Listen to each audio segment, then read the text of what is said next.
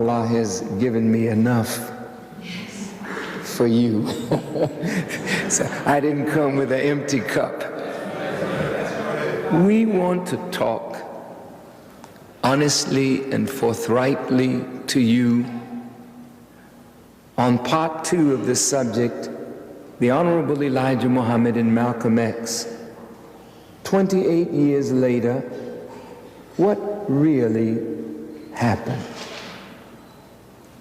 On last Sunday, I raised the question of motivation.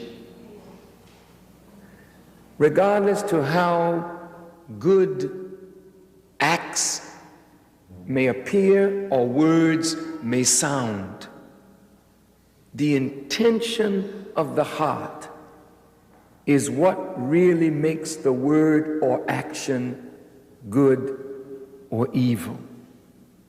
For instance, if there's an elderly woman who appears to be struggling with her groceries, and I determine to help her across the street, that looks like a good act, doesn't it? On the surface, it looks good. But suppose my action was to get at her purse, which was in one of her bags. Well, you might see me walking the person across the street. You say, oh, that's wonderful. That young man is so kind to his elders. But you might not see the person lifting the woman's purse out of the bag, because the act of good was used as a cover to get across an evil intended action. We ask the question, what was the Honorable Elijah Muhammad's motive in raising Malcolm, in raising Louis Farrakhan, in raising a nation? What was Malcolm's motive in accepting the Honorable Elijah Muhammad and following his guidance and teachings? What was Elijah Muhammad's motive in silencing Malcolm? What was Malcolm's motive in breaking the silence? What was Elijah Muhammad's motive in setting Malcolm outside of the nation? And what was Malcolm's motive for leaving the nation? What was stated and what can we determine over time is the actual motivation.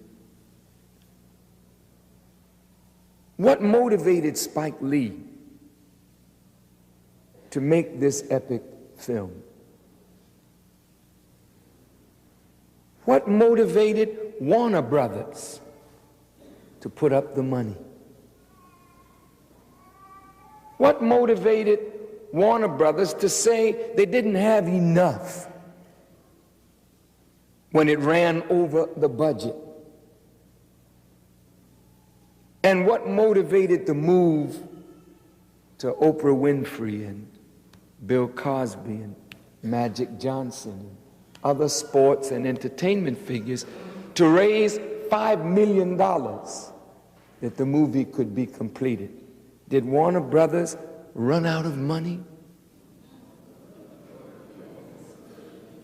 Could they not have advanced the $5 million?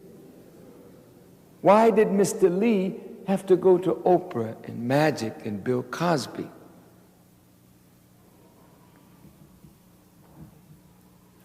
What was Cupsinet's motivation? The moment the movie was out, Cupsinet said, Louis Farrakhan, Malcolm's arch enemy. Is Louis Farrakhan Malcolm's arch enemy? If so, why did Cupsinet say that?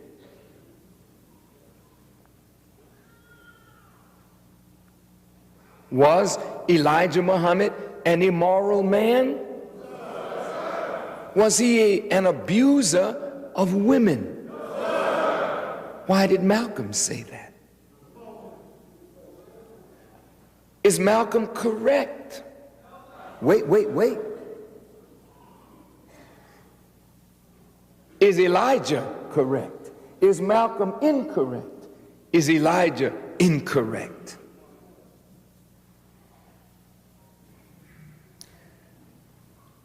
To look in the hearts of people is really God's business. None of us can really say we know what is in the heart of another human being. However, when we look at words and watch actions, the words and the actions can tell us more of the heart of the individual. And if the words are magnificent and the actions are not congruent with the words, then the action tells us more about the heart than the beautiful words that one speaks. So, if my people, as Sister Ava Muhammad said, are destroyed for the lack of knowledge, and Solomon said, get knowledge, for it is the principal thing. But with all thy getting, get understanding. For it is only understanding that allows us to properly interpret facts, not cook facts to make facts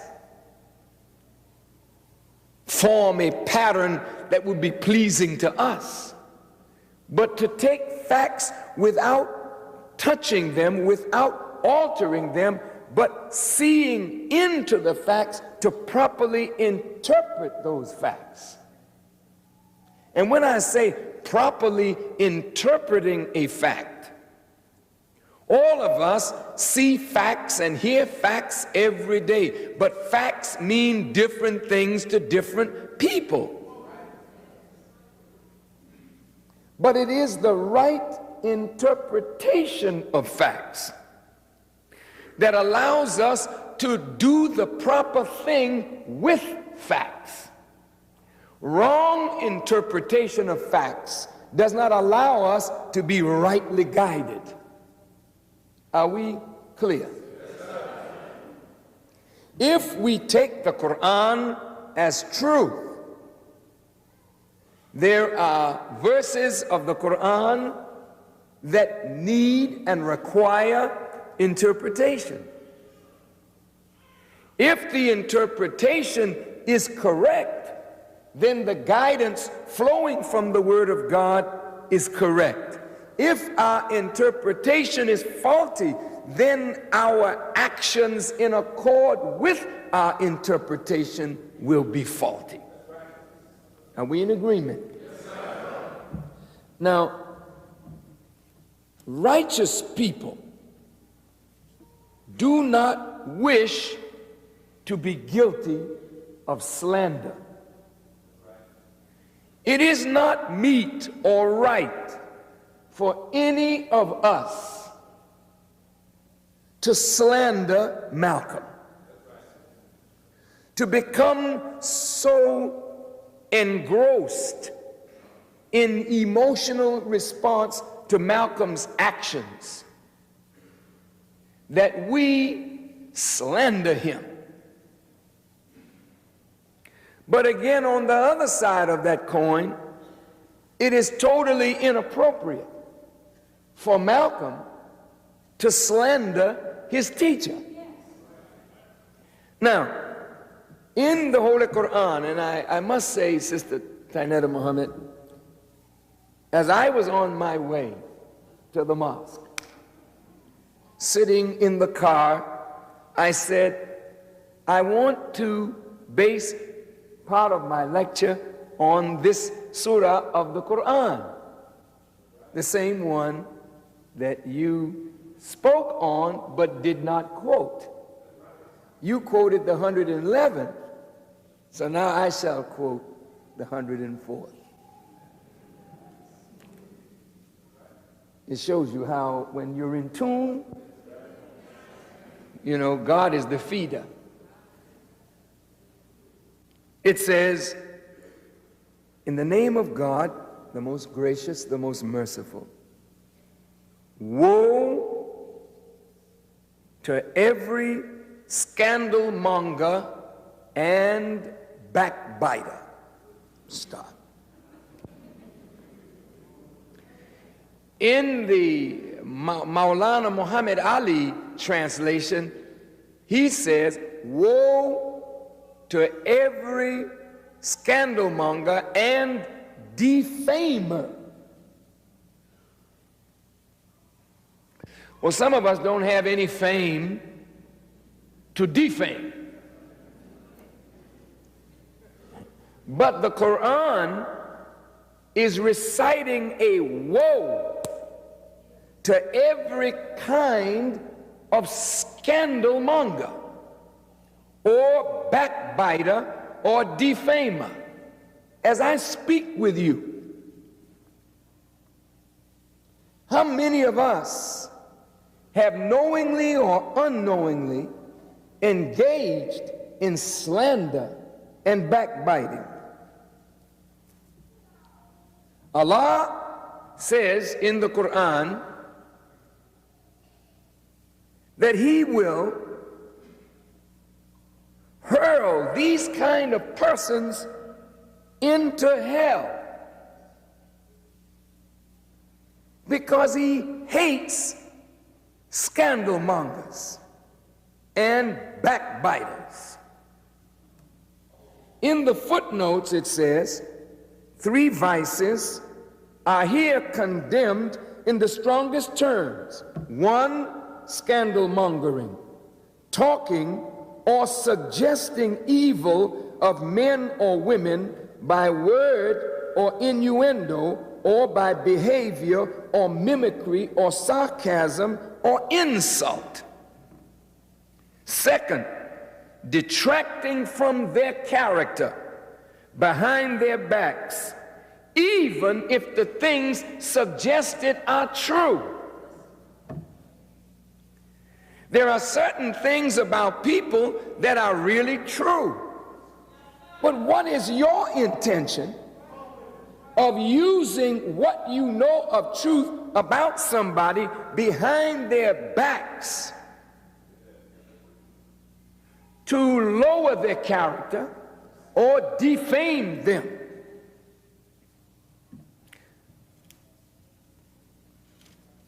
I would like to just deal with those 2.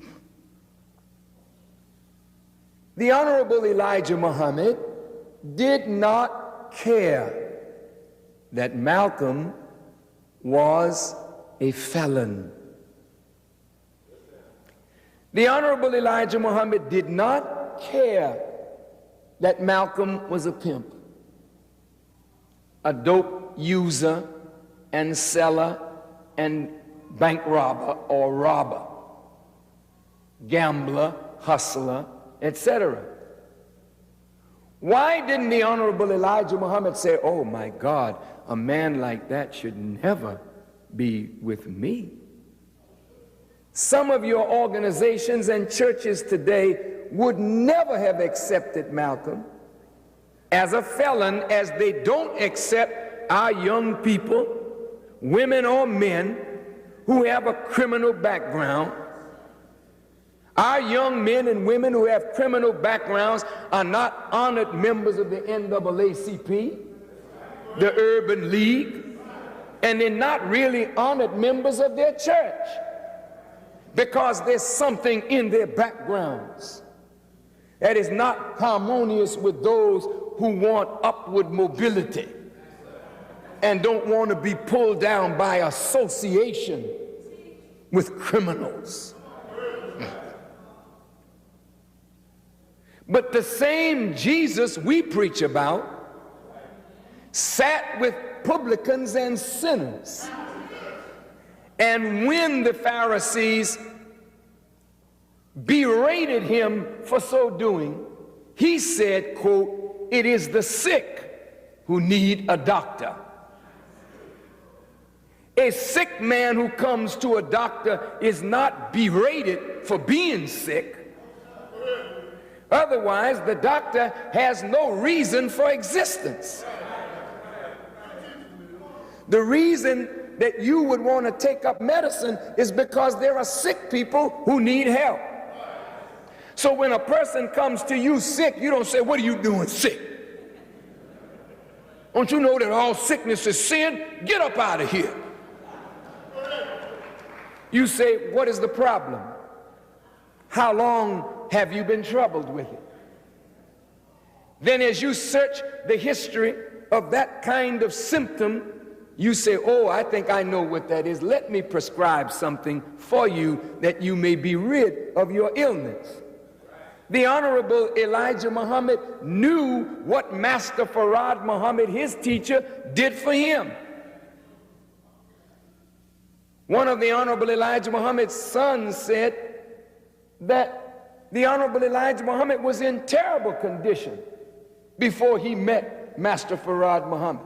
He used to drink, and he was so drunk, one day he was stretched across the railroad track. And somebody had to come and get him, lest the train chop him in many pieces. Well, I don't know how many of you have been drunk like that, but you don't throw off on somebody who's a drunkard when you know you've been one too. You don't throw off on somebody who's a drug addict when you used to be that.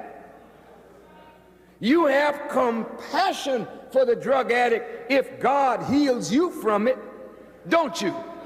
Because you know the hell that every drug addict is going through by the hell that you went through. Is that right? If you have ever been in prison, female or male, you know the hell of prison life. So if you are able to come out of prison and make a change in your life for the better, don't you have some kind of compassion for a brother that's doing hard time or a sister that's doing hard time? So God don't need to send no angel after you, because an angel wouldn't know what to do with you. God has to raise one from the midst of you that knows your condition and your suffering, that would have the compassion necessary to work with your condition and mine until he makes us well. So what was the Honorable Elijah Muhammad's motive in calling Malcolm out of darkness, in calling Farrakhan out of darkness, and calling you out of darkness? Even those of you who don't claim to be Muslims, what did you learn from the Honorable Elijah Muhammad, and what was his motive for teaching? Was it to make money so he could live in a mansion on Woodlawn? Was it to ride in nice cars? What was his motive? His motive is all wrapped up in his mission. It is motive that gives the fire to what you do. And the more proper the motive, the more sustained the action. You better listen. Somebody, I don't want to use that example. No. Let me put it like this. I'll walk with you a little ways if I really say I want to help you. But to suffer with you till you make a change in your conduct and in your life may take years. Nobody does that but a mother for her errant child. or a man of God who is entrusted with the responsibility of the reform and transformation of the life of a people. Elijah Muhammad's life was transformed, and he was about the business of transforming human life. Malcolm was one of those lives. What a joy to correct a pimp. What a joy to correct a hustler, a thief, and a robber. Look at what was brought out of Malcolm. Malcolm was raw genius, buried in prison. And the prisons are filled today with the genius of black men and women who need what Malcolm received.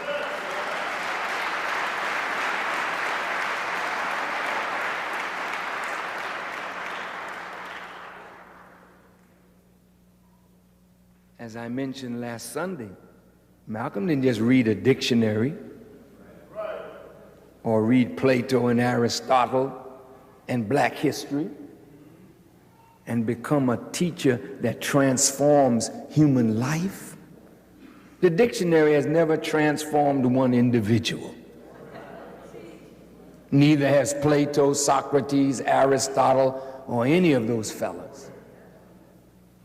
And if the Bible alone transforms human life, why isn't your life transformed? If you didn't read it, somebody been reading it to you, and you go to church, a Negro or a whatnot, and you come out the same Negro or whatnot that you went in. So your life is not transformed by the reading of a book. You can go to the mosque and sit down and somebody can read ayats or verses of the Quran. That don't transform human life. Otherwise, the whole Islamic world would be transformed by the reading of the Quran. It's not the reading. It's not the preaching. It's the Spirit of God in the revealing of the inner meaning of his words that sink deep into the hearts of the listener and gives the listener the will to start the process of evolutionary change from dust to the manifestation of divine.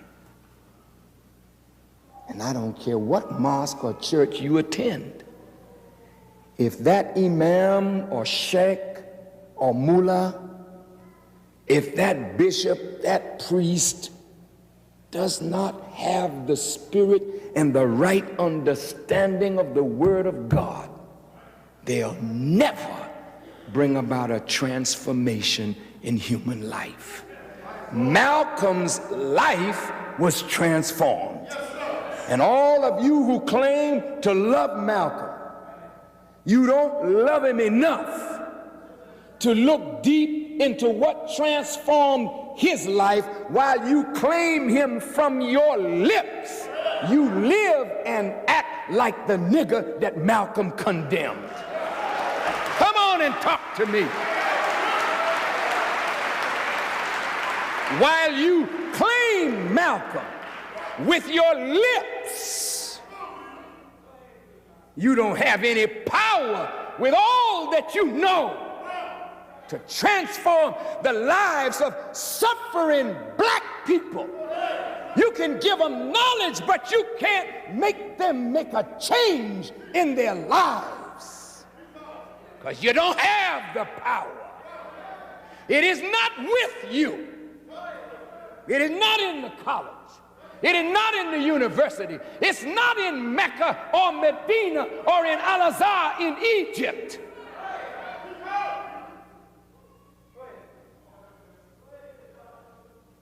Malcolm had power to transform human life.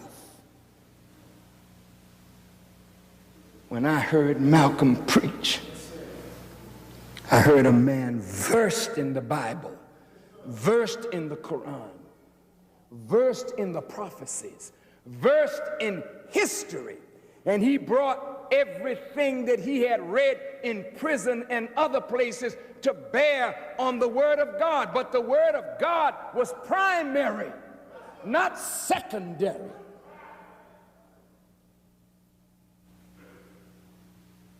You revolutionists, you nationalists, the thing that you hate is religion. Yet that is the thing that gave you Malcolm X from the very beginning. Do you deny that? Then how can you love the apple and hate the tree that produced the apple? Are you a liar? Are you ignorant? Or are you a damn hypocrite? What are you?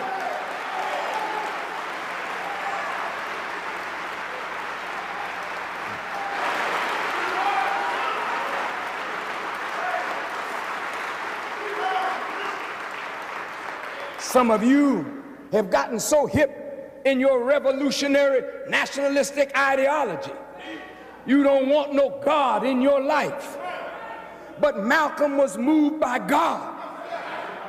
It was God that Malcolm represented. It was God that empowered Malcolm. It was God that gave Malcolm the mind to stand up against the government of America and all that the government represents. It was not any dictionary or ideology. It was God, raw, pure, and simple. I was with Malcolm one day with the Honorable Elijah Muhammad. And the people wanted to know what was the secret of the Nation of Islam's success in transforming drug addicts and making them clean. The sociologists wanted to learn. I was with Malcolm at Harvard University and at Boston University when Dr. C. Eric Lincoln invited him to address some of the leading social scientists in America. They wanted to study this phenomenon called the Nation of Islam. What is Muhammad using? How does he do this? And Elijah Muhammad told Malcolm, said, when they ask you, you tell them, it is our belief in Allah. But we don't want that. And that's why you're still the same old Negro, nigger, and colored person, and you'll always be that when you reject God in your life. Well, I don't want the God that the white man taught us about. The white man ain't never taught you about God.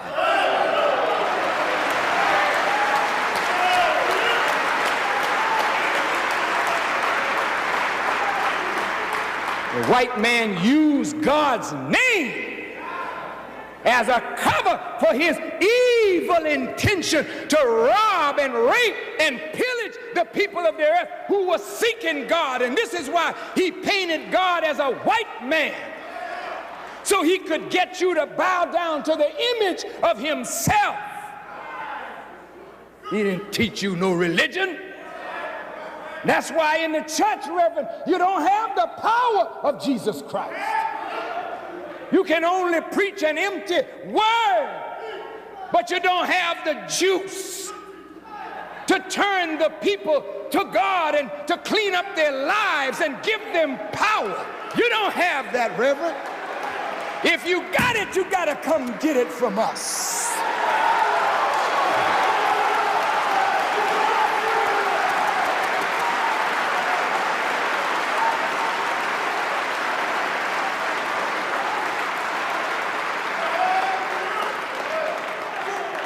Had a dear reverend visit me,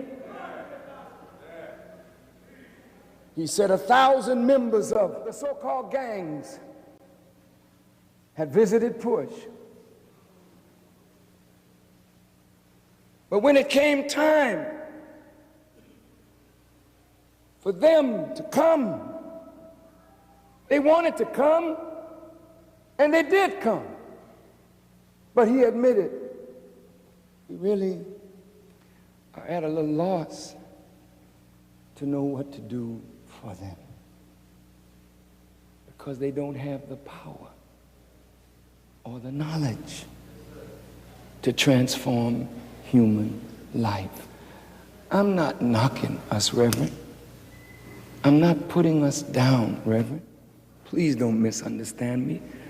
But there is no white man's school of theology that intended from the beginning to bring you to God. If you got to God, you got him on your own. They didn't intend to bring you there. If you found God, it was because you were looking for him. But it's not because they taught you. They gave you empty philosophy, moral jargon, doctrine, rituals, and then sent you out to do what? To entertain people? To find new ways to bring music to the church so that the people can jump and shout and whatnot? No, you talk to me, because that's not what church is for. Jesus didn't have no timpani five walking with him. He didn't have no guitar, no banjo, no drum, no singing group with Jesus, getting on down while the master was working out. Jesus didn't have none of that.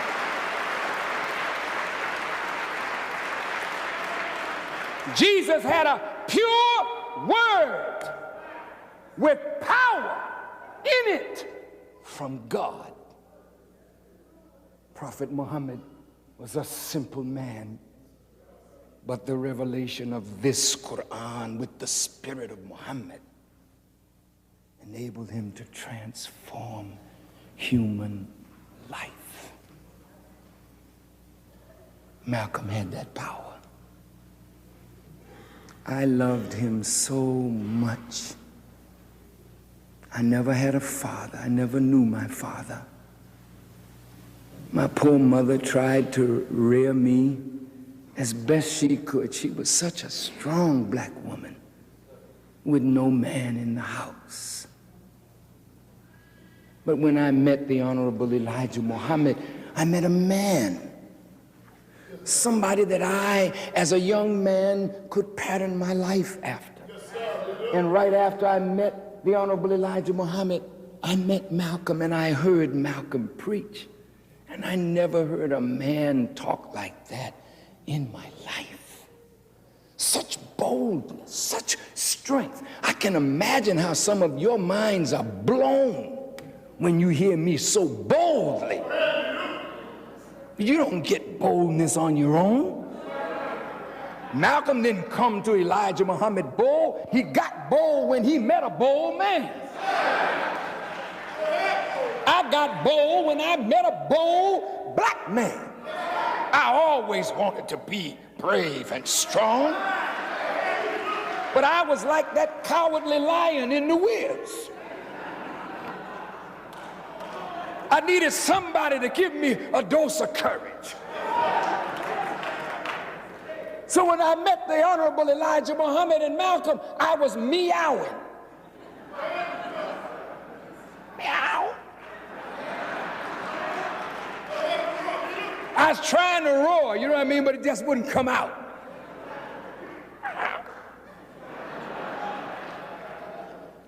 Like some of you. You really want to be a man. You really want to stand up. You really want to help your people, but you don't know how. You've been in church, but you don't know how.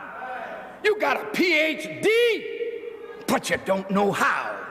You've been in the lodge, but you don't know how. You've been in secret fraternities, but you don't know how. It's all right not to know, but it's not all right not to know, and not to know that you don't know, and not to seek the knowledge after you know you don't know.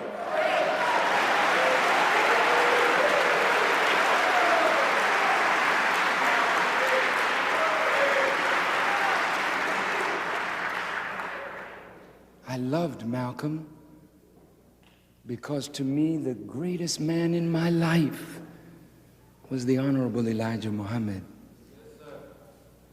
And the motive that Elijah Muhammad used was his mission from God to resurrect us from mental, moral, spiritual, social, economic, and political death.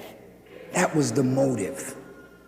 But he had another motive sitting up under that motive. Like there's a root and then there's a tap root. You may think you're at the root, but there's another root below that root. Like there's a meaning under the meaning, under the meaning, under the meaning. And if you keep going far enough under the meaning, you'll find God. But surface dwellers will never find God. Surface dwellers will only find that which is on the surface. All riches are buried. And anybody that wants to become rich and doesn't want to dig deep into the earth for its treasures, or deep into the ocean for its treasures, or deep into the consciousness of self, or deep into the reservoir of knowledge, will never get wealthy with wisdom. If you just want to be a surface dweller, satisfied with little, then there's a little on the surface for everybody. But if you want to be like God, you got to keep digging for more and more knowledge. Malcolm had an insatiable desire to learn. He was a voracious reader. Everything of value he could get his hands on, he read. But he didn't just read to read to read to quote. He read with understanding because he was given a criterion by which he could judge the knowledge that he received. Most of you are like intellectual pigs. I'm going to say that again. Most of you are like intellectual hogs. See, a hog has no digestive system. The cow will chew it up here. It has 3 digestive systems. It's getting it together. And every time it's digesting, it's separating this from that, that only the best will get down to become a part of the body, and the rest will be cast out as waste. But when you're a pig, everything you eat becomes a part of you, so that you become a big barrel of educational swill. So this little piggy went to market, and this little piggy stayed home. But wherever those pigs were, they did not know how to differentiate truth from falsehood, and the value of real knowledge from theory. And so white folk laid on us a whole bunch of mess, and he called it education and knowledge and book learning. And we, like the pig, kept our head down, slurped it all up. And then when it came time to produce, we couldn't produce nothing. White folks know that what they've given us as knowledge is a joke. But the wise among us, who have buttressed and complemented what they give with self-knowledge, are able to look into everything that they teach and separate the wheat from the chaff, and take the wheat into the storehouse of knowledge and act on the principles thereof. Elijah Muhammad's sub-motive was to make helpers, to help him in the awesome task that God had laid on his shoulders, the task of raising up a dead nation. Elijah Muhammad was not a selfish man. He was not a man motivated by greed. He wanted people to help him get to you with the word. And everybody that came to him, he would search them to see if they would make a good laborer. And even if they were a plumber and just knew how to sweat a pipe, he would show them how to sweat black people together. Can you do that? When Malcolm went to Philadelphia, Malcolm got a job as a painter just to make a little money. And he wrote the Honorable Elijah Muhammad and told the Honorable Elijah Muhammad he had gotten a job as a painter. And the Honorable Elijah Muhammad wrote him a letter saying, do you want to paint the walls of men? Or do you want to paint the hearts of men with the truth? In other words, just like Jesus, he found Peter fishing. He said, come on, get up out of there. I'm going to make you a fisher of men. Why are you going to make me a fisher of men, Jesus? Because I got a mission. And my mission is to retrieve men out of the sea of sin. Will you help me? So Peter came, James came, John came, Mark came, Thomas came. But he didn't find them doing the thing he was doing. Wasn't nobody on that gig. Nobody had that job.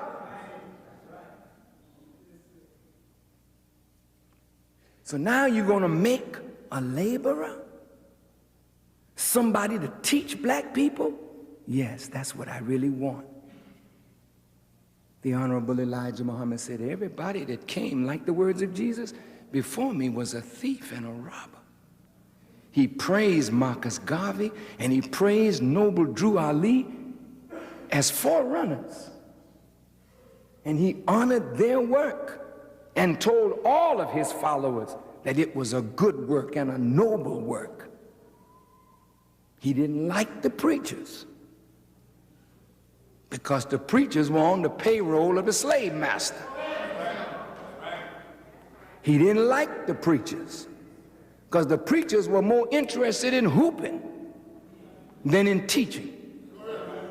He didn't like the tune of a preacher. He didn't like it if a man started breaking.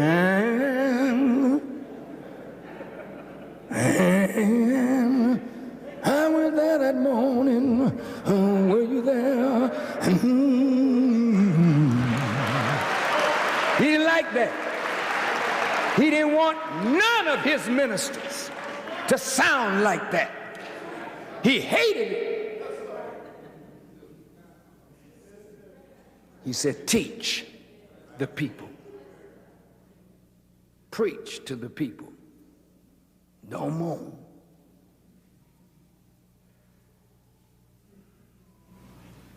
Listen to this. When he was teaching one day, he came home from the temple. Master Farad Muhammad was there. And so Master Farad asked the others, how did he do? And they were saying he did well. He really preached. There wasn't a dry eye in the temple. Master Farad got a very stern look on his face. And he told him, brother, don't you make my people cry. I came to wipe away their tears. Even if you're teaching good, don't make the people cry. So that's why when we teach, we come before the people with a happy spirit. I teach always with a smile. Because I got good news for you. Your day of suffering is just about over. If you're going to cry here, you're going to cry for joy.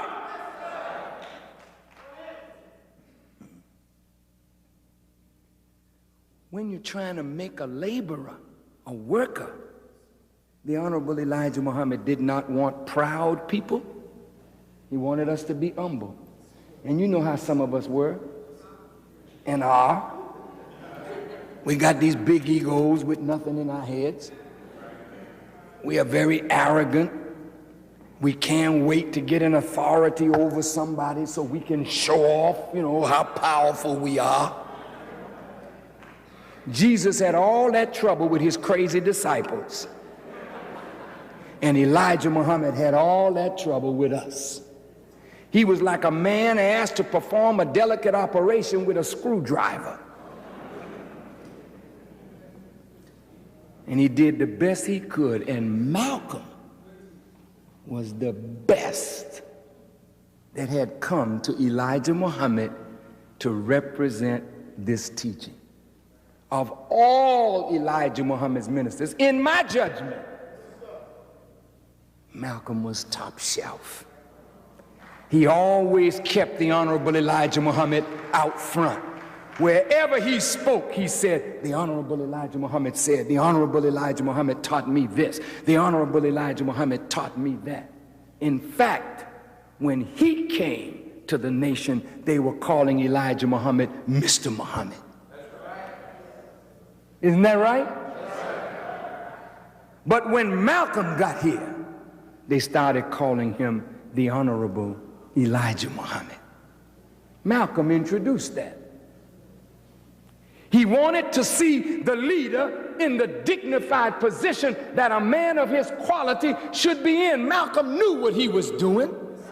He honored and respected the Honorable Elijah Muhammad's family.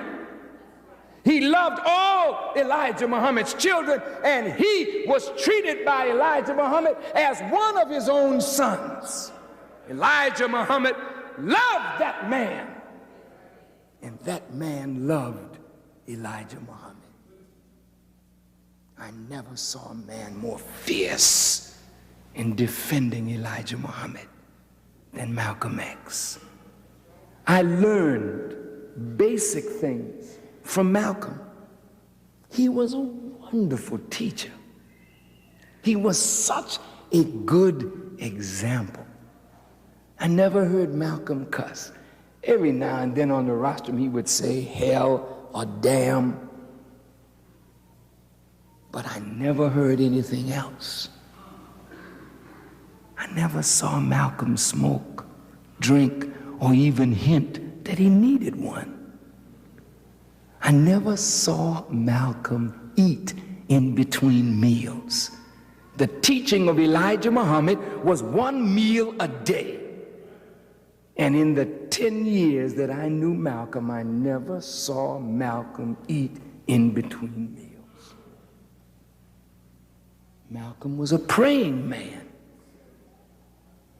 When I would stay in his home, he would get me up at 4:30 so we could make Salatul Fajr. Malcolm was devout, but Malcolm was revolutionary.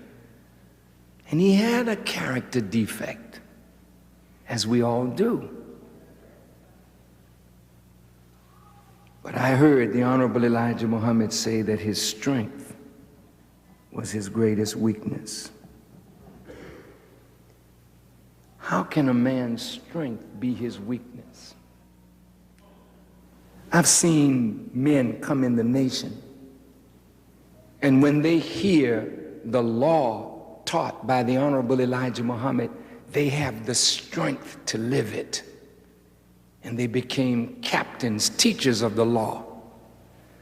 But they were so strong in the law till they couldn't countenance the weakness of their brothers and sisters in their failure to live up to the law. So their strength became their weakness because they weren't tolerant enough of the shortcomings of others to raise them up to a level of strength. Some of us are like that. Have you ever noticed some of us who can give exercises and do jumping jacks. 3, 4, 5, 600, 700, 800, 900, 1,000. We get in front of a class. Come on, we're going to do jumping jacks. And we're going to jump jack till he falls out. Just to show I got the endurance. I'm greater than you. See, that's sickness. That's imposing your ego and your vanity on your class. Elijah Muhammad, a marvelous teacher. He taught us humility. And one day he said to me, because I used to boast a lot, I didn't even realize how arrogant I was. And sometimes, you know, the eye beholds everything else except itself. And so, you know, you're looking out, but you're not looking in. And I found myself to be arrogant, but I didn't know this. And the messenger would listen to my tapes, and one day I sat at his table, and he said, brother, you can tell the righteous. They walk the earth in humbleness. Then he pointed to the Holy Quran. He says, Allah loves not any self-conceited boaster, for their boasting is in his ears like the braying of an ass. And the braying of an ass is the most hateful sound in the ears of Allah.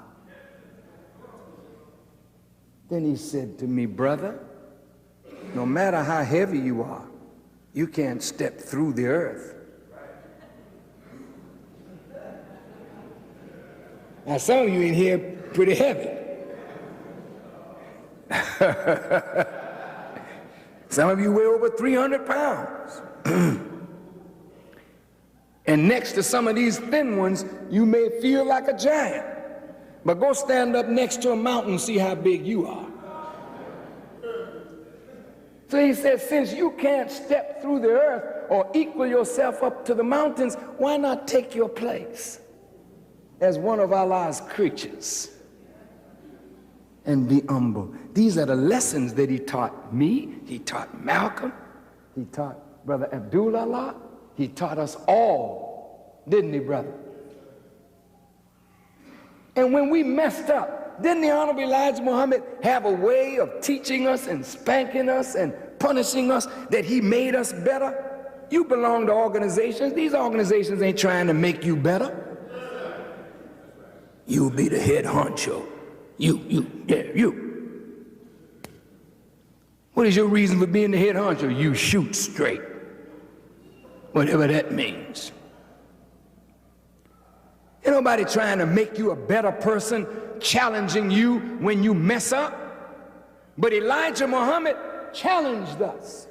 Whenever he felt that we vipped when we should have vopped or deviated, he would stop us and upbraid us and correct us and reprove us and admonish us. And he whipped Malcolm many days to make Malcolm a better man. You weren't there. What do you know about it? Malcolm you fell in love with was made by somebody.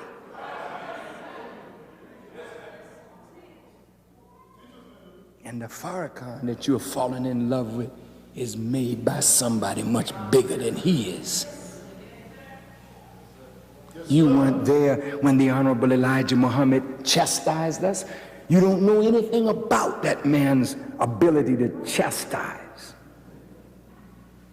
His son is in the audience. His son will tell you, nobody came to the Honorable Elijah Muhammad that didn't get a whipping. I'm going to say it again. Nobody came to Elijah Muhammad that didn't get a whipping. Am I telling the truth? Did we get whippings? We did. Sometimes we didn't think we deserved it.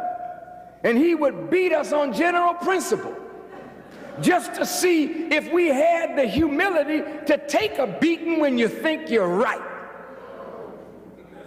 You didn't hear me? I'm telling you what he did to me.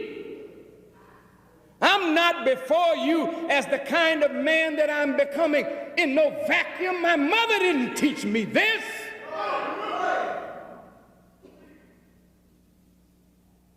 Elijah Muhammad put me on the radio to make a broadcast. He said, brother, I'm going to try you at this broadcast for 4 weeks. And he sent me a letter and he told me what he wanted me to preach. He said, and I will let you know after the 4 weeks if I want you on any longer. After the 4 weeks, I came back, smiling.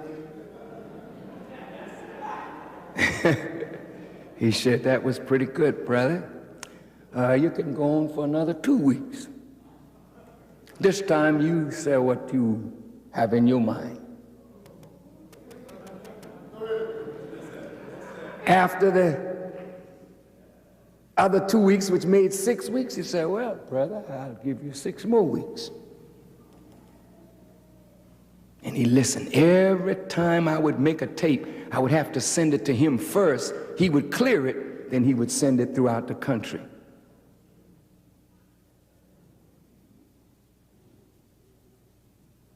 You know how it is when you get a lollipop that somebody gave you that's theirs, and you start sucking on it till you think it's yours?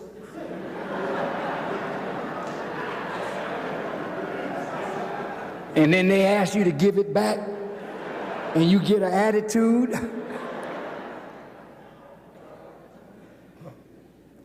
The Honorable Elijah Muhammad, listen to this carefully. He said, well, brother, you can go on now for 6 years. And all the while I was making the broadcast, I would write each word down and measure each word. It would sometimes take me a week just to make a half-hour broadcast because I strove for perfection. That's the discipline that my mother gave me in trying to make me a musician. I never performed a bad performance, never in my life. I worked hard at my craft so that I could always give my best. My teacher told me at the end of 3 years, he said, brother, don't write your speeches out. Just go and stand up. I said, don't make any notes. He said, no, brother, just go stand up and let Allah speak through you. And I did it for 4 years. And then I did it everywhere I went. I never would make notes. And I can wake up in the morning in the dead of the night, sleep, and preach. And call scriptures from everywhere without looking at a note. Because I studied 8, 9, 10 hours a day. And I studied my teacher. One time in the broadcast, he said, brother, I'll be coming back to the radio next week. Let the people know.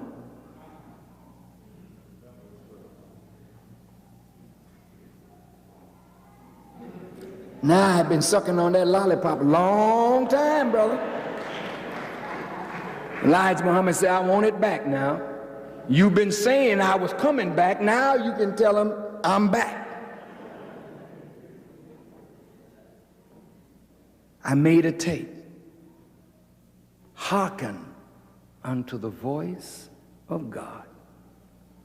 Because see, one thing, you can't fool a man that's that wise. He listened to your words, how you form them. He listened to the inflection of your voice and the spirit of you, and he can tell whether you want him to come back or whether you feel bad that he would take his own broadcast back. Like I'm telling you right now, I'm standing in his place. This ain't my place. So I can't get too used to his seat. He may claim it. I'm living in his house, not mine. I may get a knock on the door one day. Do you live here? So a man, in words, should never get comfortable with borrowed goods. And everything you got belongs to somebody else. So why act like it's yours? Always act like what you got is from God. This is God's work. Now let's get down to business. What was Malcolm's motive? Let me tell you the arrangement that Malcolm and the Honorable Elijah Muhammad had, which maybe you may know about or may not know. If the Honorable Elijah Muhammad told Malcolm, I'm going to put you out front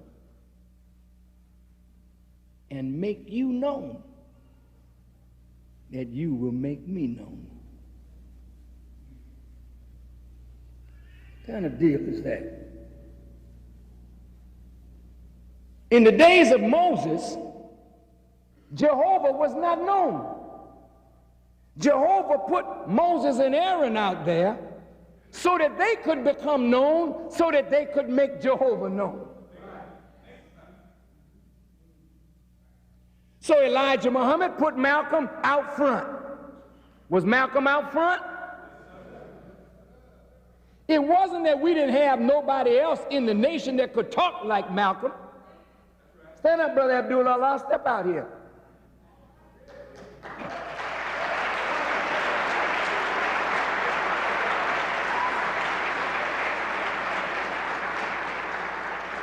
This brother was formerly known as John Shabazz from Los Angeles, California. He rivaled Malcolm in eloquence, in brilliance, and in his ability to captivate audiences. He had the fastest growing mosque in the Nation of Islam. We had ministers all over the country taught by the Honorable Elijah Muhammad. Some of them may not have been as eloquent as Malcolm, but he had many that were just as. I just wanted to say that Elijah Muhammad didn't just produce one Malcolm. He produced a whole cadre, and every one that he taught was a powerhouse in his own right, in his own city. Malcolm was just the out front man. So whenever we went to Harvard or Yale or Howard and we all were around Malcolm, none of us would speak. Malcolm spoke for us. We were quiet. The press would say, well, what do you think? We say, speak to the spokesman. We had that kind of discipline. So when they couldn't get a word out of us, they got it from Malcolm, so they elevated Malcolm. That was the plan. Elevate Malcolm, the articulate spokesman of the wisdom of Elijah Muhammad. And Malcolm was supposed to become a big man and introduce the world to the man that taught him and made him. It was a good arrangement. But what was the government doing all this time? Do you think the government liked the Nation of Islam? Do you think the government liked Malcolm? When Malcolm stood up representing the Honorable Elijah Muhammad, that was an unbeatable duo. Did you see how the enemy writes the FBI files, that they worked night and day to divide Malcolm from the Honorable Elijah Muhammad? What tactics did they use? Part of the tactics was to keep Malcolm in the press as the leader, to incite jealousy among those of us who followed Elijah Muhammad and knew that Malcolm was not the leader. We never followed Malcolm. We were followers of Malcolm to the Honorable Elijah Muhammad. But the press, Malcolm X and his Muslims, they kept pumping Malcolm up as the leader. And then Malcolm had to almost degrade himself to keep from being looked at as the leader, so Malcolm would say, I'm like Charlie McCarthy. Some of you young people don't know who Charlie McCarthy is. but the older ones know that Charlie McCarthy was a wooden dummy, and Edgar Bergen was the ventriloquist that manipulated Charlie McCarthy. So Malcolm would go in front of the public and really degrade himself by saying, I'm like Charlie McCarthy and Elijah Muhammad is like Edgar Bergen, meaning he is the one pulling my strings. And he was not lying. Every major speech that Malcolm made, he would go to the phone and call the Honorable Elijah Muhammad, and the Honorable Elijah Muhammad would give him the outline. Malcolm would fill it in, and the press would marvel, and you would marvel at the wisdom of that man. But he was a microphone speaking the wisdom of a man speaking through him. You were benefiting from Malcolm, but you were benefiting from Elijah Muhammad through Malcolm. You don't like that, do you? I'm sorry, man, I can't tell you no lie. Because that's all you getting from me is a benefit from Elijah Muhammad through me. I'm not the author of this. But you all love to worship the students and crush the master. Something about Elijah Muhammad that you just don't seem to like. He was a strange man, uncompromising, unbending. They called him a strict disciplinarian, and he was that. He didn't like foolishness, and we couldn't carry on no foolishness around him. Wonderful teacher. Well, when Malcolm was the big man, I was like a little imitation, I would say, of Malcolm X on the East Coast. Everybody that knew me knew that I loved Malcolm and knew that I taught a lot like Malcolm because I adored him. And if you see the film clips of Malcolm, you'll see me somewhere sitting, cheering Malcolm. And then sometimes you see me looking at the rooftops and looking because I was a soldier. And I would have given my life to stop a bullet for Malcolm because he, to me, was the greatest representative of the Honorable Elijah Muhammad. What happened? What happened?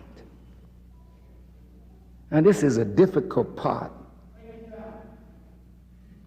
But sometimes, Brother Ayman, that's the oldest son of the Honorable Elijah Muhammad in our audience, those around the Honorable Elijah Muhammad, and sometimes even members of the family, didn't always understand why the Honorable Elijah Muhammad did the things that he did.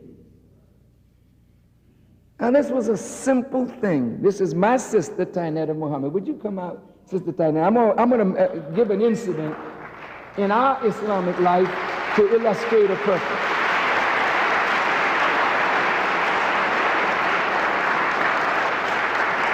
Now, I happened to see Sister Muhammad when she became a Muslim in 1958, February the 28th, in Detroit, Michigan. I was present.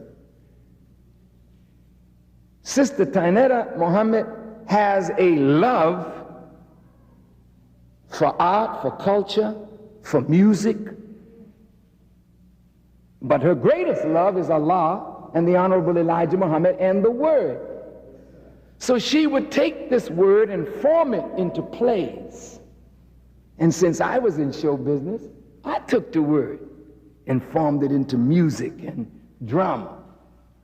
So one day, I came to see the Honorable Elijah Muhammad, and he said, "Brother, did you write that play, or did you take it from Sister Tainetta Muhammad's play, The Night of the Storm?" I said, "Sir, I don't know anything about the play." He said, "Well, don't worry about it. We'll straighten it all out tonight at dinner." At dinner that night, it was Sister Clara Muhammad, Brother Wallace D. Muhammad, Raymond Sharif, John Ali, Ethel Sharif. They were all around the table. We had gotten finished the soup. Usually the messenger let you drink the soup. And if there was a case that he wanted to get on, he'd at least let you get the soup down. So you wouldn't go out the door totally hungry. Sister Muhammad, you can go and sit down. Thank you. But I'm making a point. That night, Elijah Muhammad said to me, he had his handkerchief in his hand. He said, brother, you did take this plate from the sister, didn't you? I said, no, sir, dear apostle. He said, brother, you did take it. Malcolm saw that play and came and told you about it, and then you wrote yours, didn't you? I said, no, sir, dear apostle, I didn't take her play. Now, this time I'm really getting upset because I'm innocent. And Sister Clara Muhammad saw him beating on me, and she wanted to come to my defense. And he said he said he didn't take it. And the Honorable Elijah Muhammad, in a stern way, said, Clara, I'm handling this. So she became very quiet. And for the next 10 minutes, he proceeded to beat me and beat. You did take it. And then he would give scenarios of how I took it. So now I don't know what to say. I don't know what to do. I can't be going back and forth with him, arguing with him. It don't look right. You arguing with your teacher, even if you're defending yourself from a false accusation. I didn't know what to do. I said, I know he don't want me to lie. So I said, well, dear apostle, I did exactly what you say I did. I put it back on him. He took his handkerchief, he threw it down. He said, well, all right then.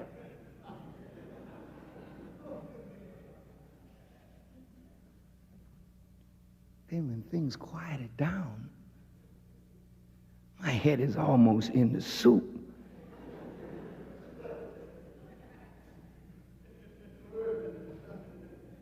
He looked at me and said, brother, I was defending you all the time. Now, in my mind, I said, what kind of defense was that? He was accusing me of what my detractors who may have been around that table were saying about me.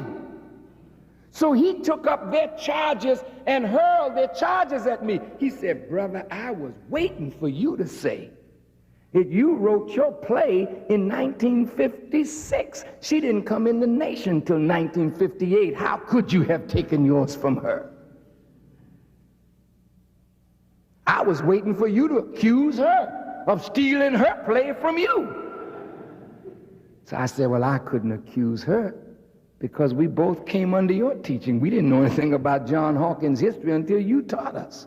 So if we wrote a play, we wrote it based on your knowledge. So really, the play is yours.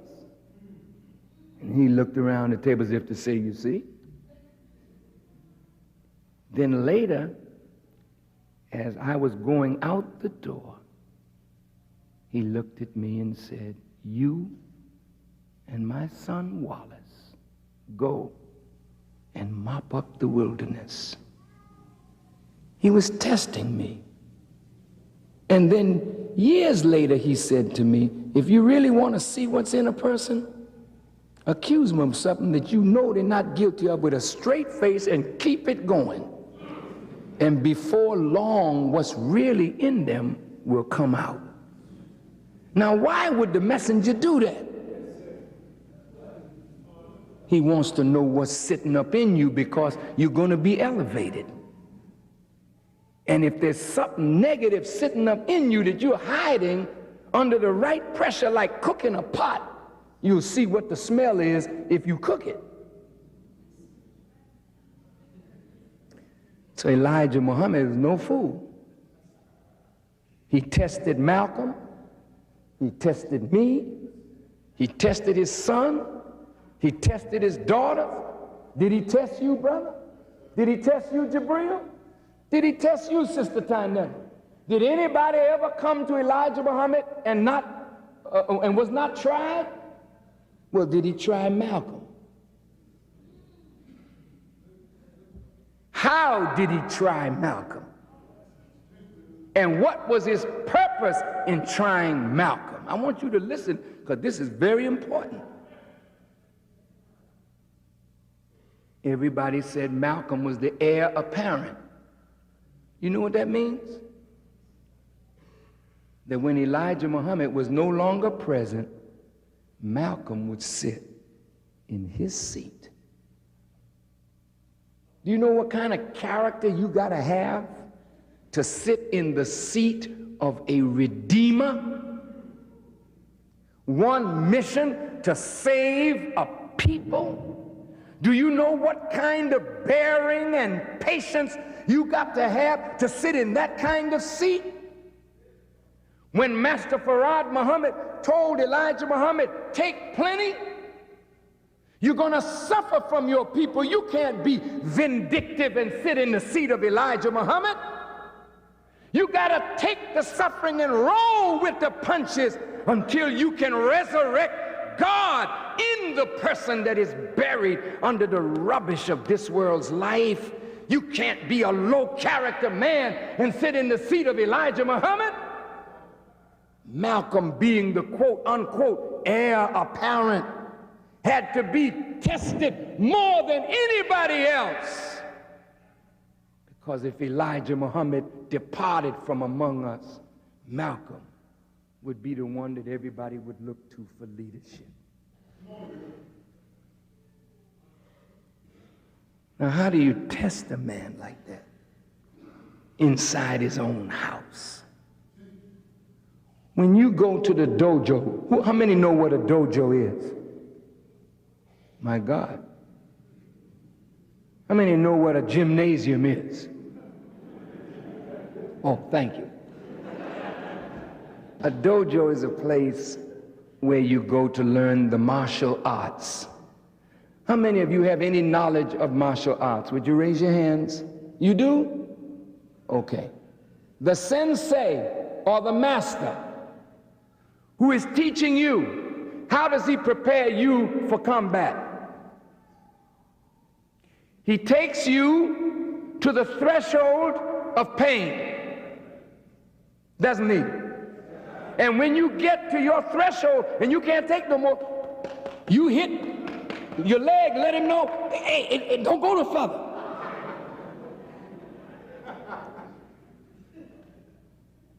Then the next time you go back, he increases your threshold. How many of you have lifted weights? You know that when you're doing repetitions, you're breaking down the muscle fiber in order to build it up. So every time you call on it to go one more, even when you think you can't, go one more, lift it again, lift it one more time. You're breaking it down, but the next time you can take a lot more because that's the way you train. How do you train a man who's going to sit in the seat of a redeemer of a people? How do you train him?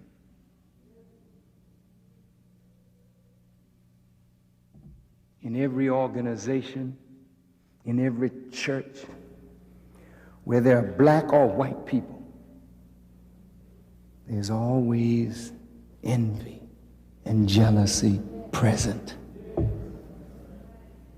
There's not one of you in this audience who has accomplished anything in this life that hasn't been met with the envy and enmity and jealousy of some of your peers and others who see you progressing in the face of their not being able to make as much progress.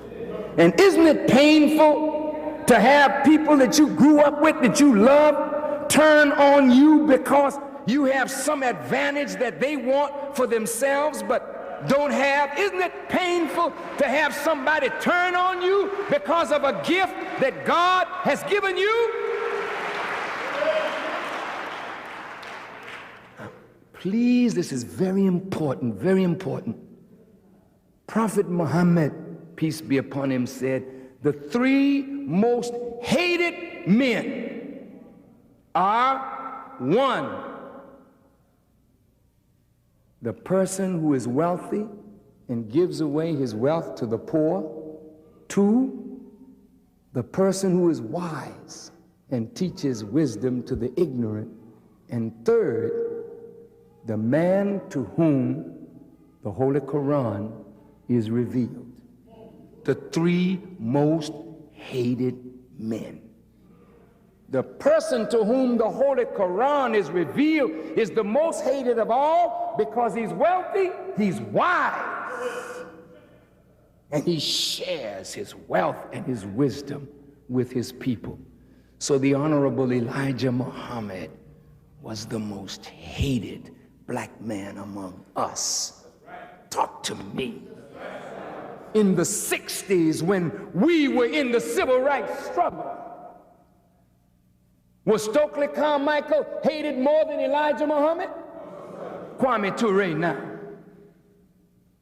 Was Whitney Young, James Farmer, James Foreman, Martin Luther King hated more than Elijah Muhammad? No. Elijah Muhammad was the most hated of all because Elijah Muhammad was the wisest of all, and he shared his wisdom with fools like me, and he made us wise. So the white man kept seeing more strength coming after him because Elijah Muhammad was not a man of show. He was a man who made men. With all due respect to my brother and friend, the Reverend Jackson, how many little Reverend Jacksons has he produced? And how many little Martin Luther Kings did Martin Luther King produce? And which one of Martin Luther King's disciples are carrying on Martin Luther King's work today as Martin Luther King demanded? Talk to me.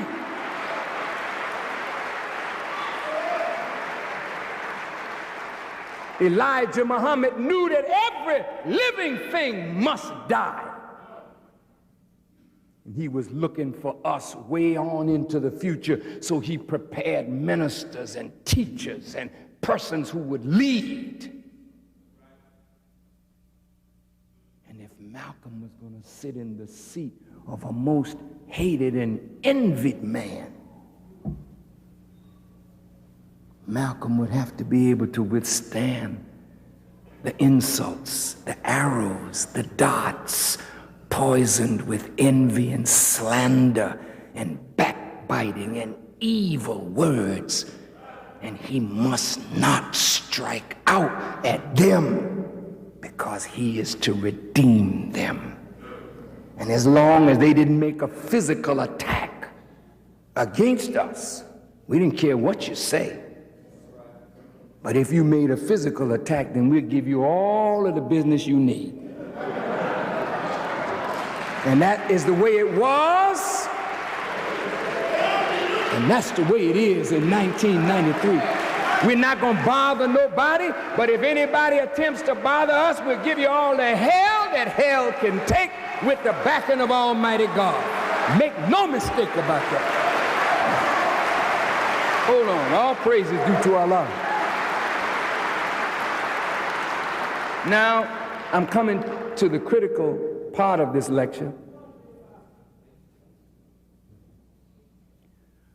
Among the Panthers, among the NAACP, the Urban League, and Maulana Karenga's group called Us on the West Coast, and among the Nation of Islam, there were agents of the FBI. And you know what? They're among us today. They say, Assalamu alaikum.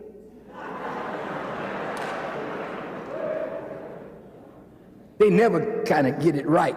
The best agents, they get it real right. Because their aim is to get up in the mosque and get into the secretarial department where the facts and the figures are. Their aim is to get into positions of leadership, and their aim is to watch the leaders for any weaknesses so that they can bring about tensions and disruption in organization, because the white man don't want to see black folk organize. Well, you know that J. Edgar Hoover, J. Edgar Hoover, you know, J. Edgar.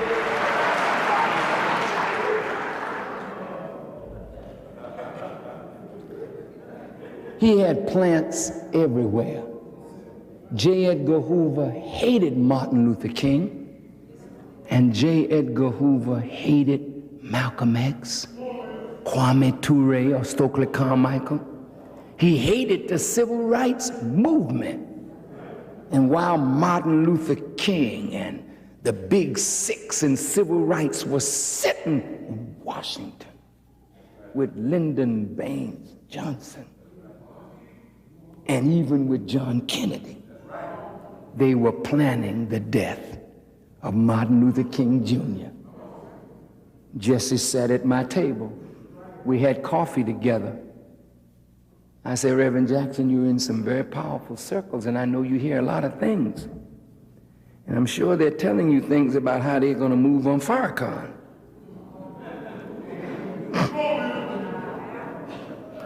I said, but I just want to remind you, my dear brother, that while they were talking about moving on Malcolm and Elijah, they were already planning the death of Martin Luther King. I said, they don't trust you, Jesse.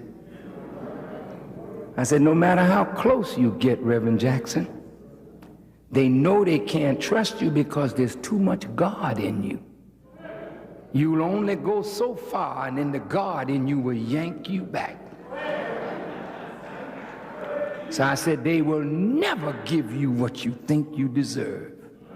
My words have proved true.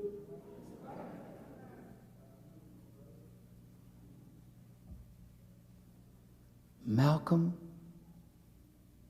our great spokesman, in 1963 was beating the dickens out of John Kennedy.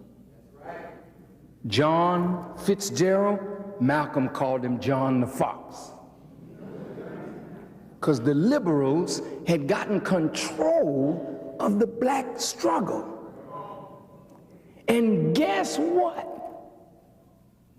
30 years ago, Malcolm was the #1 anti-Semite, according to the Anti-Defamation League, in the black struggle. Wait now, you didn't hear me, did you? I'm going to say that again. 30 years ago, Malcolm X, according to the Anti-Defamation League and the dossiers that they put out on Malcolm, was the #1 anti-Semite among black people. And you know why they called him anti-Semitic? Because it was Malcolm X who exposed the liberal Jewish conspiracy behind the civil rights movement. Do you know who the first person was to bring to us the protocols of the learned elders of Zion? Fact or fiction, whatever it is, Malcolm brought it to us. And do you know who the first person was to expose that the real leader of the NAACP was a Jew? It was Malcolm X. And the real leader of the NAACP, even though they had blacks out front, it was Spingarn. And the real leader, Core and SNCC in the civil rights movement, they were Jews. Now, why did the Jews hook up with you? This is not anti-Semitism, this is just fact. Why did the Jews hook up with you? Why aren't they hooked up with you too tough today? Because the purpose was accomplished. They got with you because you were discriminated against, right? So were Jews. So it was a natural alliance. They picketed with you, but their motive was different. We're going back to the intent now. Why did they picket? Because they knew once you broke the doors down, you weren't in a position to take advantage of it, but they were. So when the doors were broken down in the civil rights movement, the Jews walked in, took over Miami Beach. Talk to me. Jews got more political power, more economic power as a result of the civil rights struggle. Gays came to prominence, women came to prominence, and blacks are still singing, "We shall overcome." Is that right? Don't be mad with me. Don't be angry. That's not anti-Semitic. I don't hate Jews. I just know the truth. Now, Malcolm was busting the civil rights movement.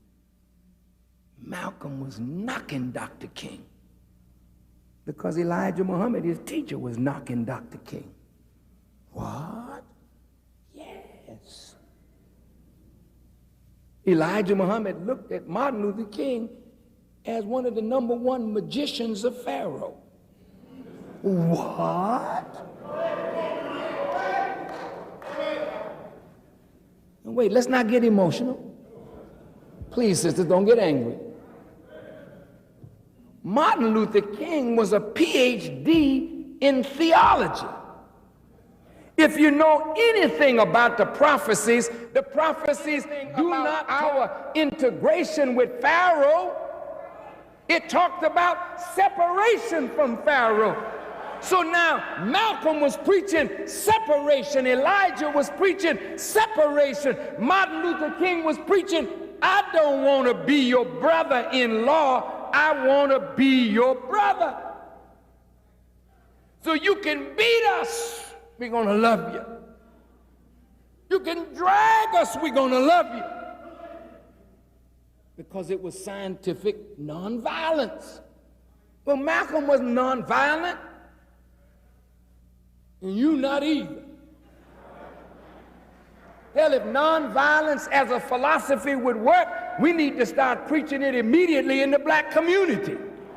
Because we sure need to be nonviolent in the way we're killing, maiming, robbing, raping, and destroying one another. That's where you need to practice nonviolence.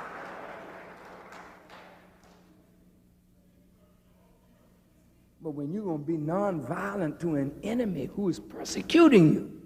See, but what Martin Luther King was doing, he was taking young men and women and marching into places where he wanted us to be able to sit down. Well, Elijah Muhammad said, don't go where you're not wanted. If they don't want you in their restaurant, why bother? Get on the south side and build some just as beautiful as they got on the north side, and go to your own restaurant and spend your money with your own. Now you may say that Elijah Muhammad was wrong, but the moment we could go to the white man's restaurant, all our black restaurants closed down. The moment we could sleep in the white man's hotel, what happened to our hotels and our motels? Did they close down?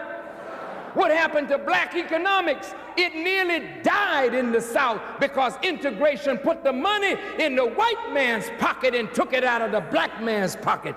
Talk to me. Malcolm saw this. Malcolm never was an integrationist. Malcolm never died an integrationist. That's a lie.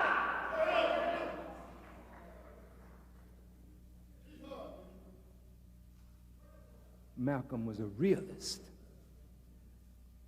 But as Malcolm was reaching the public on the outside, another dynamic was taking place on the inside of the nation. And what was that? Envy. Jealousy. Because Malcolm was getting headlines while some of the other ministers weren't getting anything. Some of the top laborers in the nation were jealous of Malcolm because he had the attention and the affection of the Honorable Elijah Muhammad, and they didn't like it. So any little evil report they could bring on Malcolm, they would do it. Like, you can see this in every organization, right? Well, I didn't think that that would take place in the nation of Islam. Well, wait a minute. We're the same as you. Elijah Muhammad didn't wave any magic wand and all of a sudden we became saints. It's a process. And while we're in the process of becoming, we act out some crazy drama. So Elijah Muhammad sat back and would say little words to direct the jealousy toward Malcolm, and then watch Malcolm to see how Malcolm reacted. Malcolm would come to the Honorable Elijah Muhammad and state his case. Honorable Elijah Muhammad said, well, don't pay that no attention, brother. Go right on with your work. How do you know this, Farrakhan?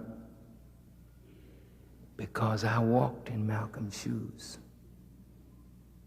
I can tell you a lot about his feet that no man can tell you about. Because I walked in his shoes.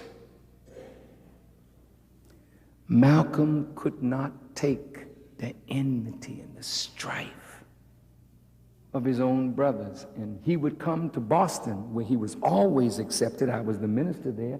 And he would tell me, I'm just going to quit. I'm not going to go around and try to help no ministers and preach in their mosque. I'm just going to leave it all alone and go back to New York and build New York. I said, well, Minister Malcolm, don't put me in the mosque in Boston out because some others think like that. I don't think like that. He was being worn down. And guess what? In 1963, Imam Warithuddin, the son of Elijah Muhammad, came out of prison. He was sent to prison for not going along with the draft, as you recall. He came out of prison in the winter of 62, I think it was. The winter of 62, wasn't it? And in the winter of 62, I came to Chicago to sit with the Imam, to talk with him. He had just come out. And in his home was an apartment here on the south side. The present Imam Warithuddin Muhammad asked me if I would go and tell Malcolm that he had something that he wanted to tell both Malcolm and myself, but he wanted to tell us both together. So he asked me, would I tell Malcolm that he, Wallace D. Muhammad, wanted to see Malcolm and myself. I called Malcolm and told him what Wallace D. Muhammad had asked.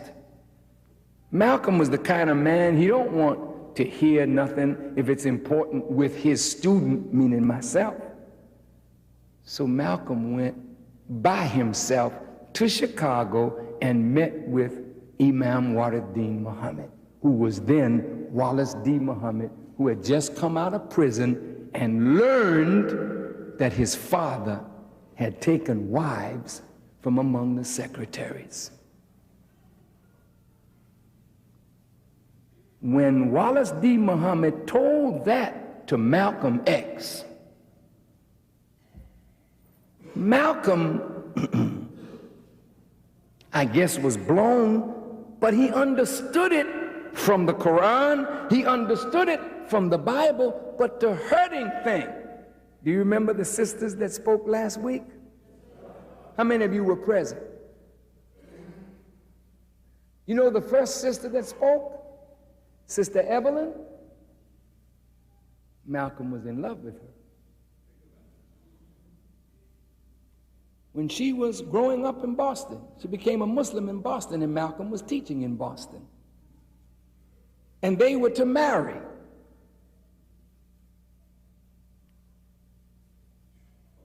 And Malcolm at that time was organizing mosques for the Honorable Elijah Muhammad, and he didn't want to marry at that time. Sister Evelyn came to Chicago and became a secretary of the Honorable Elijah Muhammad, and unknown to Malcolm, she became a wife. And she produced a child, which you saw last week, that gorgeous, beautiful daughter of the Honorable Elijah Muhammad. Well, you may say, well, why? If it was why was it a secret? Why didn't you all tell the believers? They would have understood. Yeah? Would you really? I've been working with you now for nearly 40 years. I think I know a little something about black people. Though the Quran says that a man can have up to 4 wives, it tells the man that one is better for him, if he but knew. The Quran also says, do justice by your wives, but you cannot. But do the best you can, because when you have more than one wife, one is going to be favored over another. It always happens that way. Well, why did God allow what is called polygamy? Is God a disrespecter of women? Does God think so little of women and their pain and suffering that he would give his prophet a right to women to hurt them, to abuse them? No!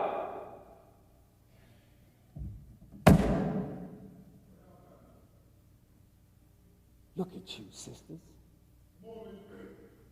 You're like women whose men are at war, and the ranks of the black male is decimated.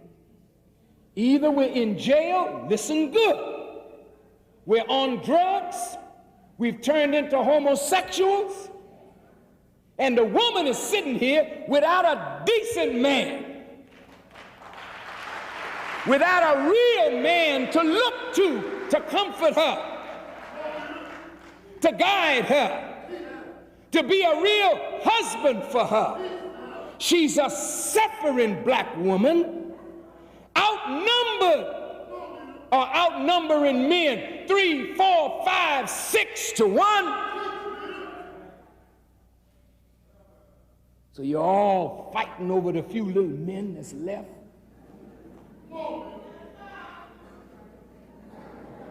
And the one that you got, you wish you had left him alone to get somebody else.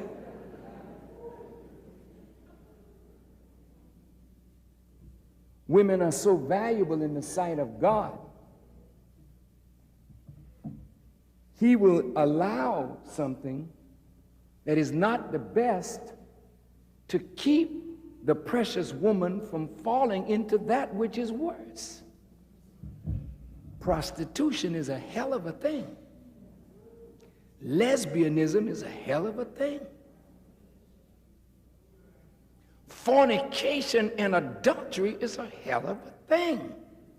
Since God hates fornication and adultery because it robs family, it breaks up family. And if you look in the Bible and Quran, God's laws are very harsh when it comes to anything that interferes with family, because family is the basis of a nation, and anything that interferes with marriage ruptures family, and anything that ruptures family ruptures nation. And that's why adultery in the Old Testament is punished by death.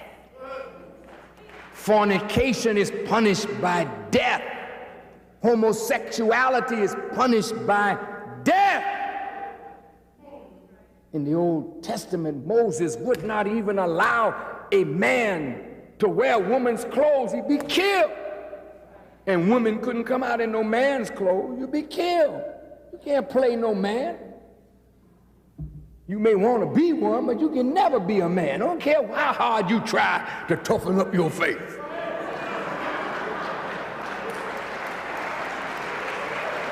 And I don't care how hard you try to be a woman, brother.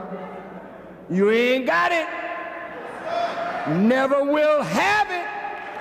Any man that want a real woman is a damn fool to lay up with a man. But no man can give you what God put in a woman for you. No man.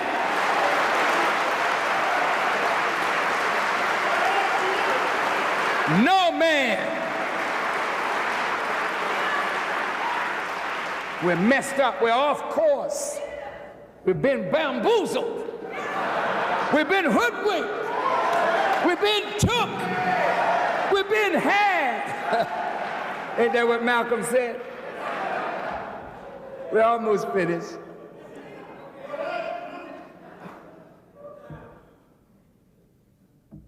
The Honorable Elijah Muhammad, knowing that if the believers knew that he had taken wives, what would they want to do? Come on. Every old brother dissatisfied with his wife would be looking among the sisters. There's my number 2. There's my number 3. And before you know it, he's old jive time brother with no job. He'd be over here talking to you and all the 3 women would be on welfare and he's sitting up at home waiting for the check. That ain't being no man.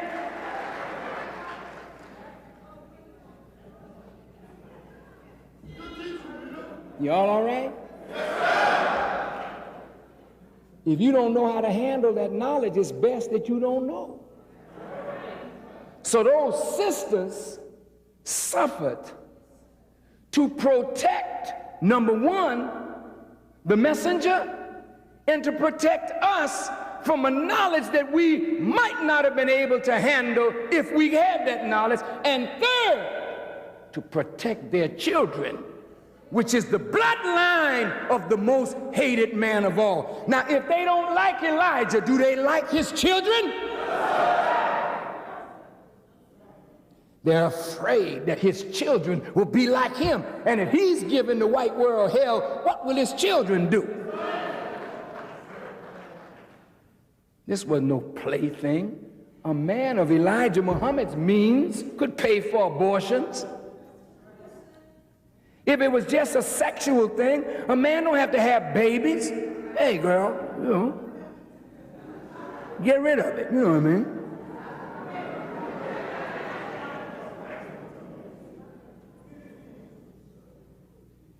But Elijah Muhammad did not want sex, he wanted children. I'm not going to say he didn't want sex, pardon me, I said he wanted children. I got to be real about everything.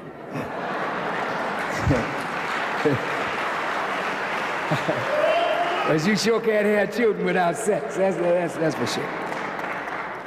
But I'm saying that's not the motive. The motive is that the seed of a man chosen by God must not be wasted.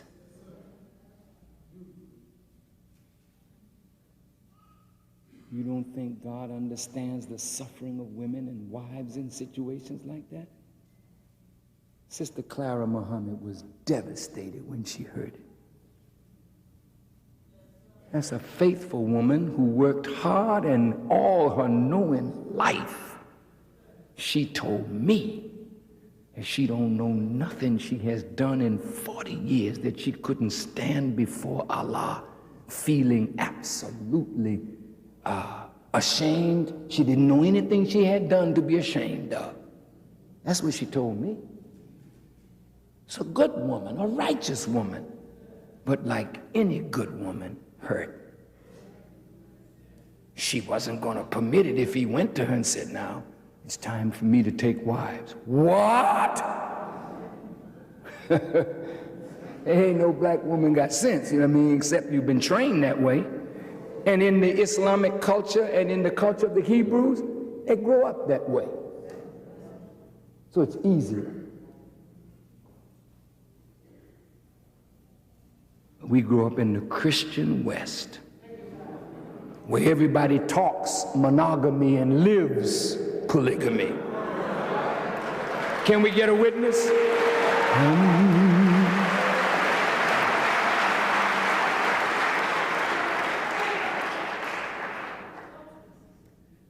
So when Malcolm found out through the imam that Evelyn had gotten pregnant from the messenger, he was hurting.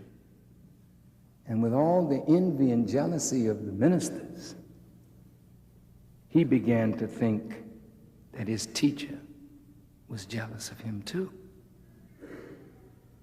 So when he made that statement on the death of Kennedy, that it was a case of the chickens coming home to roost, and the Honorable Elijah Muhammad silenced him, Malcolm was hurt. I want you to hear me well, ministers, because there are times in your life with me as mine with the messenger that you think when a man is doing something for you that he's doing something to you.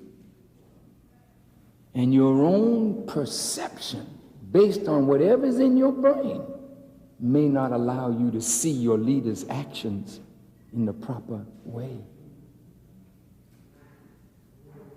When Malcolm began to doubt Elijah Muhammad, and doubt is the mother of hypocrisy.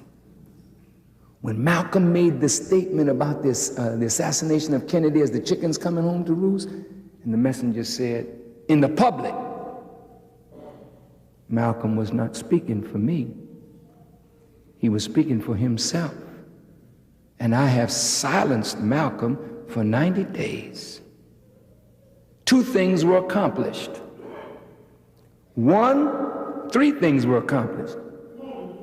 He showed the public that he was not with any statement of mockery of the death of the president. When our brother got killed in Los Angeles by the police, a plane full of Georgia citizens went down. All of them were killed. Malcolm got on television and said, God answered. Killed that whole plane load of crackers for our brother. The Honorable Elijah Muhammad, he didn't use the word crackers, devils. And the Honorable Elijah Muhammad called him in and said, no, brother, you don't make mockery of death. Even though what you're saying is true, you don't look like a civilized man if you would stand up in the face of death and mock people who are grieved over the dying and their relatives. Even the Prophet Muhammad, peace be upon him, when a Jew's bier or casket was walking by, Prophet Muhammad stood and he asked his companions to stand. And when the bier went by, they wanted to know, why would you stand for the coffin of a Jew? He stood, he said, in respect for the angel of death that must touch all of us. Elijah Muhammad was trying to make Malcolm a statesman.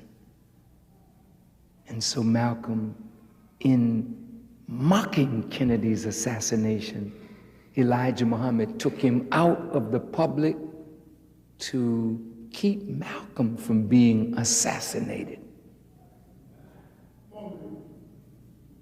But Malcolm misperceived because he already had the seed in his mind. My teacher's jealous. The ministers are against me. So he wanted to fight back. And how did Malcolm choose to fight back? That Sunday, the first Sunday that Malcolm was sat down, I was the minister that was asked by Elijah Muhammad to speak in Malcolm's place. And I spoke in New York, and Malcolm came. Malcolm could come to the mosque, he could run the mosque, but he couldn't speak. He was still in control. Malcolm picked me up in that same blue Oldsmobile that's over there in Malcolm X College. And we drove across the Triborough Bridge to his home in East Elmhurst, which later became the home where my wife and my family stayed. And Malcolm and I sat down to dinner, and Betty was in the kitchen. She had made the food, and she came in and served it. And Malcolm told me that Elijah Muhammad had fathered children from two of the secretaries from Boston who had become his wives. And as Allah is my witness, I will never lie. by the grace of God.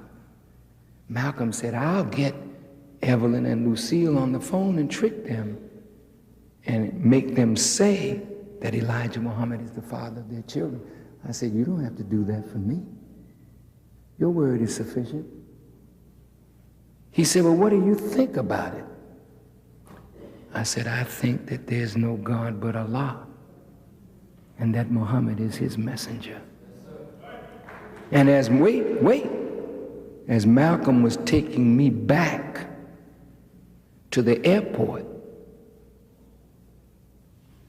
he said, brother, I don't want you to tell anybody what I've told you. I said, no, sir, I'm not going to tell anybody but the messenger. See, one of the things about the nation, in the dead world, you call that snitching. You don't believe in that crap here. You start speaking against the leader, it is my duty to report my mother. Because it's bigger than mama, it's bigger than daddy, it's bigger than this little jive friendship you got. When you're dealing with the messenger of God, anything against the messenger is against the life of the nation. I had to report to the messenger what Malcolm had said. That's the way I was trained, and it was Malcolm who trained me. When I said I would tell the messenger, he jumped. I got on the plane and went back to Boston. My wife was asleep in the bed. I couldn't sleep all night long. I'm turning, tossing, mind all messed up. 5 a.m. the next morning, Malcolm calls. Brother Louis, I want you to delay writing the messenger so I can get my letter off to him explaining what I said. I said, well, brother, it's going to take me some time to get my head together to write the letter. And if you can get your letter off to him in that time frame, please do so. I said, I don't want to be caught in no struggle between two powerful men. He said, there ain't but one powerful man. I said, well, you got that right. That morning, since I couldn't sleep, I went in my little office and I opened my Quran. And as God would direct my hands, I opened to the 33rd chapter of the Quran, which deals with the domestic life of Prophet Muhammad. And when I started reading about the wives of the prophet and what the Christian missionaries said about him and the slander on the prophet, I said, this is it. We can defend him. I called Malcolm back. I said, Malcolm, I found something in the Holy Quran. I'd like to come over and talk to you about it. He said, come on. I had $28 to my name. It took $28 to get from Boston to New York and New York back. At that time, it was $14 on the shuttle. That was a long time ago. I got on that shuttle and Malcolm picked me up at the airport and we drove around. And I want you to listen to me carefully. I told Malcolm what I had found in the Quran that would allow us to defend the Honorable Elijah Muhammad. And as God is my witness, Malcolm said these words to me. He said, I already know it.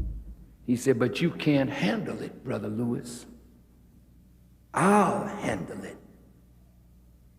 You leave it alone. I said, yes, sir. So I went back to Boston. But in the meantime, Malcolm is spreading this to other ministers of the Honorable Elijah Muhammad. Malcolm is still talking underground to the press because Malcolm had made up in his own mind he was going to leave the nation. So this is December. By February, we had Saviour's Day. This is the first time since Malcolm was in the nation that he missed a Saviour's Day. And the Honorable Elijah Muhammad allowed me in 1964 to bring him on to be the speaker that introduced him. In March, before the 90 days of his suspension was up, Malcolm went before the world and said he is leaving the Nation of Islam because he felt he could help the messenger better outside of the nation than inside the nation. Now you all may love Malcolm. I have no problem with that. But when you have organization, there is no individual more important than organization or nation. Individuals sacrifice their lives for organization and for nation. So no matter how much we love Malcolm, when Malcolm is wrong and the Honorable Elijah Muhammad disciplines him, that is to strengthen organization. And if Malcolm loved organization and nation more than his own pain, Malcolm would have submitted because Malcolm was wrong. But Malcolm was angry, and Malcolm was bitter, and Malcolm was hurt. He went to the Honorable Elijah Muhammad prior to his announcing that he would leave, and he questioned Elijah Muhammad about whether this was true that he had fathered these children, and the Honorable Elijah Muhammad didn't deny it. He said yes. And the Honorable Elijah Muhammad told him, said, brother, I am fulfilling what is written of me in the scriptures. Malcolm knew the scriptures. He knew that Elijah Muhammad believed he is the messenger of this Quran. And as the messenger of this Quran, he had the right by God's order to take wives, whether his wife liked it, whether you liked it, whether I liked it. It don't make no difference. If God orders it, he carries it out. The wisdom of God. I'm just about finished now. Malcolm went out of the nation. We all were hurt. At least I can speak for myself. I loved him. Next to Elijah Muhammad, I didn't know anybody greater than Malcolm X. It hurt me that he would go out of the nation. But then the worst hurt was Malcolm going to Mike Wallace, telling Mike Wallace, and listen to the words now, Elijah Muhammad fathered children from his teenage secretaries. So Malcolm raised it to a moral issue. Listen to me carefully. Putting himself in the righteous position, putting his teacher in an immoral position, but then he's going to the white man to tell the white man what his leader and teacher had done. He did it with Mike Wallace. You can't deny this. This is actual fact. He came here to Chicago and went to Cupsinet. When has Cupsinet been a friend of black people? And he told Cup, Elijah Muhammad, I thought he was a man. Fathered these children and wouldn't, in other words, kept it a secret and whatnot. I found that he was less man than I thought. Oh, he dogged the messenger. The man that took him from a pimp, from a hustler, from a stick-up man, and sent him before the world. Now he's dogging his teacher. What do you think we felt? Elijah Muhammad wasn't just a leader. That's our spiritual guide and father, brother. You don't have to order me to kill you. If you attack my father, my orders come from my love. I want you to hear me good, because every Muslim that loved Elijah Muhammad would have killed Malcolm if we had gotten a chance. No, I don't need no damn applause. I want you to think now. We didn't incite that. Malcolm incited that in us. He would have been dead. He would never have lasted a year. Elijah Muhammad told us, leave him alone. Leave him alone. Told me to my face, leave him alone. And I'm an obedient servant.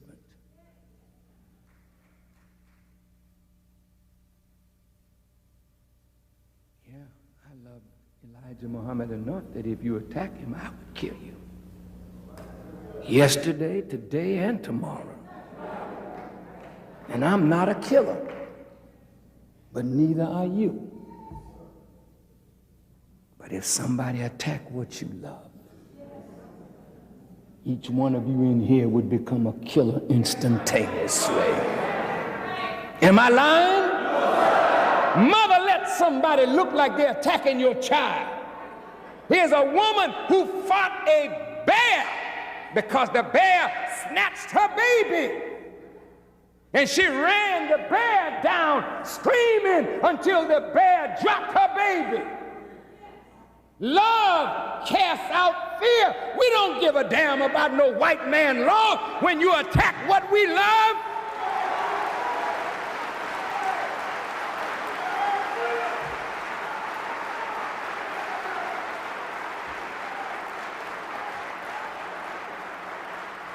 And frankly, it ain't none of your business. What have you got to say about it? Did you teach Malcolm? Did you make Malcolm? Did you clean up Malcolm? Did you put Malcolm out before the world? Was Malcolm your traitor or was he ours? And if we dealt with him like a nation deals with a traitor, what the hell business is it of yours?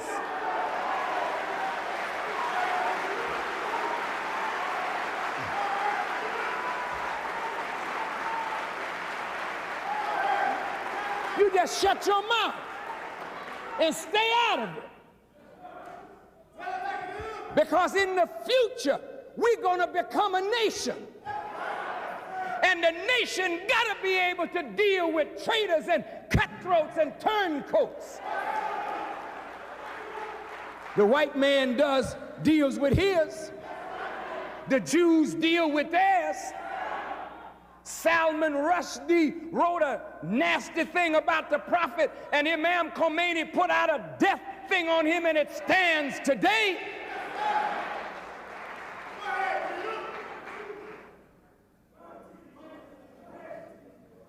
There's certain paths you don't cross. Like I said last week, in every prophet's community, there were zealots. I'm telling you, Elijah Muhammad told us, leave that man alone. I believe Elijah Muhammad said he'll come back repentant. Leave him alone. At the same time that Malcolm went out, Wallace D. Muhammad went out too. And wrote in the Daily News, Chicago Daily News, and Sepia magazine, such ugly things about his father. And if it were not for the mercy of that father, that son would be dead, killed by one of his own brothers. But Elijah Muhammad said, leave him alone. Malcolm was his son. Aaron, yes, but leave him alone. You're not to judge him. Leave him alone. And we left him alone. I'm going to tell you something about the nation. The nation that I love. Some of these rotten ministers and leaders and captains that were in the nation yesterday, and some are in the nation today. You don't like the way of God. If God say put them out, in your heart you want You don't think that's strong enough, so you want to beat somebody up, or you want to exact some kind of retribution on somebody as though you're a God beside God.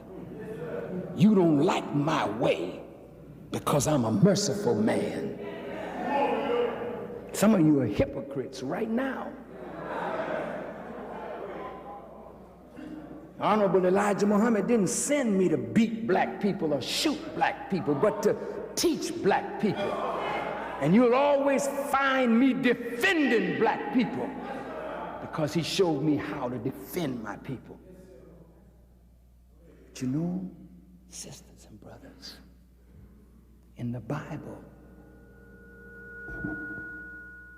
David had a son called Absalom. And Absalom rose up against his father David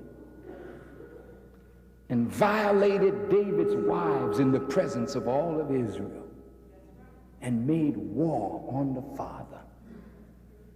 And when the father's forces went out to meet the forces of the son, David told Joab, when you catch my son, don't kill him. Bring my son to me. Absalom had long hair, according to the Bible, and he was caught up in a tree. And Joab, even though the king said, leave him alone, Joab wanted to be a law unto himself. He allowed his emotion and his hatred for what that son had done to take control, and he speared Absalom through. And they brought the son of David back dead. And while all of Israel was rejoicing, you could hear David in his tent crying, saying over and over and over again, my son, my son, my son. I had an experience with this. Have any of you ever had an out-of-the-body experience? Well, if you haven't, I have. I was in Boston, and all of a sudden my spirit seemed to rise right up out of my body, and I could see myself floating above the trees and the highways. And I found myself in Chicago. And as I was coming around the house of the Honorable Elijah Muhammad at 4847 South Woodlawn, the Honorable Elijah Muhammad was in the room of Warith Deen Muhammad. And he was sitting on his bed, on Wallace's bed, looking toward the door with his back to the window. And he was crying the deepest cry that I ever heard a man cry. You know, when a man cries and he's coming up from the gut, deep, deep, deep, and he was saying over and over and over, my son, my son, my son. And I said to him through the window, dear apostle, I will be your son. And he never turned to acknowledge my presence at the window, so my spirit returned. And I watched myself go right back and get into my body. And I woke up and I started reading the Bible and found the words of David, and know that I heard the cry of the Honorable Elijah Muhammad over both Wallace and Malcolm. We have zealots in the nation, and we have agents in the nation. I believe the zealots in the mosque in Newark, as it has now come out that they were from the Newark mosque, killed Malcolm. But the hurting thing is, 2 innocent men went to prison for 25 years of their life. And they were sentenced to a prison term that they didn't deserve by the mouth of Betty Shabazz. Betty was so hurt at the death of her husband. Being in the mosque, she knew Thomas Johnson and Norman Butler, and she placed them at the scene of the crime when they were not there. And this same Betty, so vindictive and hurt, I can understand the hurt, got on LIB in New York and said that I, as well as some of Malcolm's brothers, were a part of an assassination committee to destroy her husband. Hypocrisy is a hell of a thing. So in my conclusion, the FBI knew that Malcolm was going to die. How did they know? Who informed them? In Spike's movie, when Malcolm was in the hotel, you saw the bug in the lampshade. That's to throw you off the track. They may have bugged the lampshade. But the scripture says, where there are 2 or 3 of you gathered together in my name, there I am also among you. That's the way it is with the FBI. Wherever there are 2 or 3 of you gathered together for whatever your righteous purpose is, that enemy agent is right there among us, playing like he's one of us. So the zealots, like Joab, could not respond to their leader's instruction. Their hatred for Malcolm was greater than their leader's instruction.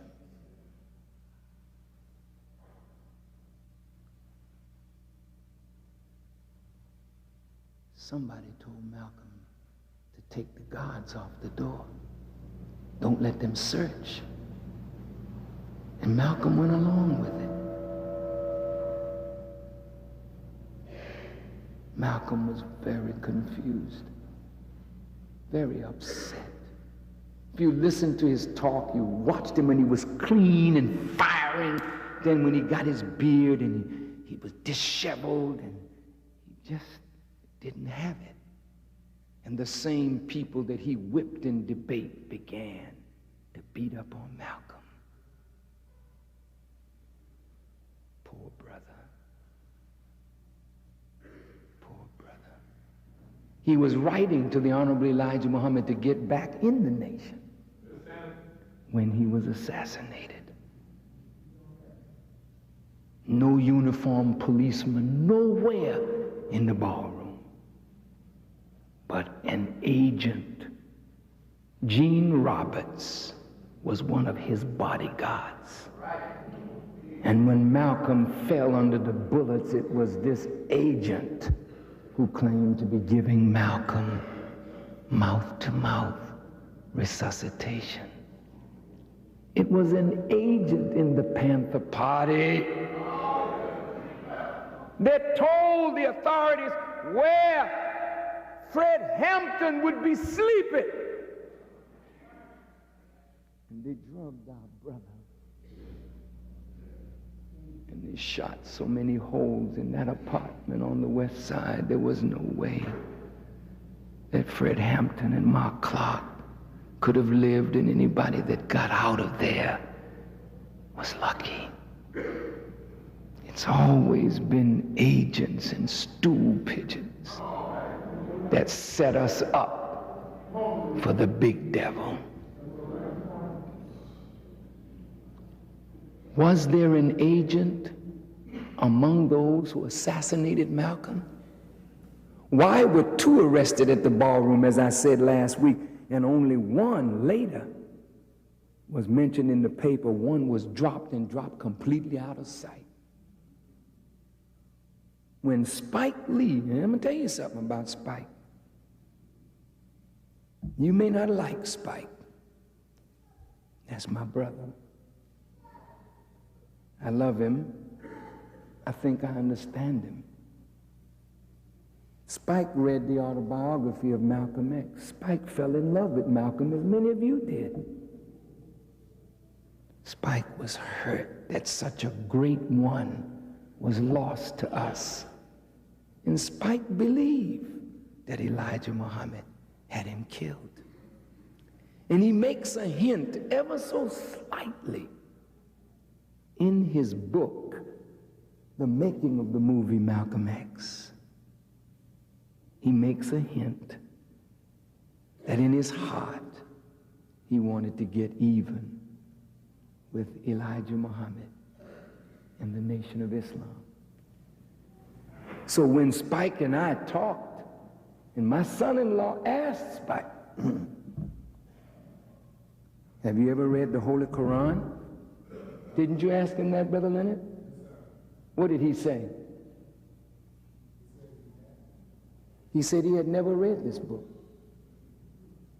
So we asked him, on what basis are you going to judge the domestic life of Elijah Muhammad if you don't read and understand the book out of which he acted? Do you think that Malcolm X gave up Elijah Muhammad because of some sex thing? Do you really think it's that shallow? How could he? How many wives did Prophet Muhammad have, Brother Baghdadi? Some people say 9, some people say 11. Now, when Malcolm was slandering the Honorable Elijah Muhammad, talking about teenage secretaries, didn't the Prophet take a wife who was a pre-teenager? What was her name? Aisha. When he married her, how old was she? She was 11 years old. But he did not have conjugal relations with her until what year? They say 14. Well, Malcolm, how you going to leave Elijah, who had wives, some of them young women? And that man took you up out of the mud and cleaned you up. You didn't know nothing about no Prophet Muhammad. Prophet Muhammad didn't come and get you out of jail. It wasn't Umar, it wasn't Ali, it wasn't Abu Bakr, it wasn't Uthman.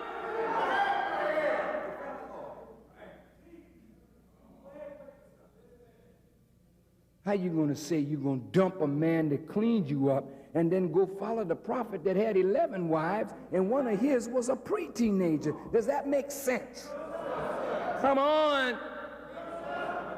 You know anything about Malcolm? You ever read his words, studied his teaching, or what he taught from the Honorable Elijah Muhammad? Do you think Malcolm could go to Mecca and be bamboozled, hoodwinked? I've been to Mecca many, many times. I ate food out of a bowl with white people, brown people, red people, yellow people. I drank water with black, brown, red, yellow, and white in Mecca. That didn't change me and make me think that there's no racism in Islam. I'm not no fool. And can't nobody fool me. I know what I'm looking at. Why in the hell is Africa so backward? Why won't the Saudis back Africa, back the Somalis? They're suffering in Somalia. Why didn't the Saudis send money there to feed them? Why you don't back the Muslims in Bosnia? Got some problems. You're not going to fool me that there is no color in Islam. You tell that to some other person. You don't tell that to me. I know better.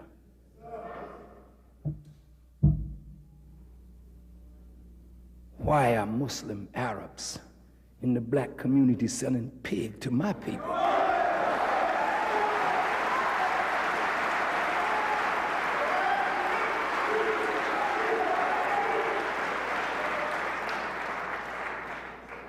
You know it's divinely forbidden, but you sell it. Yet the prophet said, a man is not a Muslim till he wants for his brother what he wants for himself. So evidently, you don't see us as your brother because we're in a savage condition. Nobody wants us until God came to claim us as his own. So Malcolm is dead, and the sisters who were the wives of the Honorable Elijah Muhammad have been slandered. You don't ask a man if he's married, are you having sex with your wife? The question is moot. If that's my wife, I have a right to that. So why didn't Malcolm say he took wives? Why did he say teenage secretaries? Because he knew that would inflame you. And it would keep you away from Elijah Muhammad because he had become embittered. Now I conclude. In that scenario, was Malcolm worthy to sit in the seat of Elijah Muhammad and lead and be a redeemer of our people? Wait. How many of you ever read the story in the Bible of Noah and his sons? Did you know that Noah had 3 sons? Noah got all of them out of the flood. They landed on Mount Ararat. You remember? According to the Bible. He sent a raven out. The raven didn't come back. He sent a dove out. The dove came back. He came outside of the ark. According to the Bible, he got drunk and was naked laying in the sand. 2 sons refused to look on his nakedness and covered him. And another son called Ham looked down at his nakedness and mocked the man who got him out of the flood. And Noah cursed him. And God upheld the curse, according to the Bible. Now you look at Elijah Muhammad. Did he get Malcolm out of Malcolm's condition? If he saw the leader in that condition, what should he have done?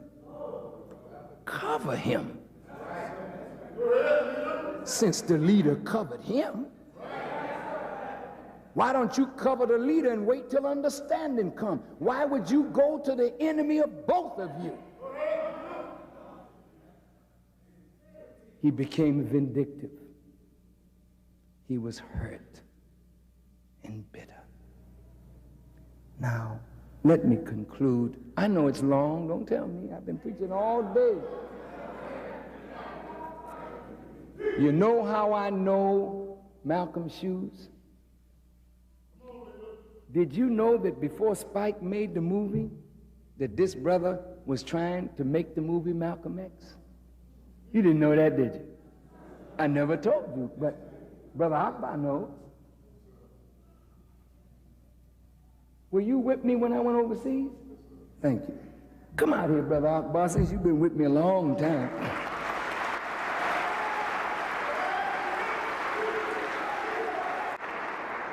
Did you stand over here? My brother and I have been together a long time. When Godfrey Cambridge died, Brock Peters called my wife, and I was on my way to California in an automobile, and I happened to stop in New Mexico, and I called my wife, and she told me to call Brock Peters because Godfrey Cambridge, the comedian, had died, and they wanted me to speak at his funeral. I spoke at Godfrey Cambridge's funeral, and at the funeral was Maya Angelou, James Baldwin, Cicely Tyson, All Hollywood was there. And when it was over, we went back to Brock's house, and I was sitting with Maya Angelou and James Baldwin. And I told James Baldwin, I would like to do a movie on the life of Malcolm. I think it would be the greatest help to bring people from the street to Islam. James Baldwin said, I wrote the first script. He said, I don't know nobody that could do it better than you. He said, I'll send you the script. This was December. I said, you know, Jimmy, I'll be in Egypt in February. And he was living in southern France then. And he was to meet me in Egypt, and we were to go over the script before I went into the Middle East to get money to do the film. As Allah is my witness, he sent me the script. I read it. And when I saw Malcolm in bed with the white woman, I said, oh no. I said, I can't play that part. We got to fix this up.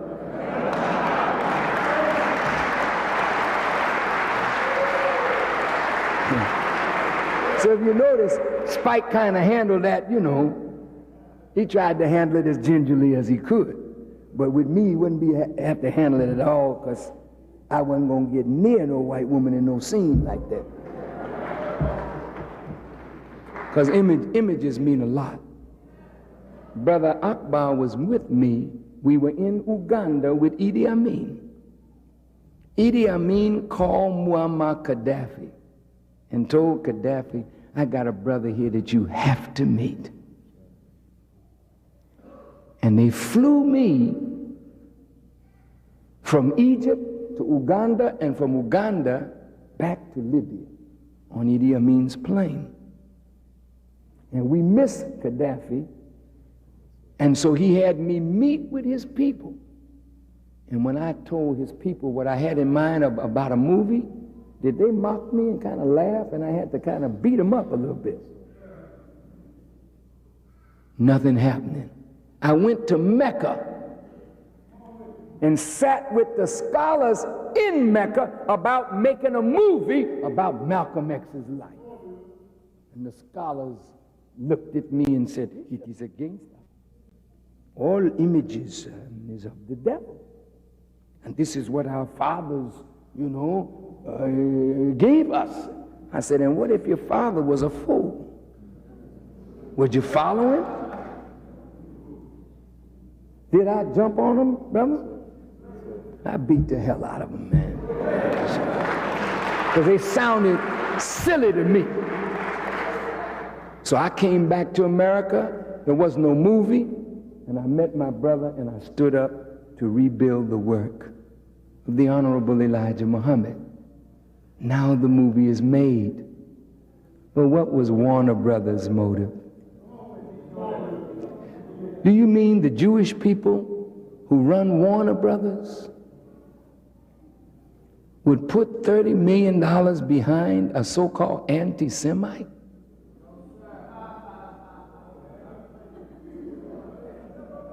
When somebody is dead, you know, it takes a living person to get a dead man up out the grave. Even though many of us love Malcolm, you don't have the power to raise him from the dead, but white folks do. And for the last 6 years, they've been raising Malcolm in periodicals and writings that you ain't got nothing to do with. This is white folks orchestrating this. Why? Because 6 years ago or more, Jesse Jackson stood up to become president. 6 years ago, Louis Farrakhan burst on the international scene. 6 years ago, they started battling Louis Farrakhan. And every Negro that they battled, they made him buck dance. But Louis Farrakhan is the only one so far. He ain't bent his knee.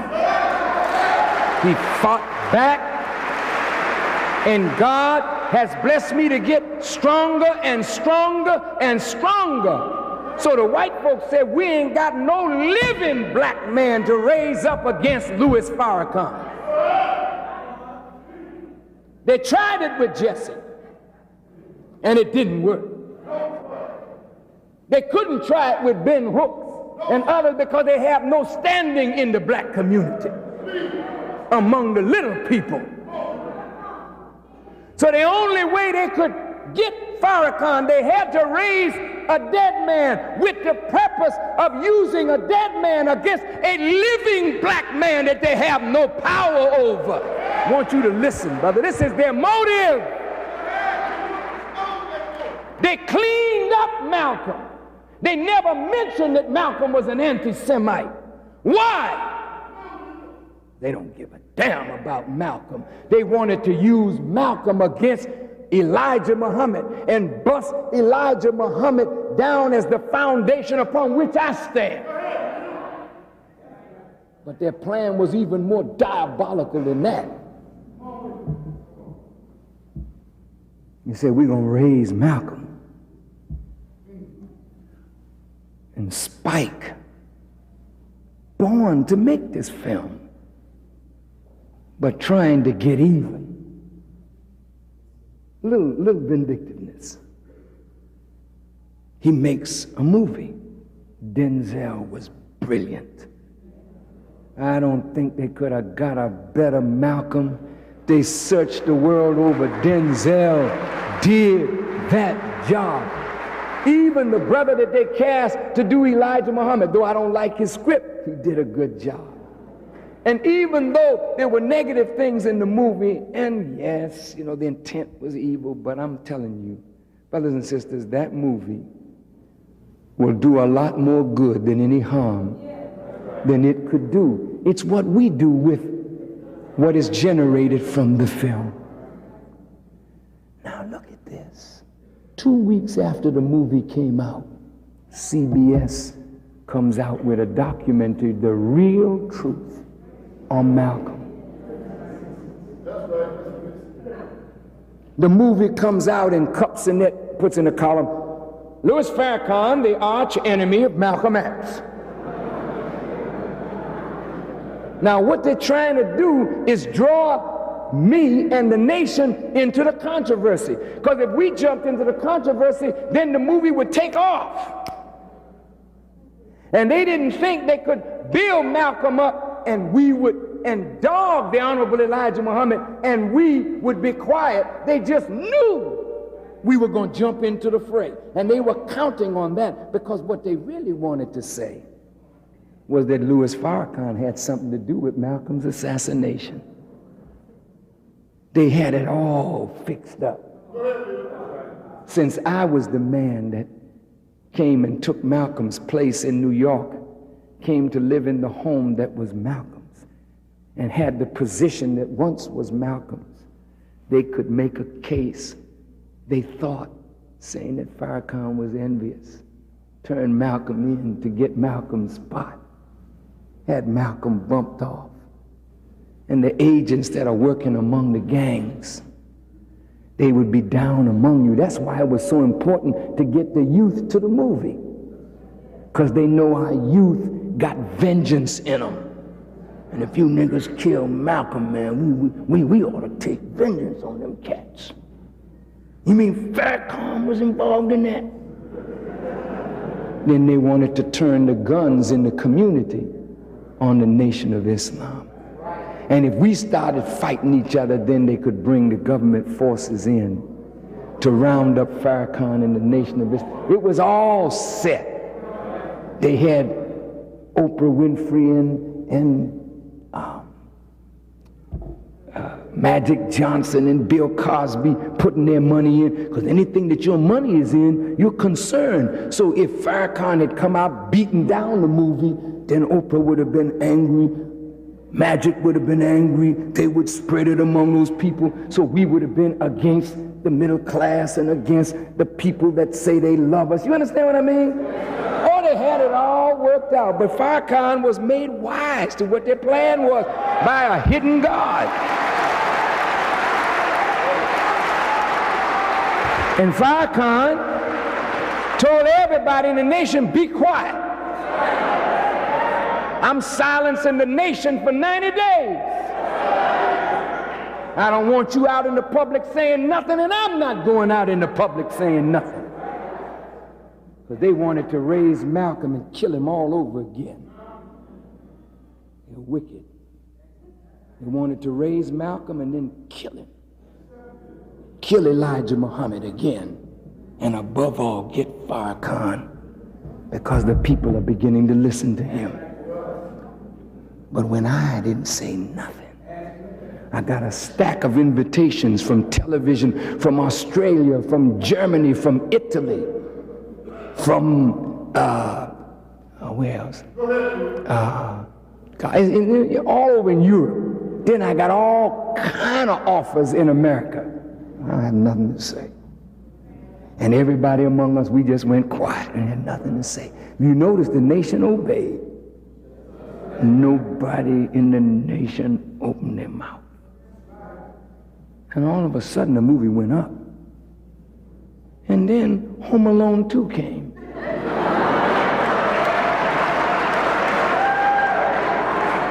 And then Bodyguard came.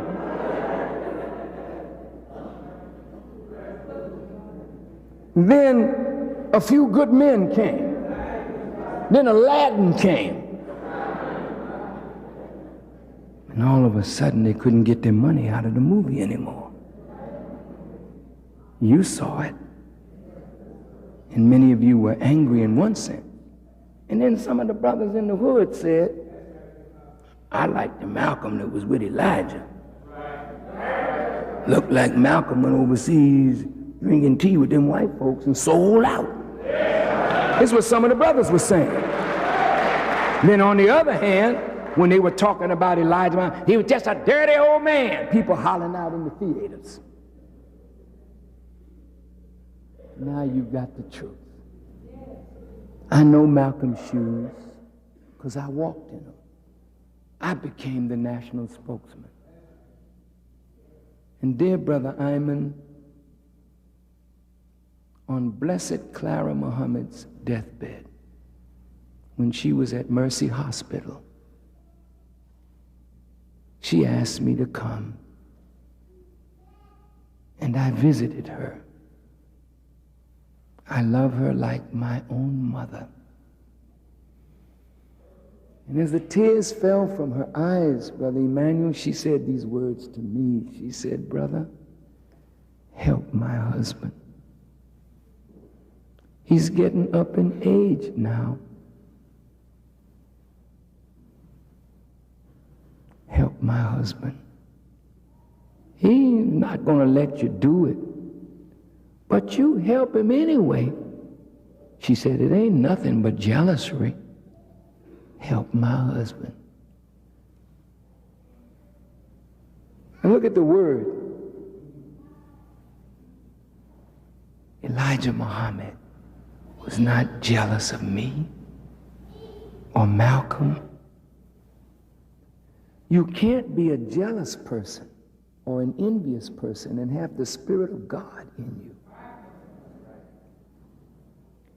Elijah Muhammad just tried us. And I'll tell you what happened to me, Brother Ayman. People begin to praise me as the national spokesman. That Malcolm was smart. He told me before we left each other who my enemies would be. He said, my enemies are going to one day be your enemies. And then he said, brother, I wish it was you being an example for me rather than me being an example for you. He knew. I began to think, as people began to praise me and the ministers started talking about me like a dog. And they began to call me names like I was going to be the hypocrite who would lead the nation astray. Imagine a man working for an organization and giving it everything he got, sacrificing his wife and his children and every bit of money that I had. You know, I was 42 years old and never had a bank account. I never owned nothing. Everything was for the nation. And some of these people talking about I was a hypocrite, stealing money and all kind of crap like that. And when I went to Elijah Muhammad ready to blow up one day, he just said these words to me. He said, brother, seek refuge in Allah from the envier when he envies. And he got up and he walked out of the room. And when he came back, he said these powerful words. He said, brother, when you got a piece of wood and you're going to put it in the corner of the building to uphold the weight of the building, you got to put a lot of stress on that board. And if it breaks, then you know that's not the board you were looking for. You throw it away and you get you another one. What was he telling me?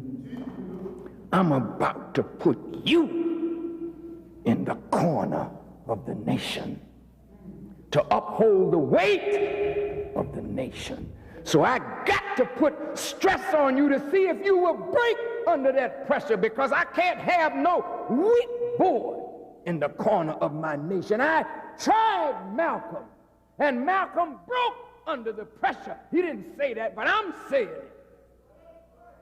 But look at what you have done to me.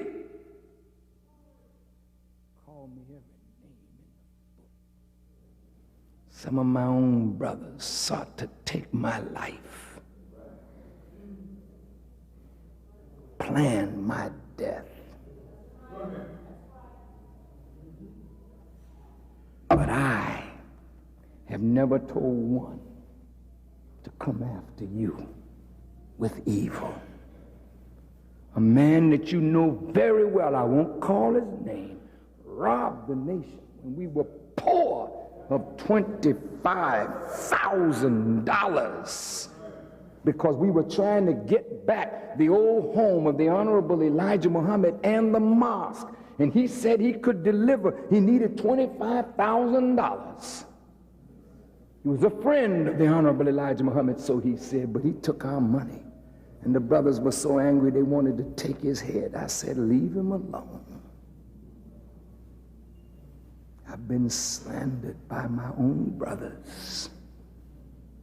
And I've been evil spoken of, but I keep on plugging.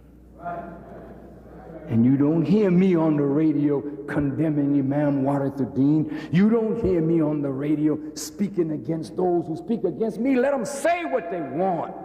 My work is clear. I'm a strong piece of board in the corner of the building, upholding the weight not of the tiny nation, but of 30 million or more black people in America. God has made me a better man for you than Malcolm X. I'm standing where Malcolm would have stood if he had the character to stand where I'm standing. I thank God for the Honorable Elijah Muhammad and the test that he gave me. And I say to all of you, stand firm behind the Honorable Elijah Muhammad. And never again engage in slander, backbiting. I could never willingly and willfully speak evil words against Malcolm because he said, I wish it was you, being an example for me rather than me being an example for you. So God made my brother an example that I could walk better. So Malcolm died in reality that I might live. I thank Allah for his life, and I grieve over his death. But I promise my Allah that I'm going to continue in the path to make the crooked things straight. and the rough places plain. May Allah bless all of you who love Malcolm and bless you to see that Malcolm made a mistake. And God, if it pleases him, will forgive him his mistake and grant him his place, because Malcolm is still doing more for the Honorable Elijah Muhammad dead than many of us are doing alive. He's still making his teacher known. May be perverted, but with the help of God, we'll come behind and straighten it out. So I thank you all for listening. I thank you for your patience. This is a tremendous subject, a deep subject. And I know it's been a long day for you, but it's been a long day for me too, because I preached twice before I got here, and ain't no ways tired. In the audience today is Prince Asiel Ben Israel. Would you come up, Nasik? Hold on.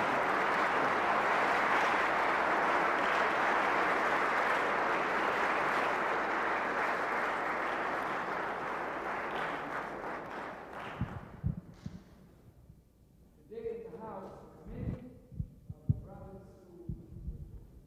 who have struck a truce in the gang-related killings.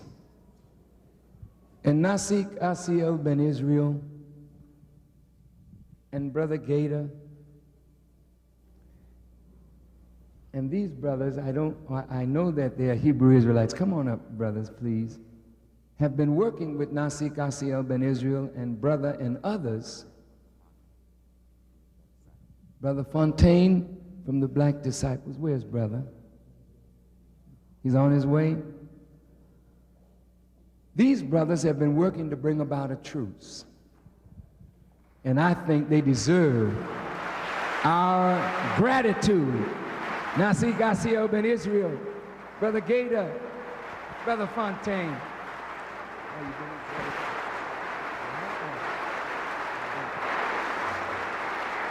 See, what the enemy doesn't understand is that God is raising an army in the streets. And these young men are generals. They're warriors and teachers. And they're tired of killing each other. And they developed a button. And here it is. And on this button, they have all the symbols that they wore under. The crescent, the five-pointed star, the six-pointed star of David. So today, we brought together my Hebrew Israelite brother from the nation of Israel with the nation of Islam. These are Hebrews and Muslims that love each other. I don't know about the Jews over there now and the Muslims, they don't get along. But these, we are one. And so the six-pointed star of David, which is a great symbol, and isosceles, two equilateral triangles, one up, one down, 6 sides, 6 points, 6 stars, 6 angles, and every angle 60 degrees. Beautiful symbol. The five-pointed star of the nation of Islam, beautiful symbol, and the crescent. But these are symbols. All they do is represent a great truth. But you are not a symbol. You're the real thing. So we shouldn't let the symbols divide what the symbols were designed to guide the real people of God into divine unity. So I'd just like to ask Prince Asiel if he would just say a word as we close. Would you please, Prince? It's my divine pleasure, first of all, giving all praises to Allah and to you, my beloved people here. I greet you in the name of your brothers and sisters from Jerusalem and from Rabi Ben Ami, your servant and brother. Let me first, Minister, take this moment because for me, I want this family to know that you're not only my leader personally, but also a father that have watched over me as you've watched me grow and develop, and that this nation, the NOI, the Nation of Islam, has been a big brother and a parent and a comforter to your brothers and sisters across the water when it was not popular, but you knew it was prophetic. And I want the people today to know that Louis Farrakhan is a true servant of Almighty God, Allah.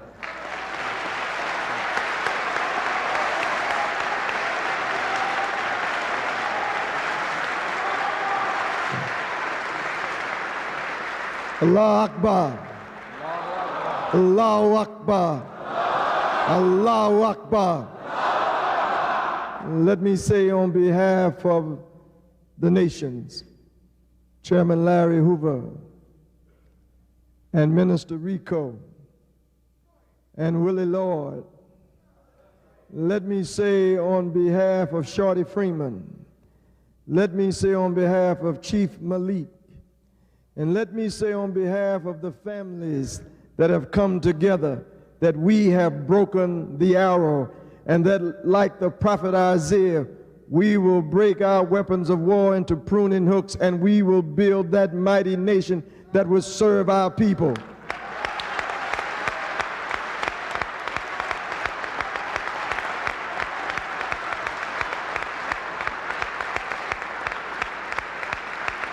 Let me say to you so that you will be clear. You heard the minister talk about the agent provocateurs, but the only way that they could operate if they made you believe that the Nation of Islam and the Nation of Israel, the Hebrew nation and the Islamic nation, was at war. The only way that they could function if they made you think that the GDs and the BDs and the vice lords were at war. Well, I'm here to tell you that we're moving from gangster to disciple to growth and development, that we're moving from black disciple to bad disciple for God. We're moving from vice lord to lords of vision, so that those who will perpetrate the agent provocateurs, we will know them, we will deliver them to their tormentors. They won't disrupt the community no more.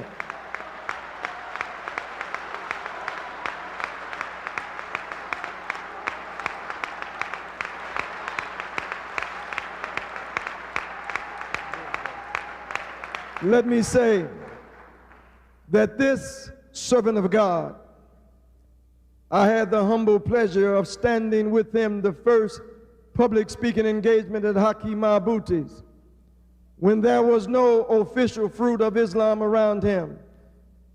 I and a nation minister, Prince Amishadai, stood with the minister, and that day, as Anwar Sadat was sitting in Jerusalem with Menachem Begin, Louis Farrakhan and Prince Asiel were sitting, that no longer will there be the sons and daughters of Hagar and the sons and daughter of Sarah arguing, but Abraham is our father and God is watching over both of us.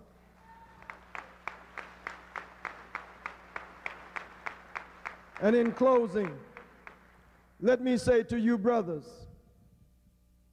and hear me please, the country is trying to fulfill a prophecy that by the year 2000, 70% of all black men will either be in jail, on drugs, unemployed, or dead. I'm saying to you that there is no place to proceed but back to the truth of the living God. We brothers must come back and be servants to truth. We must come back and be dedicated to truth. How will you know what that truth is?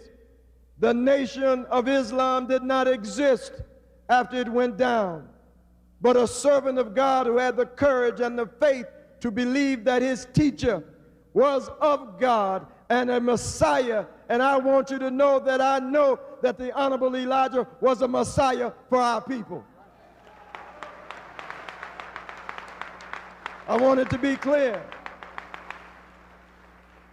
I heard those out there call Brother Farrakhan an apostle, so that you don't be confused that he has usurped a title that he is not worthy of. In the true essence of the word apostle, it means one who has been taught by the Messiah himself and carrying out the instructions of his Lord and Savior.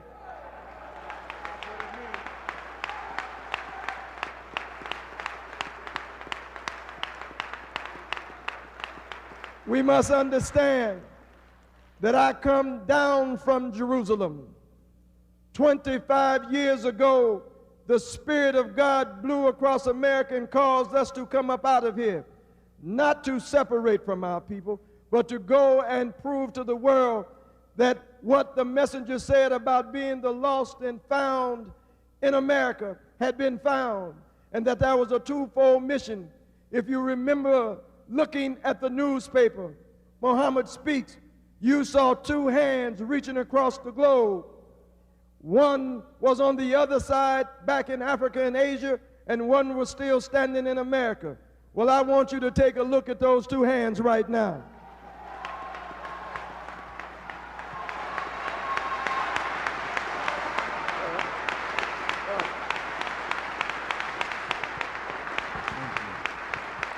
Thank you. Nasik, Asiel Ben Israel. Let's hear it again.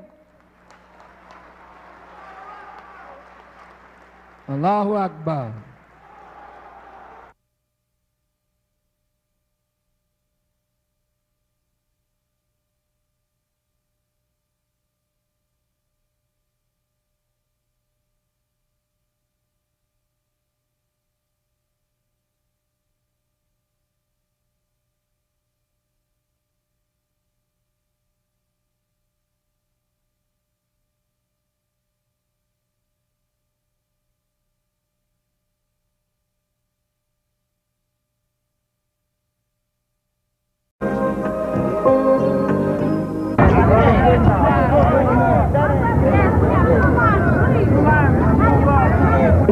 How you feel about Minister Farrakhan coming to Los Angeles? Well, first of all, I want to state my descent. You know, I'm from the Fiji Islands, but my ancestry descends back to Mother India. So I'm of Indian descent, and I see, as my community is, the black community is in serious need of help. And I see Minister Farrakhan doing some positive work for his people, and we want to take some leadership upon ourselves to do for our community what he's doing for his community. And whatever people say about him, you judge a tree by the fruits that it produces. And Minister Farrakhan is producing well fruits today. So you know, we're very pleased for him to coming down, and we want to send our special blessings to him and his family. That's right. How do you feel about Minister Louis Farrakhan coming to the Los Angeles sports arena? I feel that Minister Louis Farrakhan coming to the sports arena is a very educational event, and I think that the political things that he speaks on would be good for a lot of black people to hear, and to open our awareness to more of what's going around us, and not being so closed-minded or giving up to what we see and just throwing in the towel. There's so much more out there for us to learn. Yes, definitely. We support the minister, and we welcome him to Los Angeles, you know, because we need him down here, because there's like much crime, much wrong going on down here, and we need like strong people right now. And you strong. It's a wonderful event. We were here the last time he was here, and we also went to San Diego to see him. And I was very amazed by the way he spoke and what he spoke about, and very impressed, and I learned a lot. Assalamu alaikum, I'm Brother Nikhil. I would just like to state that, you know, I'm very happy to be here. You know, you can feel the love in the air, definitely, you know, and we hope there will be more days like this to come. Well, I think it's good that he's here, because Los Angeles is kind of a lost city right now. We need all the help we can get, and it's the power and the message that he gives, and I feel that every brother and sister ought to come out and listen to him. I'm real thrilled to be here. Yeah, I'm very pleased, very blessed that the brothers come to spread the word to the West Coast. We're much in need, given all the situations and circumstances that we've been experiencing here. It is time that hopefully the minister can bring some word that can bring us all together in a common cause to deal with the problems that we experience as African Americans in not only North America, but in the world. Thank you. That's right. I'm glad he's here. We need more strong leaders like Farrakhan, especially to speak to our black brothers, to help give us strength in our race, and so that we can bring our families together, because the man is the head of the household, and until we get our men back in line, we're just all tattered. Thank you. How do you feel about the Honorable Louis Farrakhan coming to the Los Angeles sports arena? I feel the Honorable Louis Farrakhan is the voice of America for black people, and that everyone should be here to hear his message and get their assignment. What do you think about Minister Farrakhan coming to LA? Well, I think it's a great inspiration for all the black folks, you know what I'm saying, to get Louis Farrakhan to come here and speak to us, you know. All right, thank you. What do you think about Minister Farrakhan coming to LA? I think Minister Farrakhan coming to LA is an extremely important event that not only the black community but the white community and Latino community needs to acknowledge and to patronize. Because Minister Farrakhan, with his message, is a man of our times, in our self-efficiency, in our self-support, in our self-pride, and in dignity in self is the only way that we can lose our low self-esteem as far as the government's grip and the Anglo-Saxons' grip on us as African Americans in this country. So I think it's an extremely important event, and I'm just blessed to be here today. And a brother like Minister Farrakhan needs the support, like I said, not only the African American community, but the Latino and the Jewish community as well. You know, with the Muslims being a Semitic race, I can't understand why there's such a separation between the Jews and the Muslims. So we need definitely communication and support all across the board. You're welcome, my brother. Have a good day. This is my first time coming, and I feel that it's going to be a good learning experience for me, and I hope I enjoy it. I think that the Honorable Louis Farrakhan is probably one of the, if not the most straightforward black leaders that we have today. He tells it just like it is, whether you like it or not, black or white. He doesn't compromise, whether it's a white audience or black audience. He tells the same truth. Where sometimes other leaders tend to sugarcoat it when they tell one audience and a little different, you know, with our own people. But he tells it, seems straight, no matter what the audience is, which you can't help but admire. That's it. All right, thank you, brother. Really good. I think it's about time that he came back out to LA to give a speech that everybody needs to hear. LA needs Farrakhan, basically. That's what it all boils down to. Without Farrakhan, LA may not exist in the future. That's it. Is one that not only cites the problems, but he has answers and solutions. And we're in dire need of that, all of us. I'm very glad that he's coming, and wherever else he goes, I would like to also be and see him at all times. I love Minister Farrakhan. Minister Farrakhan is my personal hero. Yes, so we need a black man that stand up for our people that ain't scared of nothing and nobody, who believes that there ain't but one God. That's the only God that you should have fear of. Thank you, brother. You're welcome, sir. Let me first thank the Honorable Elijah Muhammad for having the confidence and trust to listen to what appeared to be a man, but the voice and the spirit was of God, the God that created the heaven and the earth. And we thank Almighty God Allah for choosing one that did not go to any of the universities of America, so that what he did and what he created can only be given back to God. For this Savior's Day, we know that a Savior was in the midst of us. Let me also say that I want to thank Almighty God for the Honorable Louis Farrakhan, who had the spirit to become a son that would listen to a father and that would do his father's will. Let us give a round of applause for the minister who has stood up for God, his word, and his people.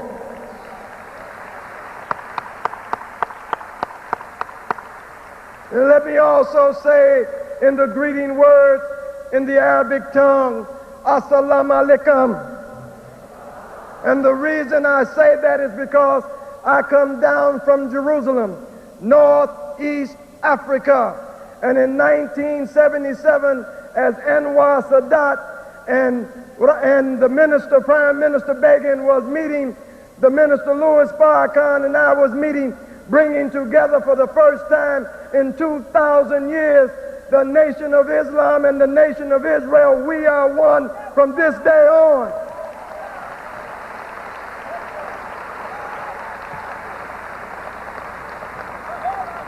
Let me say to you, so that it can be clear, that as you saw Arafat sitting and talking and bringing peace, something took place in America that started here in Watts, California. When you talk about peace, the Crips and the Bloods stood up and said, never again will we fight each other. The Brotherhood, please stand up. The Brotherhood. The Brotherhood. The Brotherhood. The Brotherhood. This is what this is all about. We're talking about nations coming together. I've been blessed to be part of a movement across this America that Brother Fred and Brother G-Rock and Brother G2 and Big Al and Ray Ray and Hightower and the brothers have started moving. We are breaking our weapons and building a strong army that would stand on behalf of our people throughout the world. We will not bag up ever again. The black man is back stronger than ever.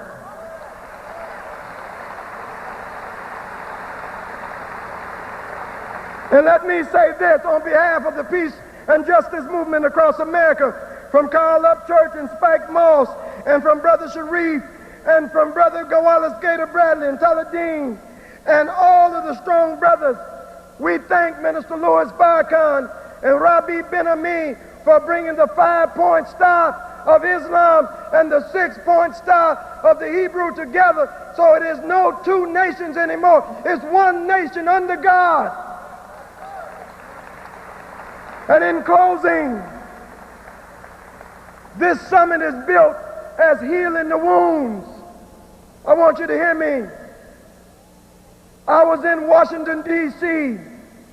on the Black Caucus weekend, and I saw Ben Chavis say to the world, it was wrong for Minister Louis Farrakhan not to be invited to the March on Washington.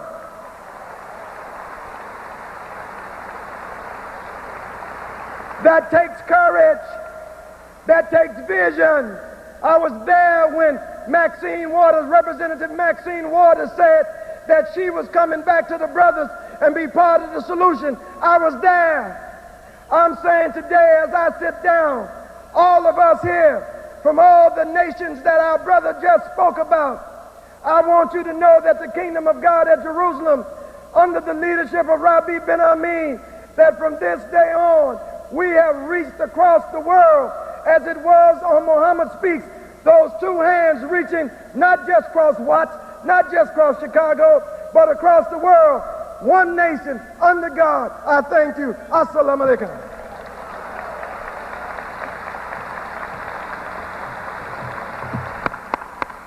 Prince Asiel bin Israel, all praises due to Allah. Brothers and sisters, nearly 3 years ago, the Honorable Minister Louis Farrakhan spoke in December 1990 in the city of Compton, where in that message that he delivered, he decided that he would not return to the city of Los Angeles because as he works tirelessly, works every day, preaching a message, teaching a message to unify us as a family, we have been slow as a people to heed to the warning, to heed to the message of truth that will unify us against our oppressor and make us a strong family. Brother Farrakhan in 1990 delivered a message at the Los Angeles Coliseum right next door to us. He gave the subject, Save the Family. And immediately upon the completion of that event, a black brother was shot in his car outside of the Coliseum. And therefore, we now return after 3 years to celebrate the truce, to celebrate and give honor to all of those that were involved in the process of making peace among our family. We have this afternoon an award in recognition of all of those that made it possible for our streets to be safer, for there to be peace among the brotherhood. But we would like to say on behalf of the Honorable Minister Louis Farrakhan and the Nation of Islam that because we do not want to leave out anyone, we do not want anyone to be slighted, that we would prefer to delay this recognition for a few more days until we have everyone's name and that everyone is given their proper due. My dear brothers and sisters, Brother Farrakhan will return to the city of Los Angeles. He is committed to return one more time to all of those brothers and sisters that were involved in the truce and the peace process. And this award that we have this afternoon, I will show it to you. It's only missing the right name. It has, of course, you cannot see, but above is our flag of Islam representing freedom, justice, and equality. And it reads, Minister Louis Farrakhan, National Representative of the Honorable Elijah Muhammad and the Nation of Islam, wish to convey our sincerest appreciation and gratitude for your courageous efforts in initiating and reinforcing the truce in the Los Angeles community. We commend you and your continued effort in healing the wounds and building a better and more decent community in which to live. Blessed are the peacemakers, for they shall be called the children of God. All praises is due to Allah. But at this time, we would like all of those that were involved in the truce and in the peace process, if you would please stand that we might applaud your sincere efforts to make our communities a better place. Look at our brothers here. If you're in the audience, stand up. All of those that were involved in the peace for Los Angeles, the peace of brotherhood for our families and our children and the community. Give them a warm round of applause. Show them, Los Angeles, that you appreciate their efforts. All praises is due to Allah. Thank you, thank you, thank you.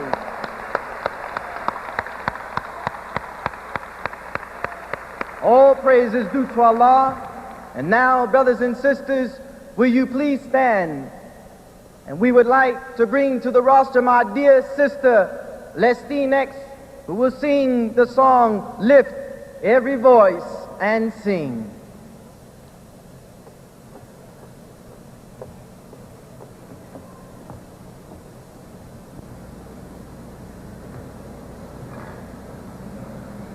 Lift every voice and sing till earth and heaven ring, ring with the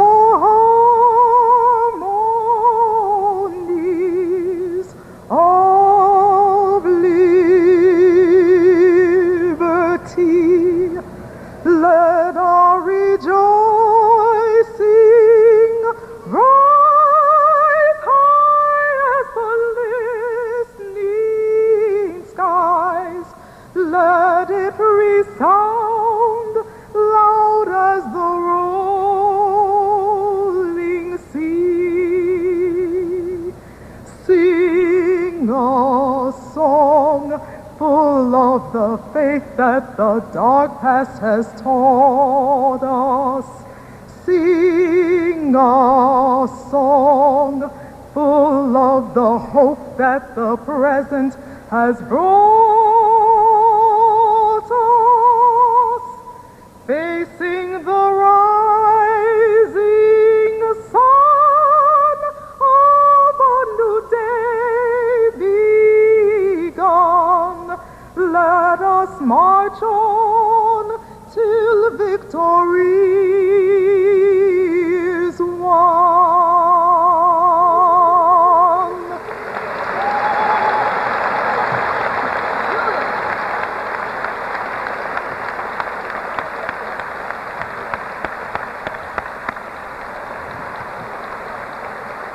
Are you ready to hear from the Honorable Minister Louis Farrakhan?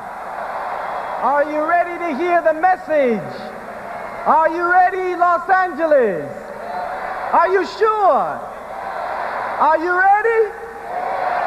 We're here to introduce the Honorable Minister Louis Farrakhan as his local representative. Help me to welcome back to the rostrum Minister Ave Muhammad, who will introduce the Honorable Minister Louis Farrakhan.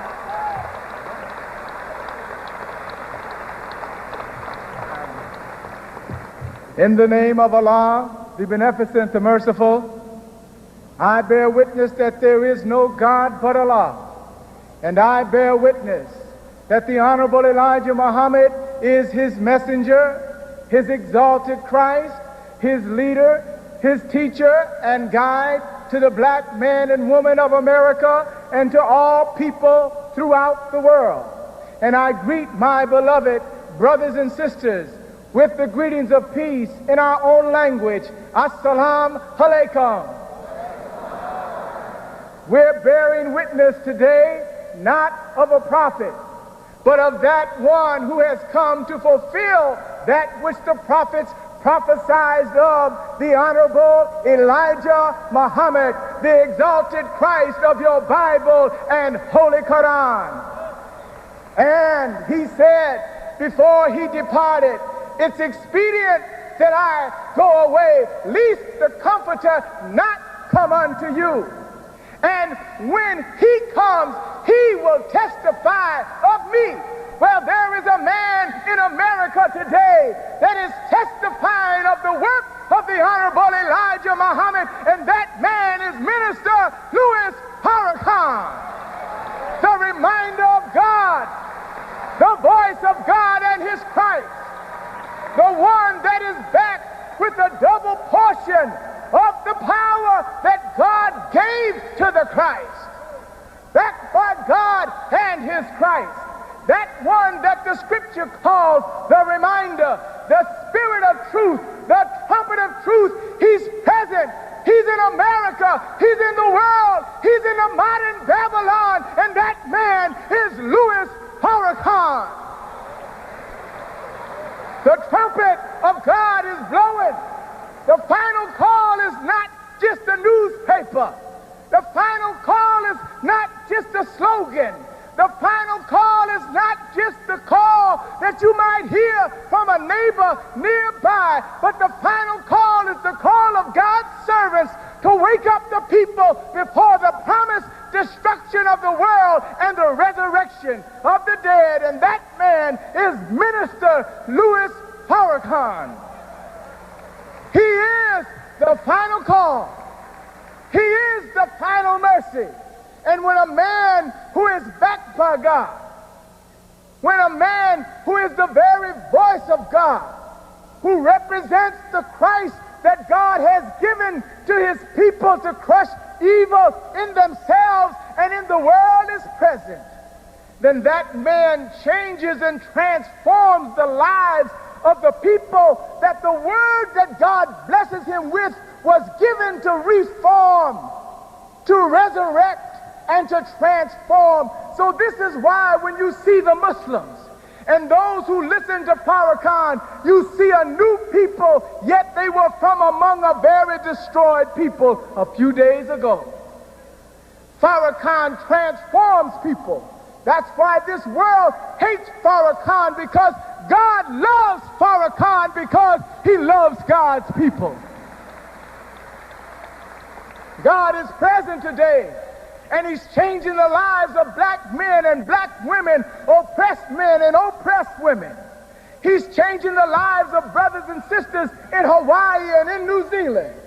Farrakhan is on the scene today. And so all across America, you see people's lives being renewed, restored, because he has come to reprove the message of the Honorable Elijah Muhammad, the Christ of your Bible and Holy Quran. We thank Allah. Here he is, the servant of God, the reminder, the spirit of truth, the trumpet of truth, the servant of God and his Christ, Minister Louis Farrakhan.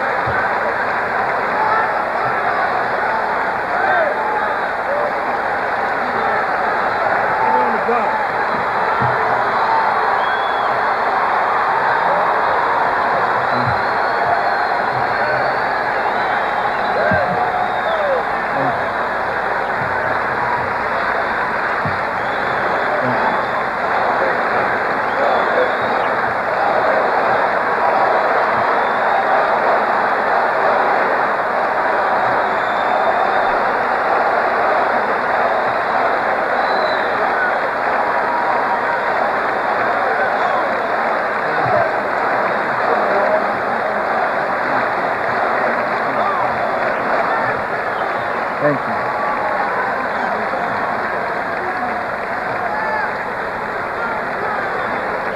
Thank you. Thank you.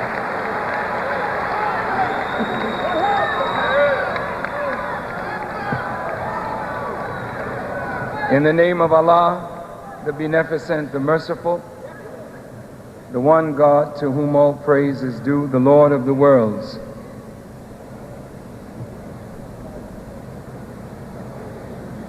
Allah, the creator of all things, the revealer of all truth, the sender of all prophets. We thank him for the wise men and sages and prophets and messengers that have come to the native peoples of the earth. And we thank him for the prophets and messengers that have come to the Western world.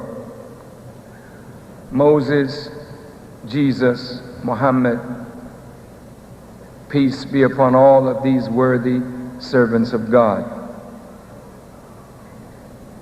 Personally, I give praise and thanks to Allah for his intervention in our affairs in the person of Master Farad Muhammad, the great Mahdi,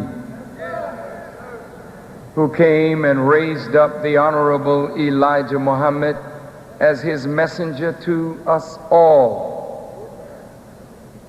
And when we say messenger to us all, we mean not just with a message to the black man, but a message to the entire human family of the planet. We thank him for the Honorable Elijah Muhammad, and I greet all of you in their holy and righteous names with the greeting words of peace. Assalamu alaikum. To Minister Ave Muhammad, the laborers and followers of the Honorable Elijah Muhammad of Mosque number 27, we thank you for your hard work, your tireless efforts in making Saviour's Day 1993 a success. Let us give Mosque 27 a hand.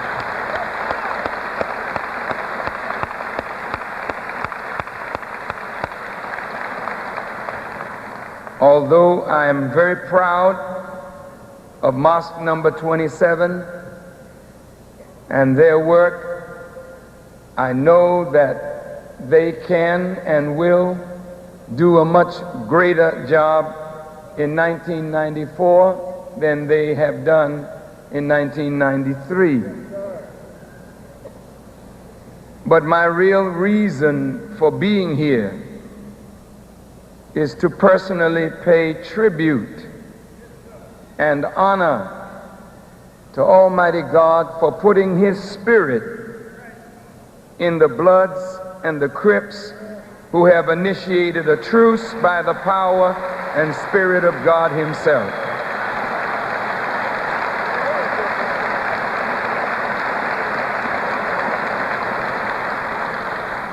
We call this Saviour's Day because we celebrate the birth of a black man born in Georgia, a black man who taught us how to be men and women, righteous men and women, and caused us to cease the shedding of our own blood and made us a people of peace.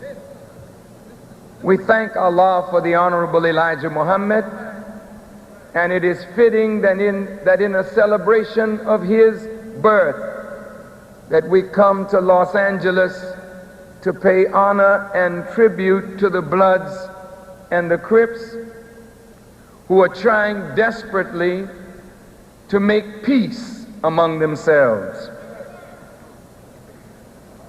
Human hands had some part in this peacemaking effort,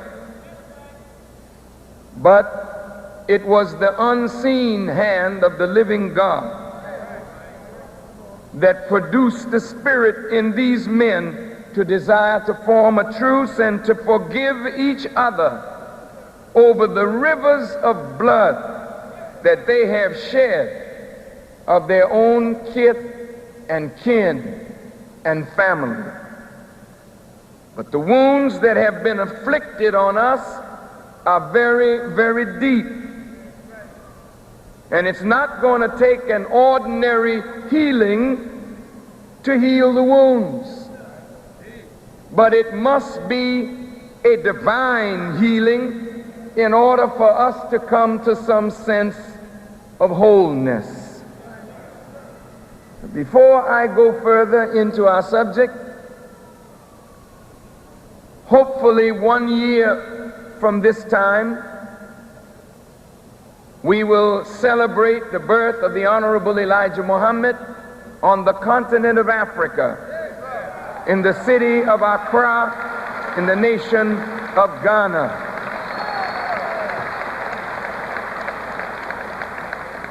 We look forward to going home,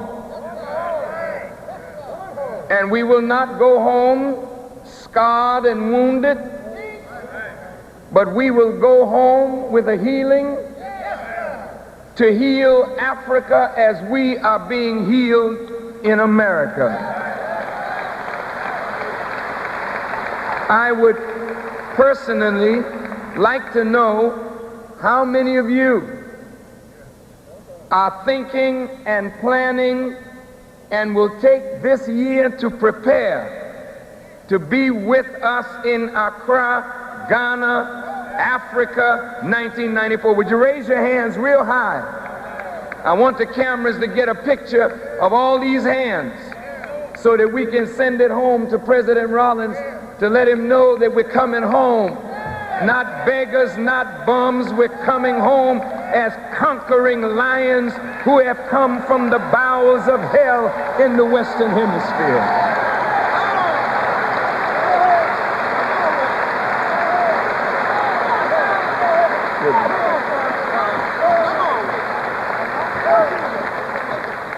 I am honored by the many wonderful brothers and sisters on this dais. I am honored by your presence, and I'm honored by the great celebrities that sit in front of me, and I'm honored by each one of you who is a celebrity in your own right.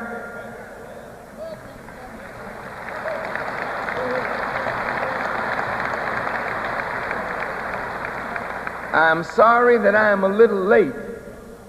We got caught in the traffic, but I want to make up for it by going right to the point.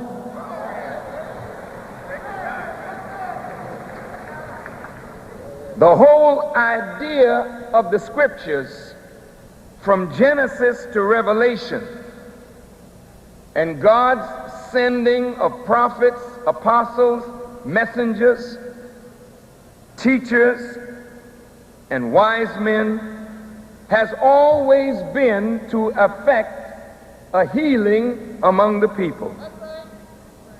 Sometimes that healing was on a local, small, or minuscule scale, but always it was to serve as a sign of a healing that would be effected on a global scale at a certain time in history. And we have arrived to that time. God's aim has always been healing the wounds that have been created by deviation from the path of correctness. The Bloods and the Crips, whom we honor today, want peace.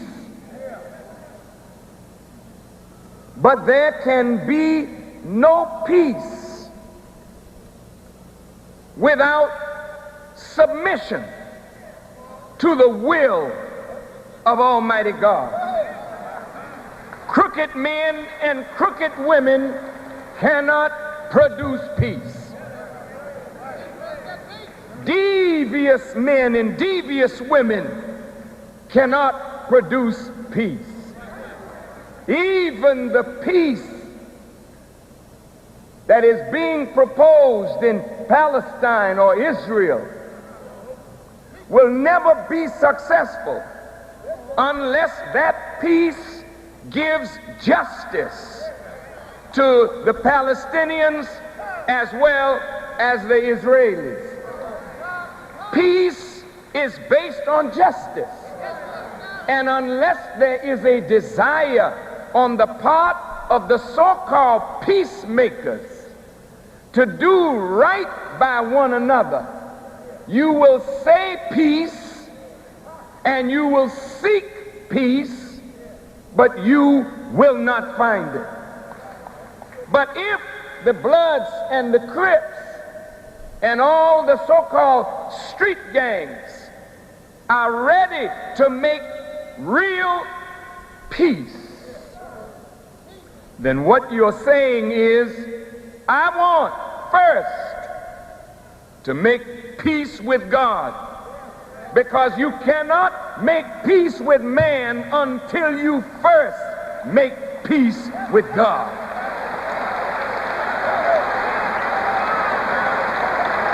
Whether you call him Yahweh, whether you call him Jehovah, whether you call him Shiloh, by whatever name you call him, peace begins with the Creator, then extends to man and mankind. How do you make peace with God? You don't make peace with God offering him your terms. You don't bargain with God. Look, God, if you lay peace on me, I'll do this for you.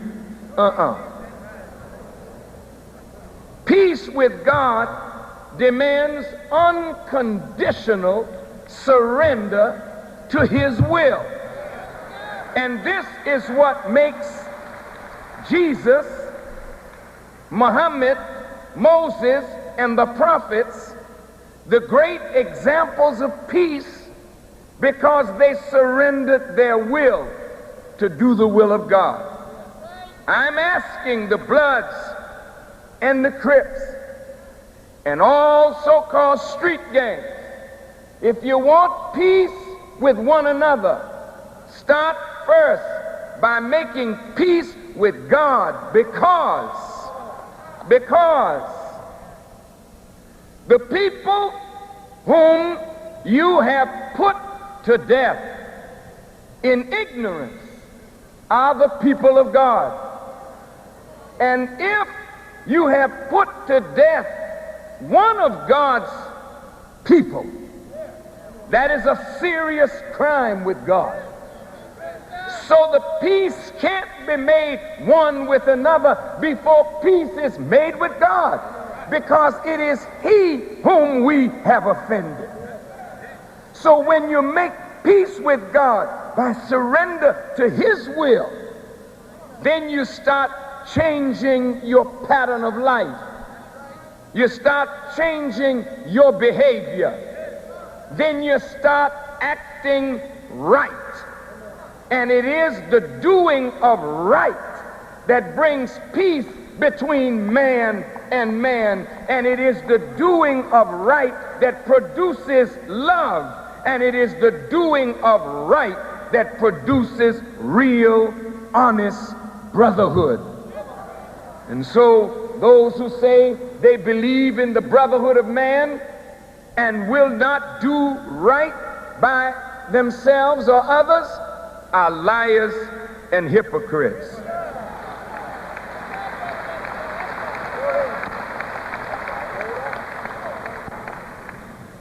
These wounds that we all feel started, if you will, in the book of Genesis with the first family. It didn't start outside the family. It started in the family. And that's where the wounds have to start being healed. You can't heal your neighbor until you heal yourself. You can't take the mote out of your brother's eye until you take the beam out of your own. You can't go to your next door neighbor and tell him he's got to get his house in order. Each individual must start first with your family.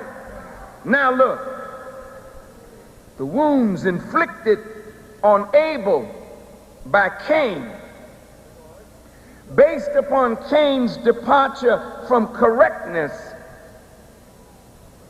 Now, from that one situation, tribes, the larger family, nations, the larger family, inflicted wounds on each other with the same thought that is at the root of Cain's evil inflicting of wounds on Abel. And what was the root cause of that infliction of wounds? It was envy. Envy.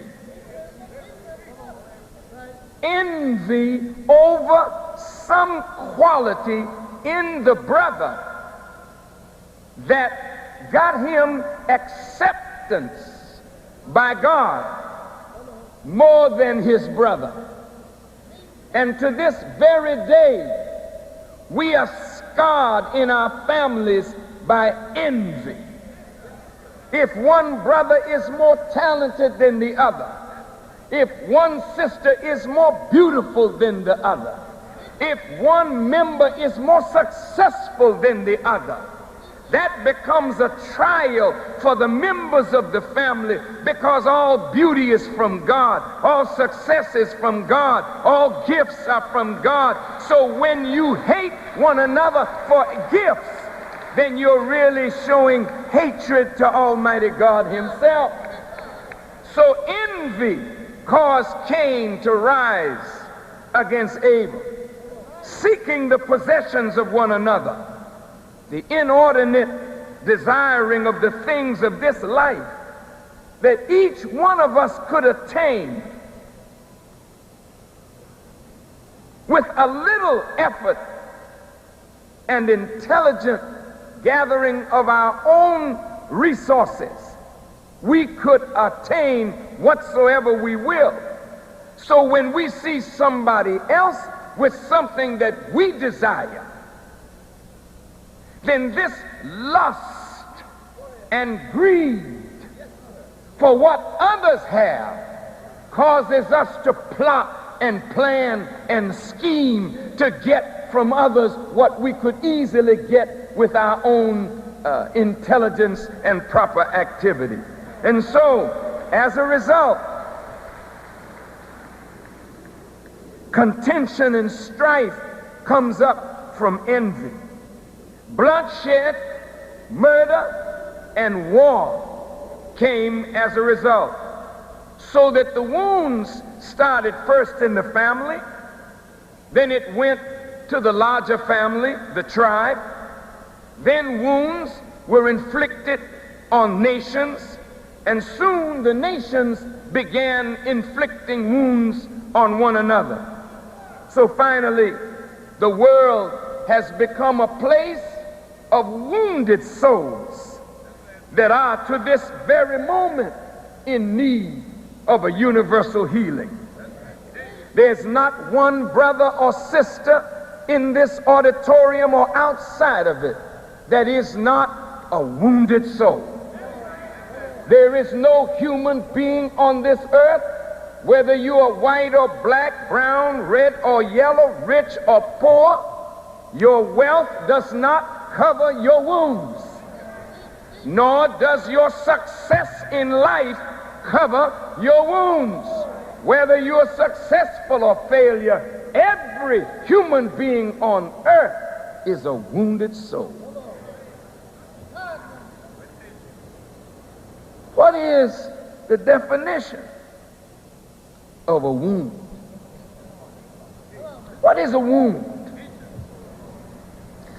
A wound is an injury, usually involving division of tissue or rupture of the integument or mucous membrane due to external violence or some mechanical agency rather than disease. It is a wound inflicted from the outside. What is a wound? It could be caused by an argument that caused a spiritual wound that has never healed. Hurt feelings, trauma, provocation, irritation, vexation, pain, sting, distress, affliction, anguish, torment, hurt, injury, damage. Wounds. Every human being today is a wounded soul. Then what is healing? Healing is to make healthy, to make whole or sound, to restore to health, and to free from ailment. To repair is to heal. To reconcile is to heal. To settle the differences is to heal. To free from evil, to cleanse, to purify is to heal. To effect a cure is to heal. But you can't have a healing without medicine, and you can't have medicine without a doctor. So if the whole world needs a healing, where's the medicine and who is the doctor?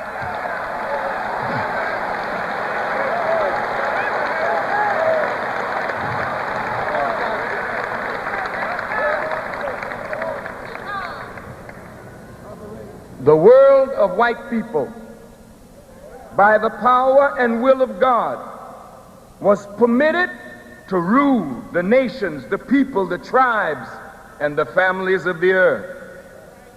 Since their way of rule was not to be in accord with the nature of God and His way of rule, then a new pattern of rulership was established with this new people on our planet.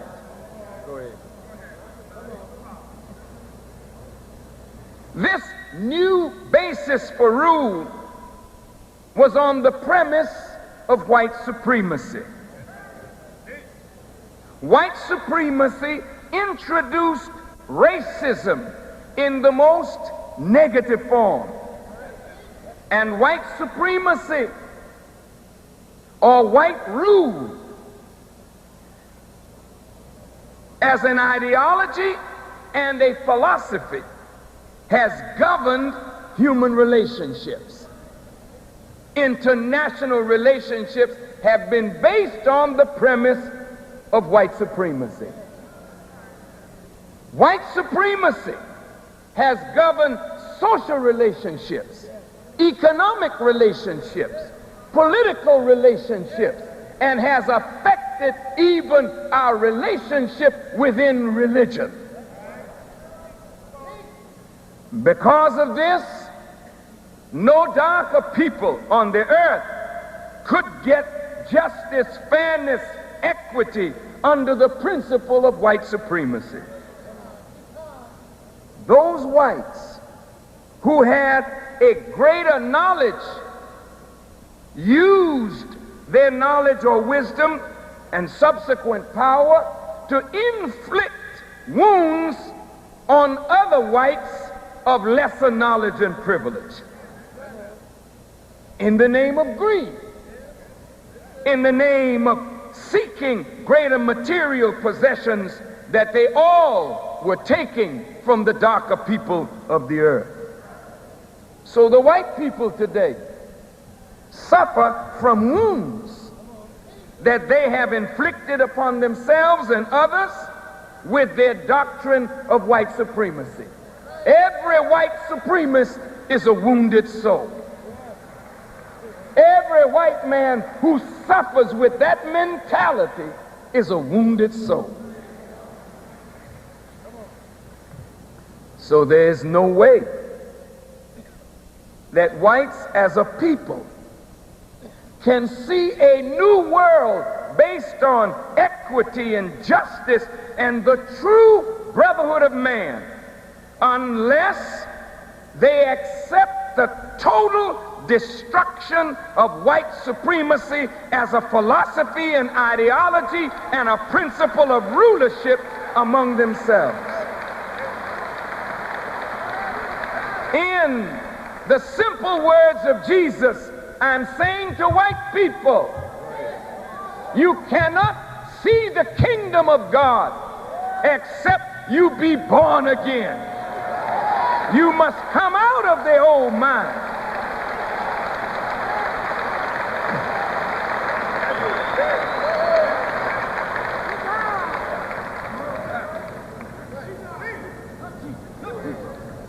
You must come out of that mind,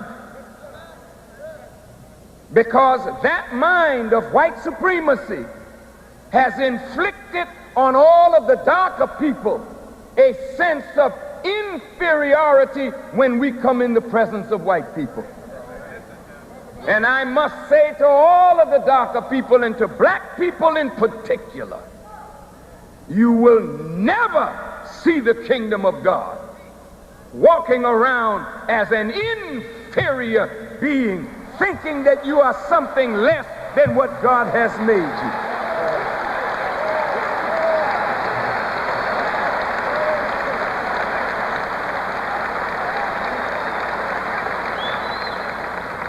So the medicine to effect a healing has to break up the mind of white supremacy and black inferiority so that we can come to terms as equal members of the human family of the planet, and then never again shall we be judged by the color of our skin. As Allah says in the Quran, the best of you is not the whitest of you or the blackest of you, but the best of you is he who is most careful of his or her duty to God.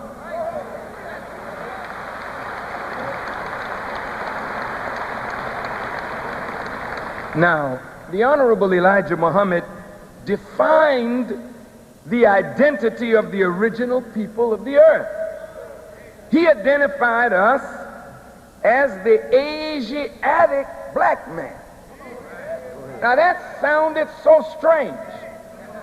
Why Asiatic? Was he trying to get away from our true identity as an African people?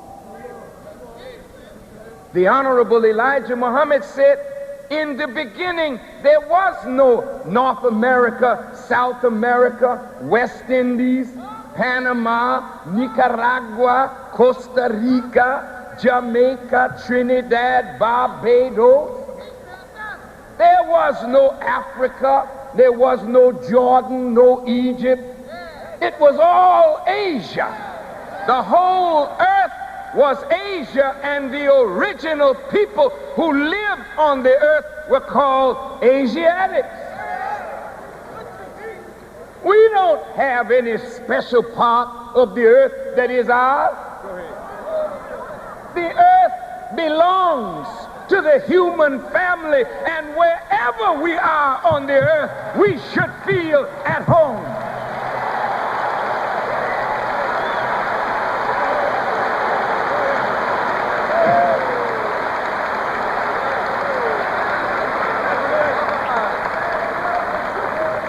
My body came from the earth, and my body shall return to the earth. Though I was born in New York, if I die in China, the earth will not reject my body in China because I was born in New York. I am from the earth, and to the earth I shall return. So don't you quarter me off and make me North American or South American. I am the Asiatic black man, the original people of the earth.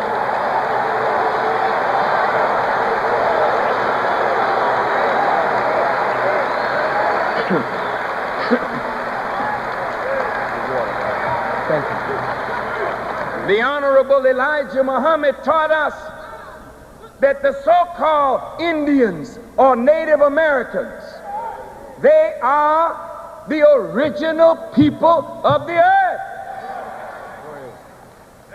You don't find the Native Americans having a beginning. Their beginning is with the Creator himself, and therefore their nature, as well as our nature, is the nature of the Creator.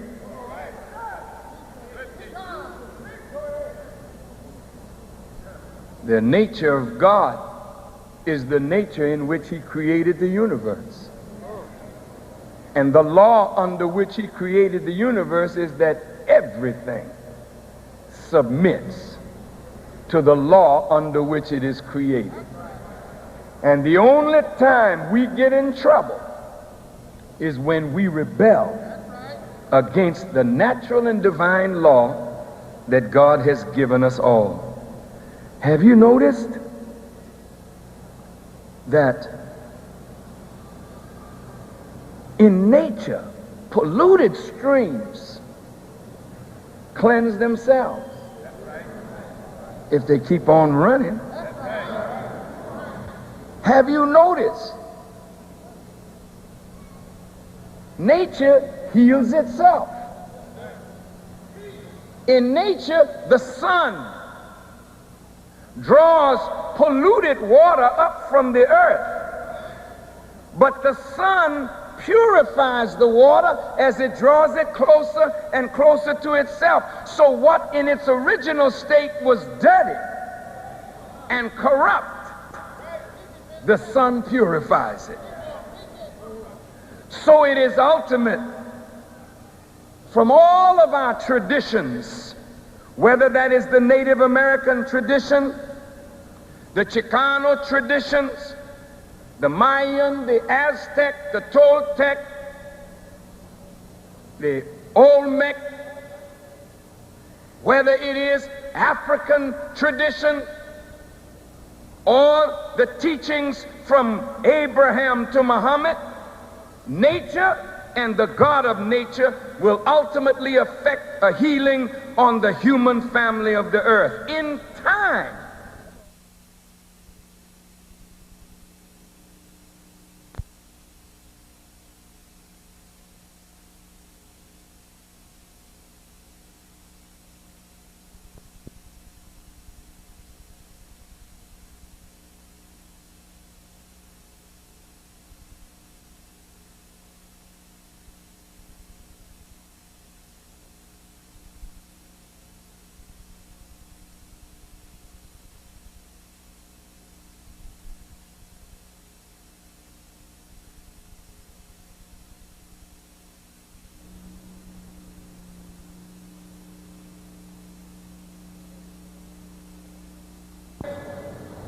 whether it is African tradition or the teachings from Abraham to Muhammad, nature and the God of nature will ultimately affect a healing on the human family of the earth. In time, we will all be made whole. In time, we all will be made wholesome. And it is in being made whole and wholesome that we can fall in love with one another, regardless to the way we look on the outside.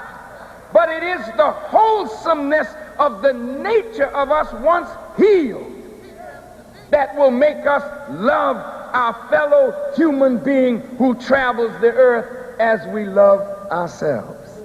Now let's look at this.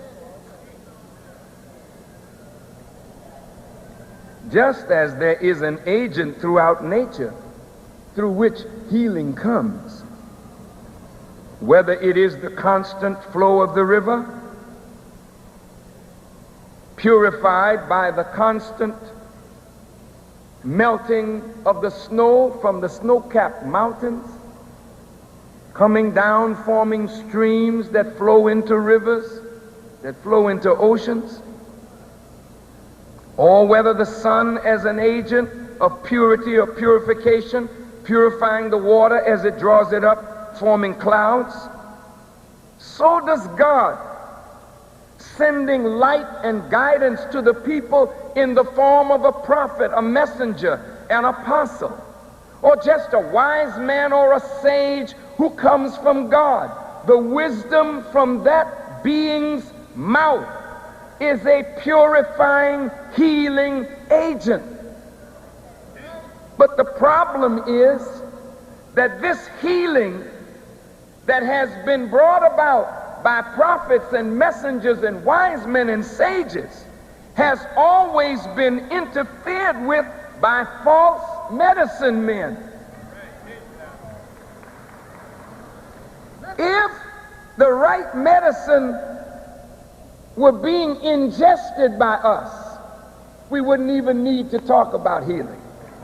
And all of you are in some church, some religion, have some belief in God, but after you leave the church, the mosque, the synagogue, the temple, the cathedral, the inipi, wherever you are, if you come out of there and inflict wounds on one another, then the purification ritual of the inipi, or the communion that you get at the altar, or the baptism in water, or the traditional Hajj to Mecca, it makes no difference if it doesn't make you a healed and wholesome individual. Then all your rituals don't mean a damn.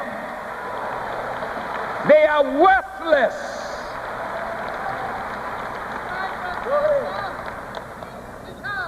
Now, the black people of the earth have suffered the worst in these times of wounding because all other colors have ruled since the black man has had his day. And black people have been made to believe that we have not contributed anything worthwhile to the advancement of civilization. And white supremacists, in spreading their doctrine of supremacy of whites, have made the yellow, the brown, the red, and all mixtures in between to look down on the black man as subhuman and inferior. And I must say to you, my beloved brothers and sisters, your and my actions in the streets of Los Angeles or Chicago or New York or Cleveland or St. Louis or any city in America or throughout the world is bearing witness to the lie that we are an inferior people. Your own actions are showing the world or bearing witness to a lie that you are subhuman by nature. So you can't go talking to white people, treat me right. You can't go talking to other people, Koreans, or why don't you all respect us? Come in our neighborhood and take our money, but you don't respect us. It is because you don't respect yourself.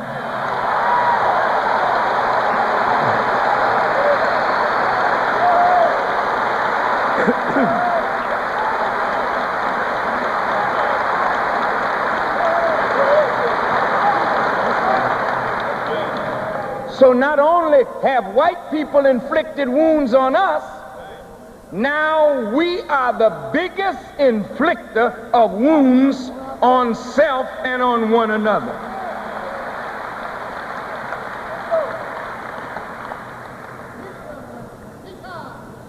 Bringing our fathers into slavery was injurious, and it created deep wounds,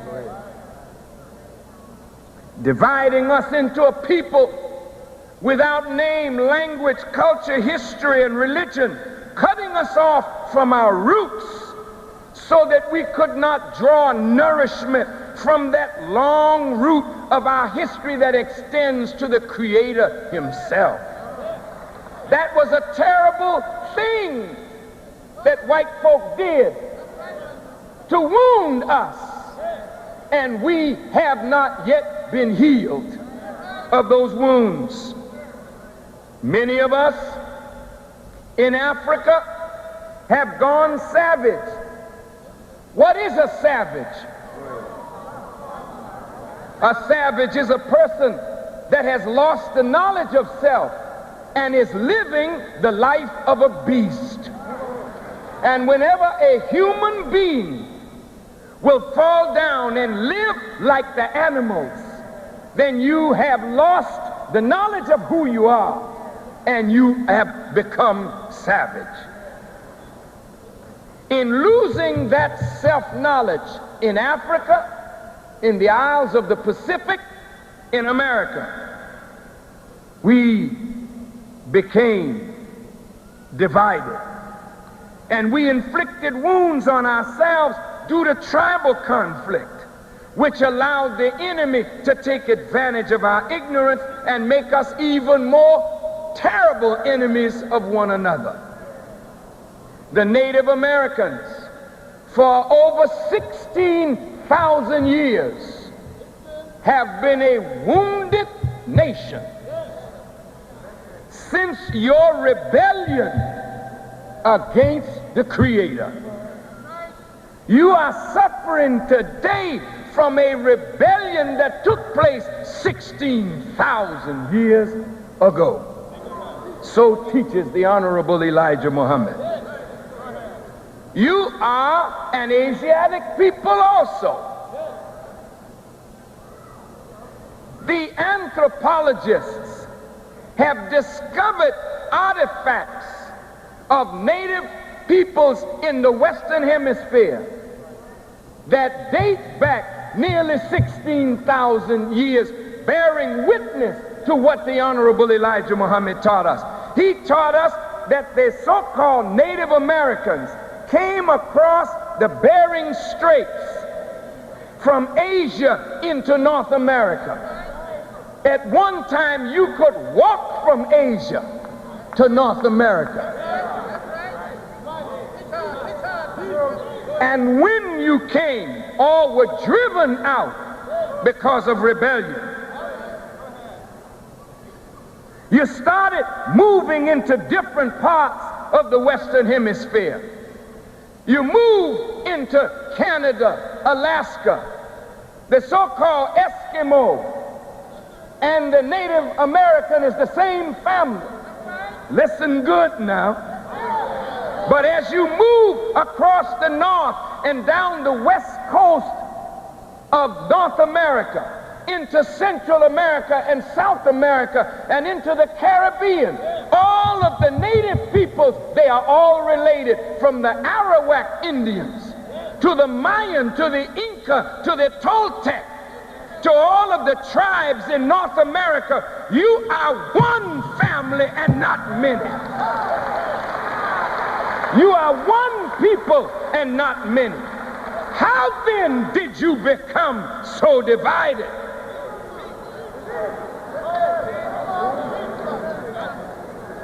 You were a nation. Then you fell back down to tribes. I want you to listen. We've got to heal the wounds today. As the Native Americans wandered in different directions, they began losing some of the original knowledge. Weather and climatic conditions began to change the nature of the language, so that dialects began to spring up from an original language. Then as tribes settled here and there, the language became so confused that the tribes could not communicate with one another. You became separate and distinct, retaining some of the original knowledge and some of the original traditions, some of the original culture. But then whole tribes formed around a new language, and some of the old customs and traditions of religion remain to let you know that we really are all the same people. But the tribal differences, the language differences, and our inability to communicate one with the other, then that old enemy of envy and greed and lust and all of these human negatives helped us to inflict greater and greater wounds on each other in the name of tribal conflict. And so we are suffering from all these wounds. Black people suffering from these same kind of wounds. You don't call yourself tribes, but you are. Think about this. The idea that something is different between blacks from the north and blacks from the south, blacks from the east, blacks from the Midwest, blacks from the west, blacks from the Caribbean, blacks from South America, blacks from Central America, blacks from Africa, blacks from the Isle of the Pacific. So when we meet each other, we look at each other, hey, who's that stranger? That's your own brother. You can't recognize your brother now because you become so divided and so tribalized. This is why Sitting Bull was such a great Native American leader, because he saw the oneness of the whole nation and wanted to bring the tribes together to make one powerful nation. And in that unity, the Western Caucasian could never have conquered them. But because of your disunity, you are a conquered and decimated people today. Well, tribal brothers, tribal sisters, you are no better. We have been victimized under white supremacy, and now we victimize ourselves. So today we call ourselves Muslims of different stripes, Christians of different denominations. It's become tribes. I'm a Christian. I'm not going to hang out with no Muslim. I'm a Baptist, and I will not sit in a pew with a Methodist. I'm Catholic. I'm from the Church of God in Christ. Hallelujah. Shame, shame, shame. Now, we really went off. I'm a blood. I'm a Crip. I'm a gangster disciple. I'm from the Watts Bloods. I'm from the Venice Crips. And you're crippling and blooding and destroying yourself in the name of what? Tribalism.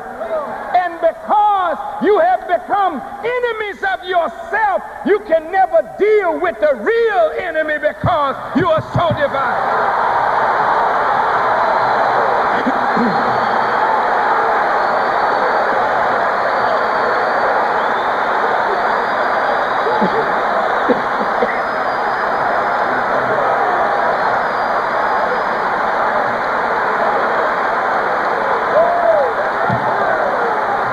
All praise be to Allah.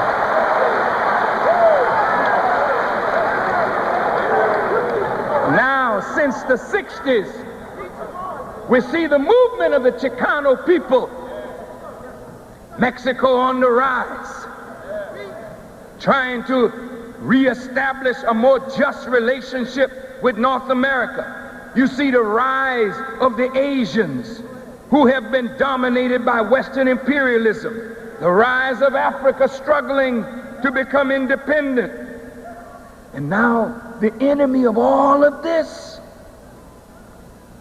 who are the proponents of white supremacy, in their last-ditch stand, hope to get the rising families to inflict further wounds on themselves in the name of their own brand of nationalism. So right now in Los Angeles, the blacks and the Chicanos killing each other. This is a shame and a disgrace that poor Mexicans, poor blacks, would allow the enemy of both of them to now make them enemies of one another.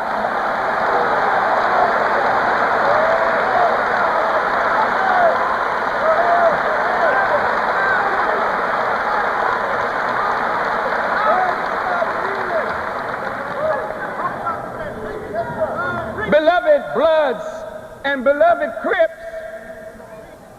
the red and the blue, there's nothing wrong with that. Those are colors.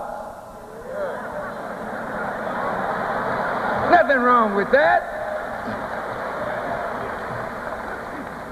We jumped all over white folks for mistreating us because of our color. Why would you now kill your brother because he got on the wrong color?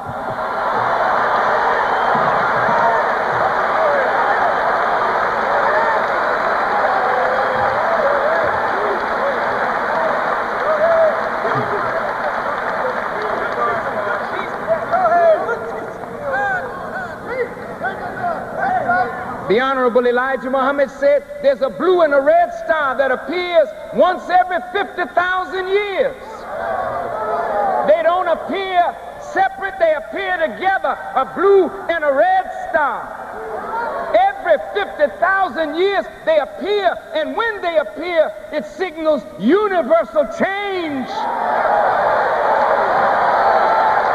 So the blue and the red must come together, the black and the brown, the red must come together and bring about a universal change.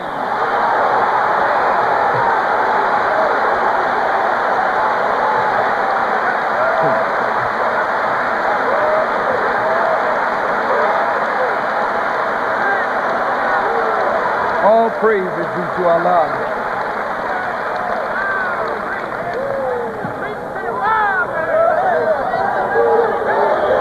To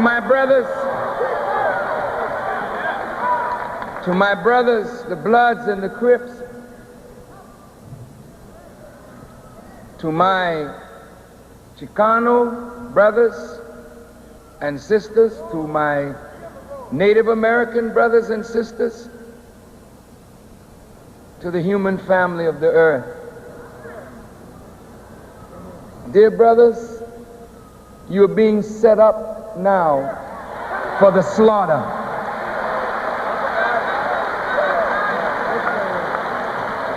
You are playing into the hands of a master plan, and you do not know that you are being set up for the slaughter.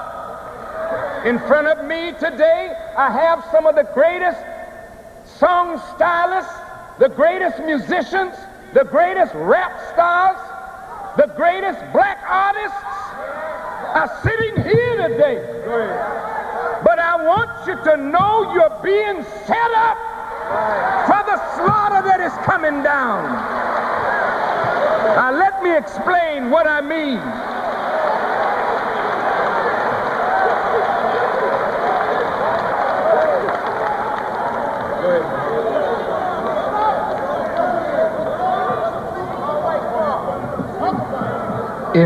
If you notice, President Gorbachev of the former Soviet Union made a dramatic move to reshape the Soviet Union according to more democratic ideals.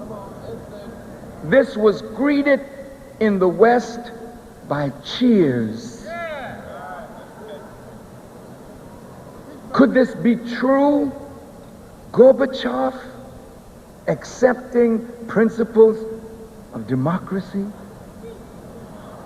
And in the twinkling of an eye, we saw Eastern Europe dismantled, the Soviet Union dismantled, not from the power of America's might, but from ideas that began to move the people in a different direction. Some of the old guard pulled a coup and put Gorbachev under house arrest. And Boris Yeltsin saved the day and then later became the chief man himself. And the West applauded. Go ahead, Boris.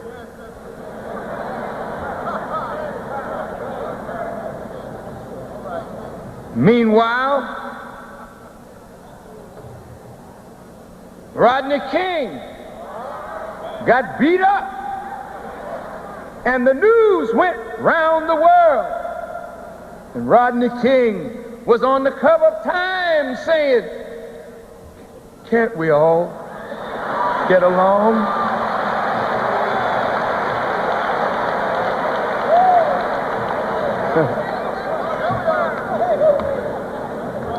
But when the verdict came down, and it was manifestly unjust, some of the family took to the streets, and fires broke out. Planes couldn't land, the smog and the smoke and the dust. And over 50 lives were lost, and $1 billion in property was destroyed because human beings are sick and tired of unjust judgment based on white supremacy.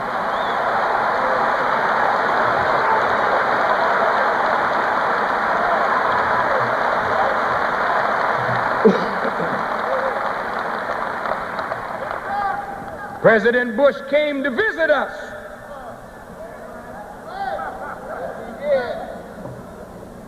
Peace, blood, peace, Crips.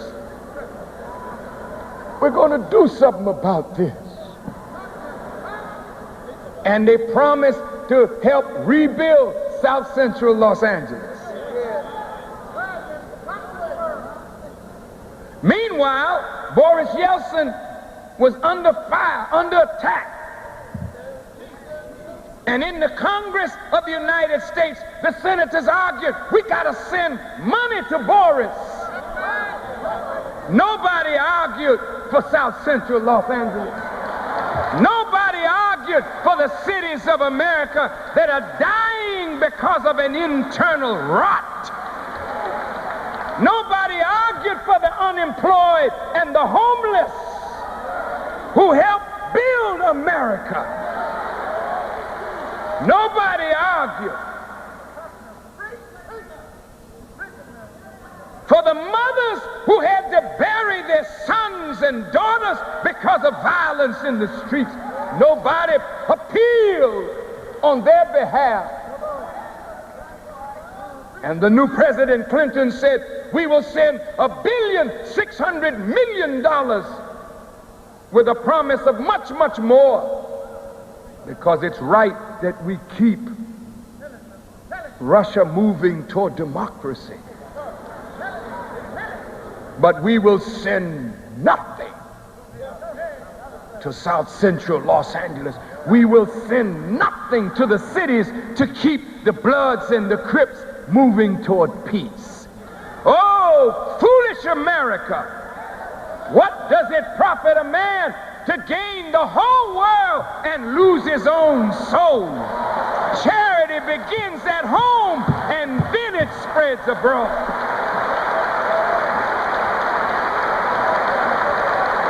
Listen.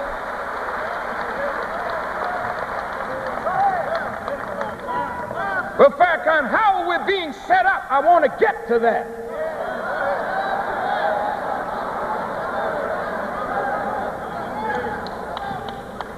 I want you to look at how the media has been building the democracy in Russia. I want you to look at how the old guard opposition to Boris Yeltsin was treated by the media.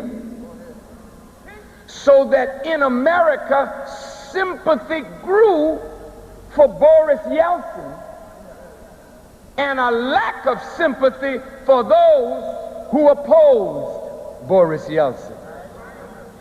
So when Boris Yeltsin said, I'm going to take over, which is undemocratic, and disband the Constitution and push everybody out of the parliament,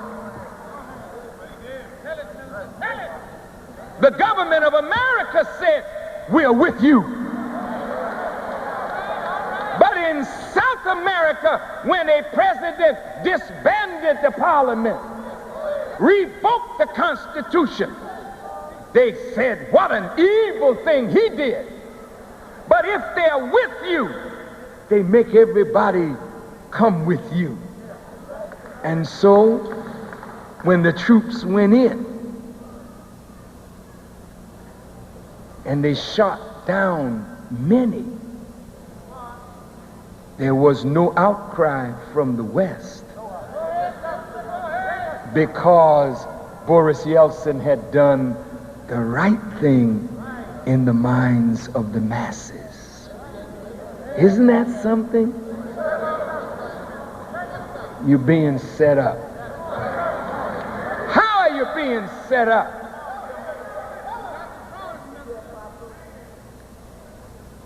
Who brought the guns into South Central Los Angeles?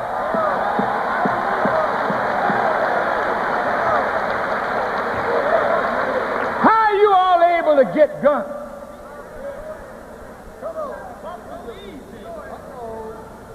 You don't have any firing range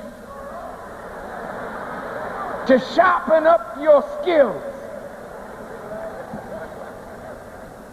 So you're shooting at brother A and kill sister C. Or you're shooting at a blood or a crip and kill a baby that don't know what a blood or a crip is.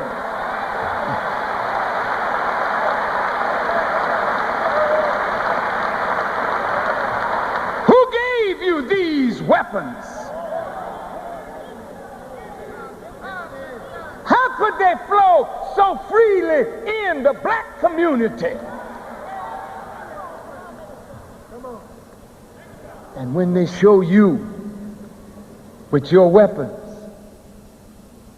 the National Rifle Association makes big money selling big guns to white folk. I heard a black brother on television last week saying, when the white reporter asked him, how do you feel when you have a weapon in your hand. He said, I feel invincible. Think about that. I feel a sense of power. You see? Now here's a powerless people who couldn't say to the dog, Fido, come Fido, come Fido. Fido looks at him and said, jive turkey. But with a gun in his hand, he can call Fido or shoot Fido. He's invincible. And this sense of invincibility gives the brother a delusion of power until the tanks roll in,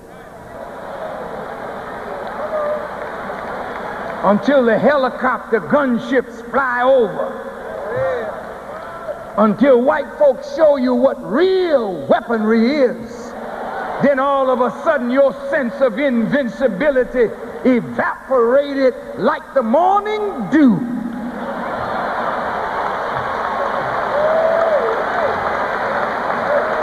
I want you to listen to me carefully now.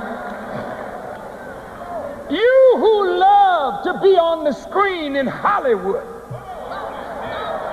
that the enemy can write any kind of damn script and put it in your hand and you want to go on the movie screen.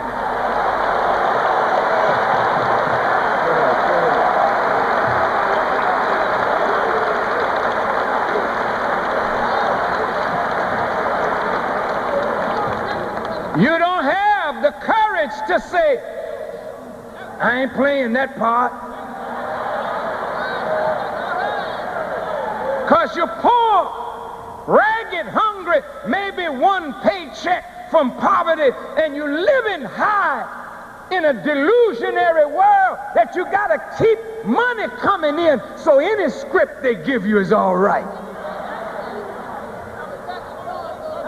Now a master planner is sitting behind it all. Come on, sing up songs. Here's what I want you to sing. Or they don't even have to give you the song. You're writing them today. That are so low down and funky. You have become purveyors of filth. You have become the animals of the world that they parade on MTV all over the world, your rusty, raggedy behinds.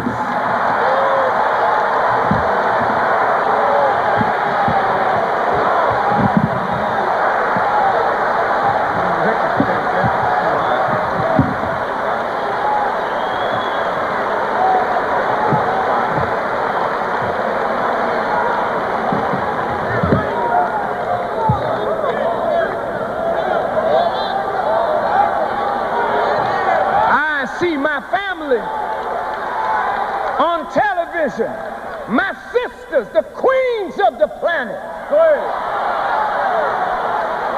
Who are you, sister? I'm bitches with problems. What is a bitch, sister? And did your mother make you a bitch, or did the world make you a bitch?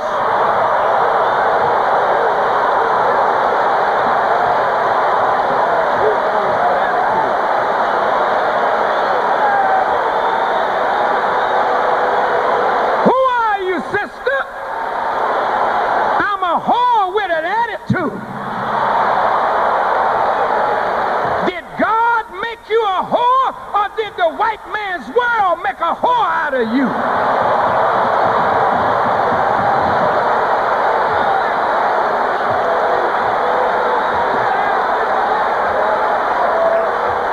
You're being set up.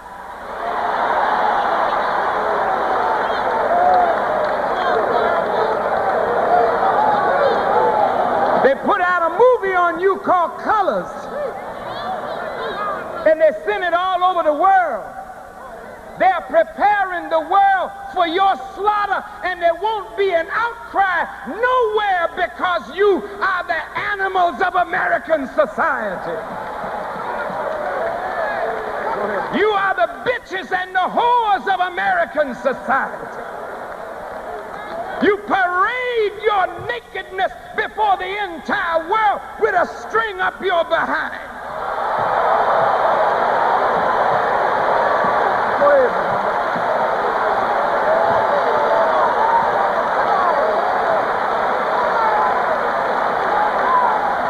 What kind of black men are we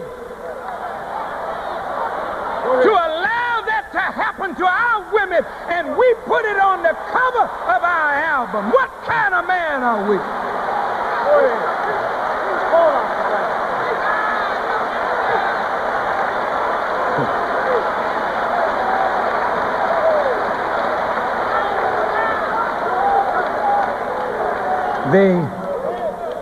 They put out a movie recently,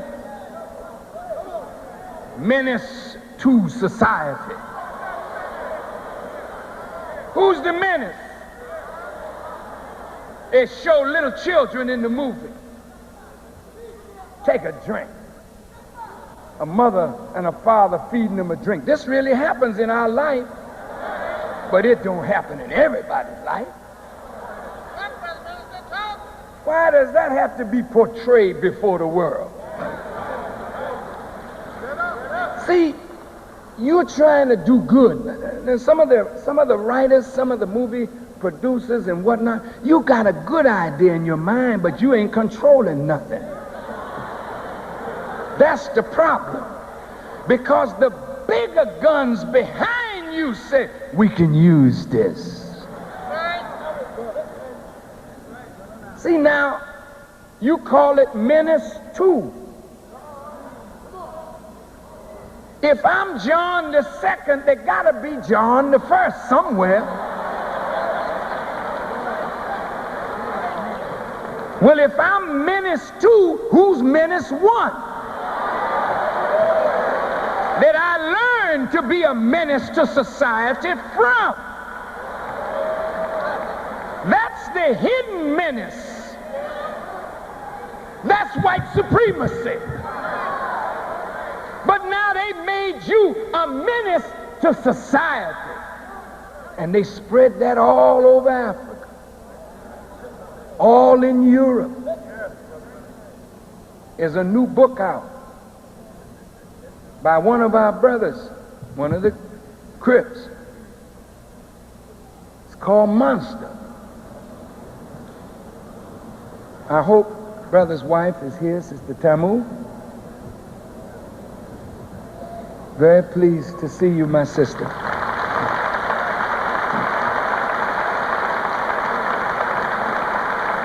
Her husband, a former Crip. He's in prison today. By the help of God, he'll be out in 2 years. He has reformed himself in prison. But he's now telling the world what he did, how he did it, in the days of his ignorance. He's no longer ignorant. He's becoming a wise man. However, the publishers have another aim in mind. So the book is a #1 seller in Europe. What are the white Europeans looking at Monster for? Why is it interesting to them? Because through the eyes of our young brother, they are seeing all black people as monsters. And what do you do with a monster? You get rid of him. I saw Luke Skywalker on television recently.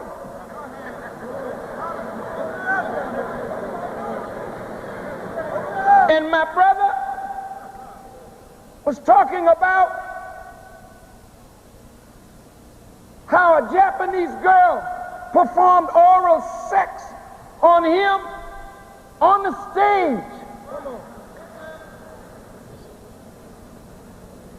This is what we pay our money for. You can't take your wife to a movie no more. You can't take your daughter to a movie anymore if you want decency.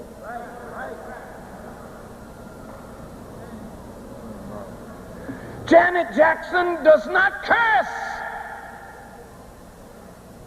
but in poetic justice, she's cussing.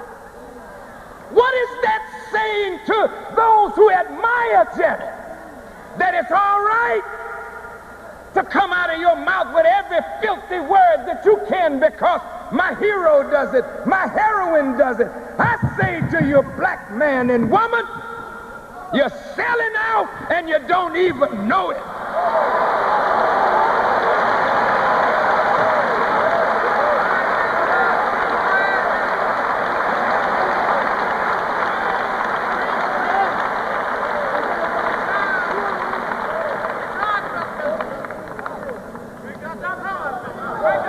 You turn on your television, black comedian on.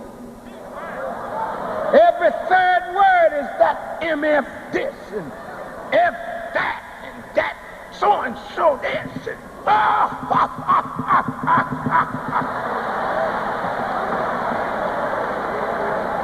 You don't give a damn no more how low down you are, how funky you have become, how rotten you look in the eyes of the world. You don't give a damn no more. You have lost your sense of shame. So you're no longer human beings. You've become a race of animals. I'm your brother, damn it. And I love you. But I'll be damned if I'm going to stand by and watch you destroy yourself and our people and our future with your foolishness.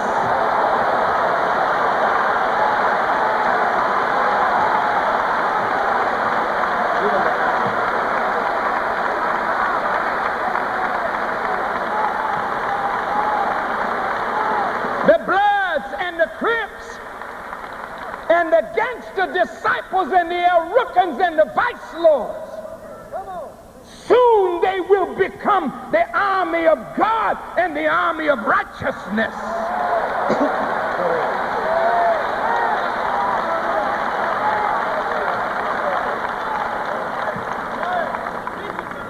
And we're going to put a stop to your foolishness. You're not going to misrepresent us to the world for a damn dollar from your enemy. We're not going to allow that to happen anymore. We'll snatch your behind off the stage and whip your ass.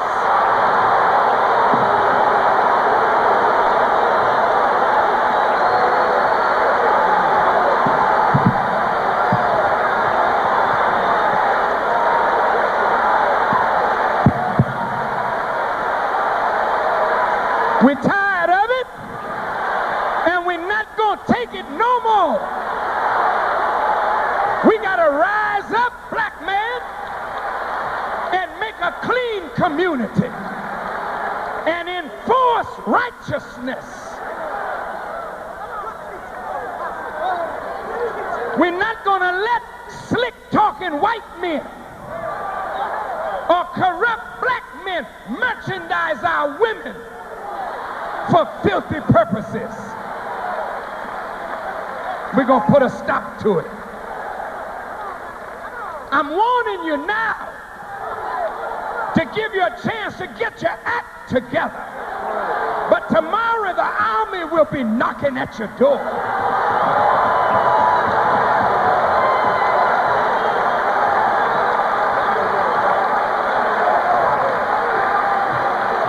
There's nowhere to run. There's nowhere to hide, because you live in the hood with us.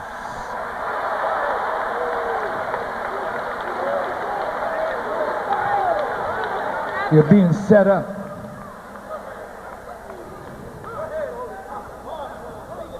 So when an unfair judgment comes down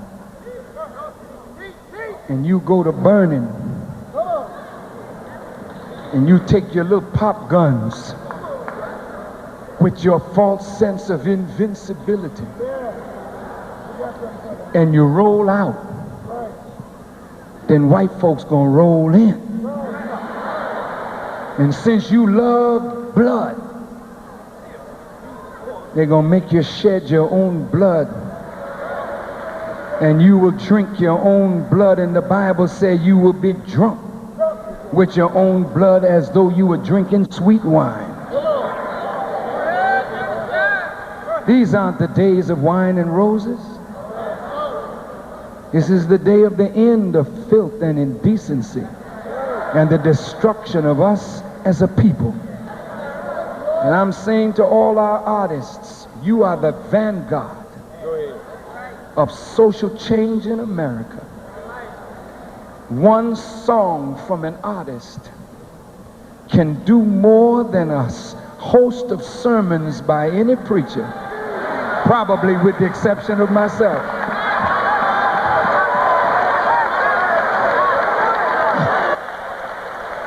Because I ain't no ordinary preacher with an ordinary message. I'm an extraordinary preacher with an extraordinary message filled with the Spirit of God to transform human life. I'm almost finished.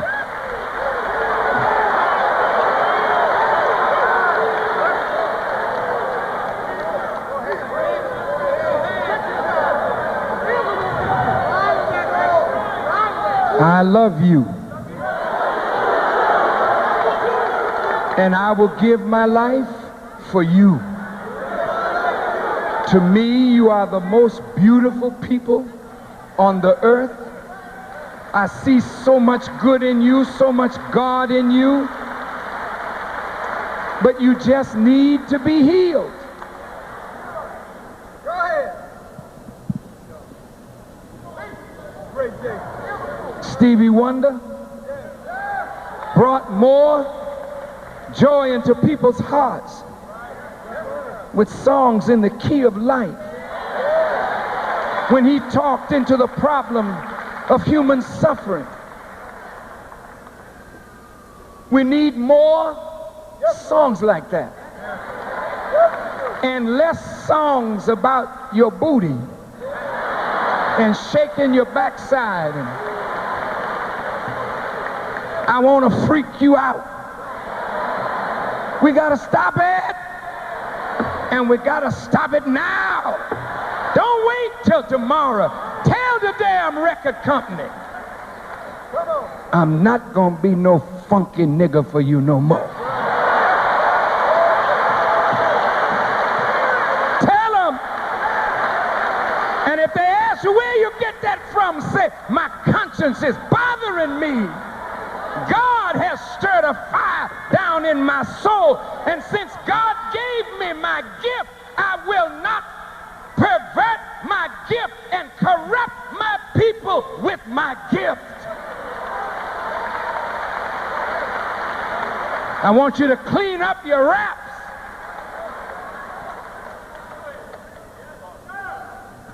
Clean it up. Because each one is playing into an overall picture to show the black people in America as subhuman and worthy of destruction. And when white folks start killing us, there ain't gonna be no outcry, because they're getting rid of monsters, they're getting rid of Bloods and Crips, they're getting rid of bitches with attitudes, or bitches with problems and hoes with attitudes. They're getting rid of dope pushers, dope sellers.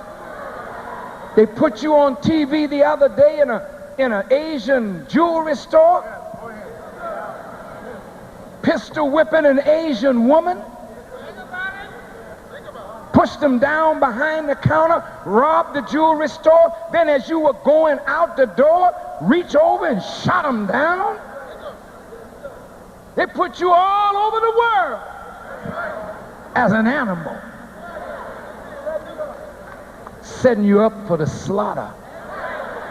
They put you on HBO, armed with guns, letting the world know you're dangerous, so when they kill you, there won't be no outcry. You're being set up, and you're falling into the trap. Whether you like what I'm saying or not, I ain't trying to win no damn popularity contest with you. I'm telling you, for your own good. This is like a final warning.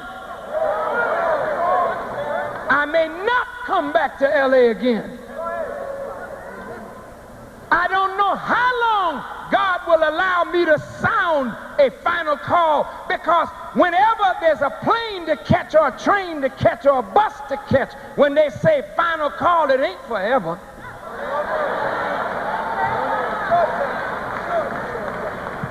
Now let's wrap this up.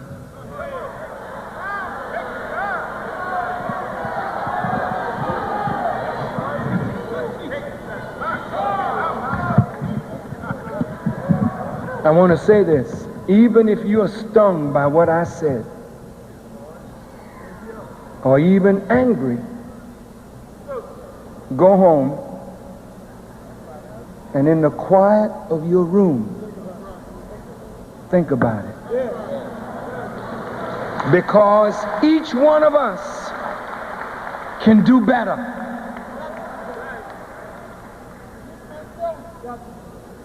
I want to put pressure on Paramount, pressure on Columbia Pictures, pressure on agents, pressure on managers, pressure.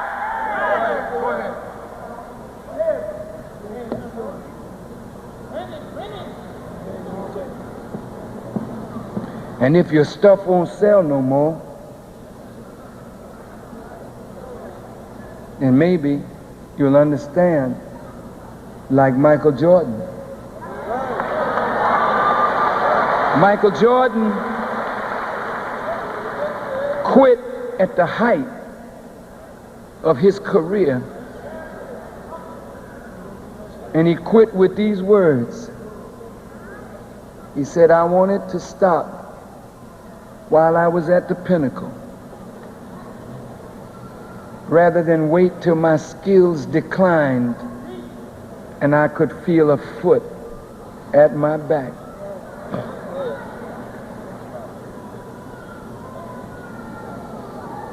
Because you that are sports figures and great sports figures,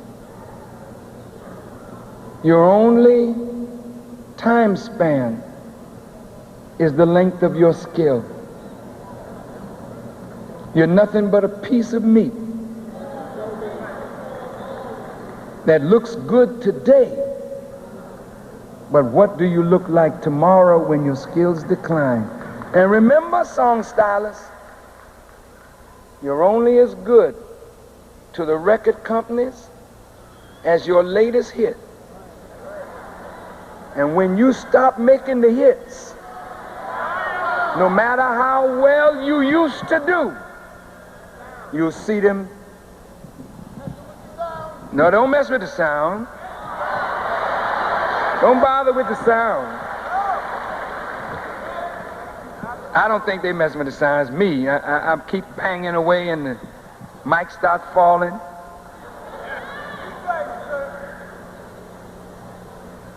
I don't want to outstay my welcome.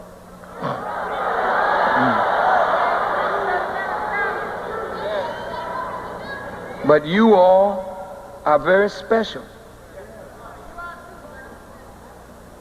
Johnny Gill, one of the finest voices in the world today.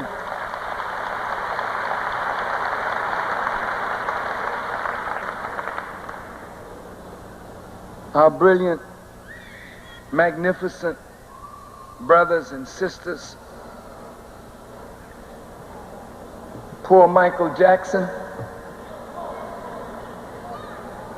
he's become a god. Michael Jackson is one of the finest young men you'll ever find.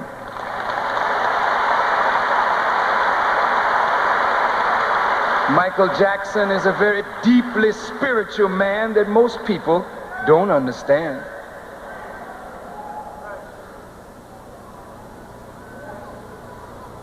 It ain't what you look like on the outside. It's what's going on the inside. You say Michael is strange because he finds joy being with children and with animals. But the reason he's like that is because of wounds inflicted by grown-ups who only see the value of your talent and what they can extract from you and how they can cheat you and rob you and abuse you and misuse you. Michael is tired of the world.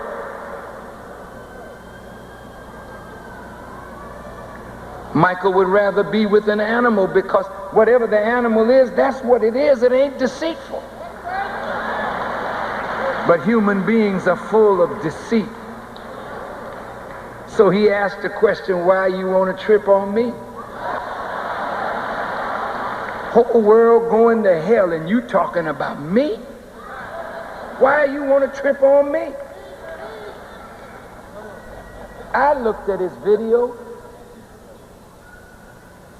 I saw an animal and a human turn right into an animal. And you don't know what Michael is saying. Michael don't talk. So you got to learn how to read Michael. Michael is a spiritual genius. I see so much God in that man. And I know that persecution and what he's going through, if it don't destroy him, it'll make him an even greater individual.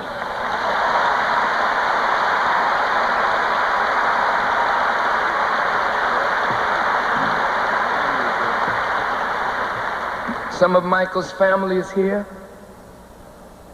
and I want his father and his brother to know that I was in the West Indies, and when this stuff broke, and at a certain point the tears came down my eyes, and I told my son, I said, try and get in touch with Michael. I said, because I hope he's not considering suicide. To get out of a world as low down and rotten as this one is. Michael is a sensitive person. And I just don't believe that they would have handled no other white artist big as Michael like they handled our brother. Michael has become a god. Michael is the quintessential performer. And whether you like Michael or not, there's something to that man that is deeply spiritual that touches the souls of people. And the enemy does not want Michael to ever become political and turn his feelings into words and words into song and songs that will start a cultural revolution. So they want to destroy Michael now, like they want to destroy Stevie and you, my brother. We got a classy sister over here that she's so magnificent. Sister Dionne Warwick.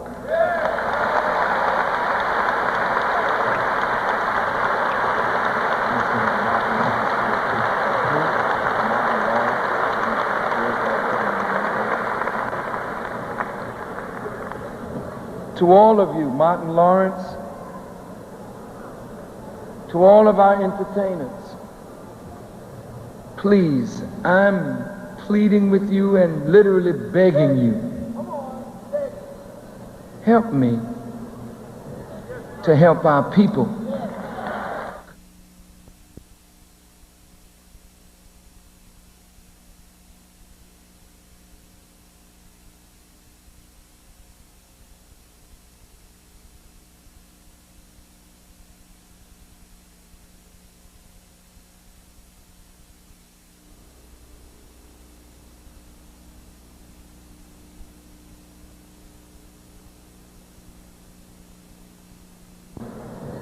To help our people come up out of the condition that they're in. Help me. I can't do this by myself. One of the greatest rappers that is in the world today, Ice-T, he's right here. He's one of the greatest in the world. Ice Cube, stand up, Cube.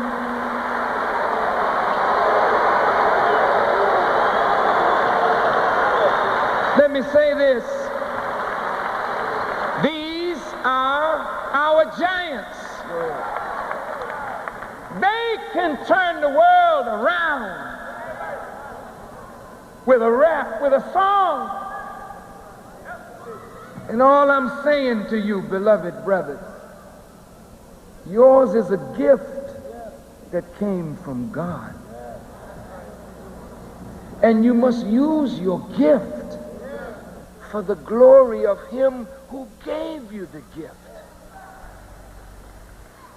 And you must use your gift to facilitate the rise of a people who are being crushed. Will you do that? Will you help me to do that? I would like to close this subject. Y'all all right? I'd like to wrap it up with something real strong. I hope you will stay with me.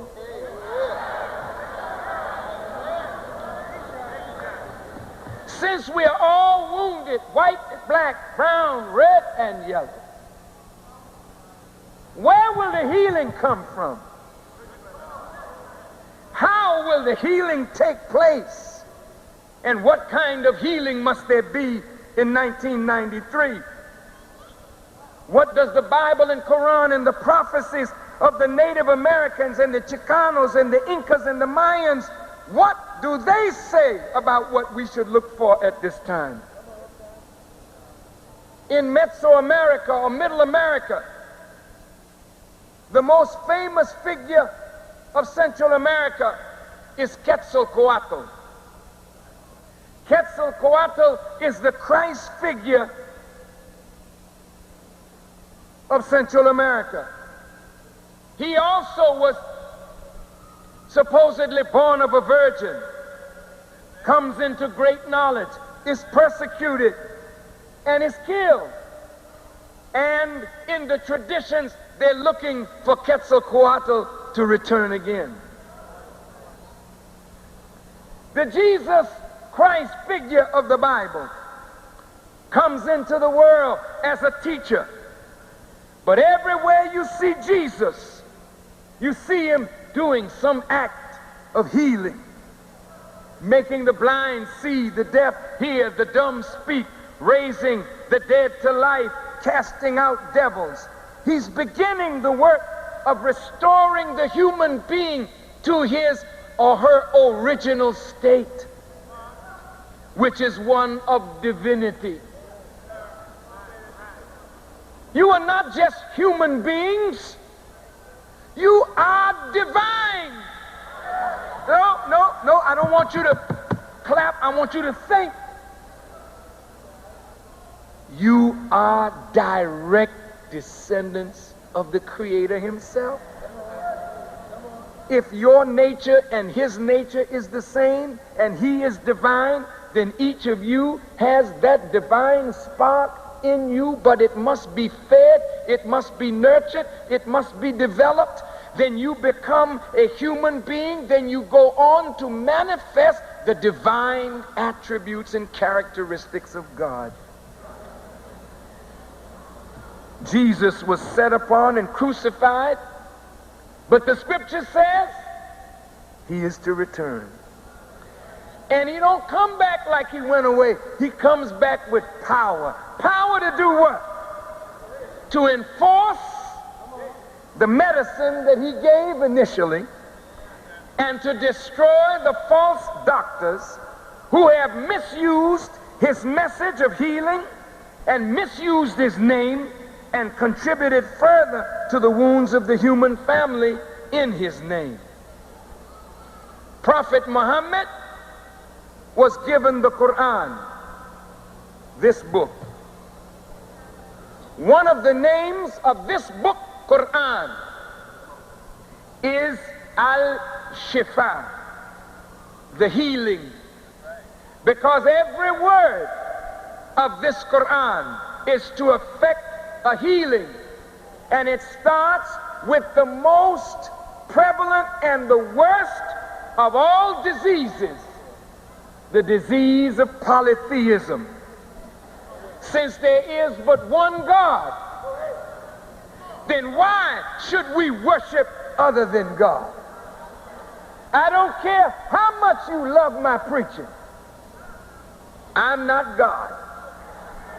There were many great preachers that lived before me, and many will come after me. But God was, God is, and God will always be. So why worship me or any man of knowledge? Worship God. Setting up a partner with God. Making stone God and bowing down to stone when you took the stone out of the quarry and fashioned the stone. Don't do that. Bowing down to drugs like you can't get along without coke or a smoke or alcohol, or bowing down to sex as though that is a God beside God. It is if you make it so. We worship everything but God, and the only way we can come back to wholeness is to start making peace with the Creator and setting up no rival with Him. So when we as Muslims say, which is really the only shahada, La ilaha illallah, there is no God but Allah. When you can say that and mean it, I don't have no power or force over my life but God. I will not bow down to anything or anyone but God. When you say that and mean it, you're free. Free forever from all creation. Free. I want to be a free man. Don't you? I'm just about the freest black man in America or in the world, because I don't have no boss but God. I like it like that.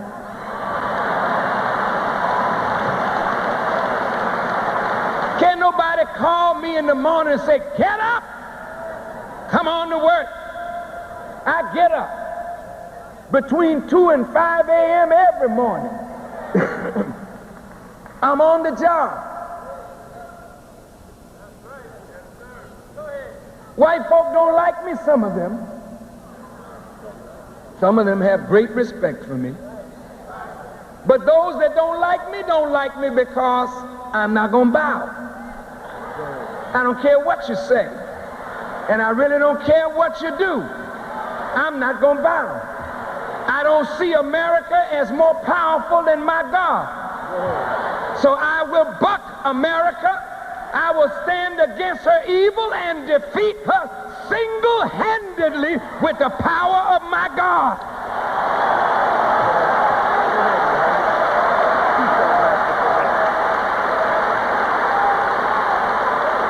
I will not bow down. I cannot my principles. Because without principle, I'm nothing. White America has nothing to offer me that I don't already have. But I got something to offer America that she needs. I can offer you life.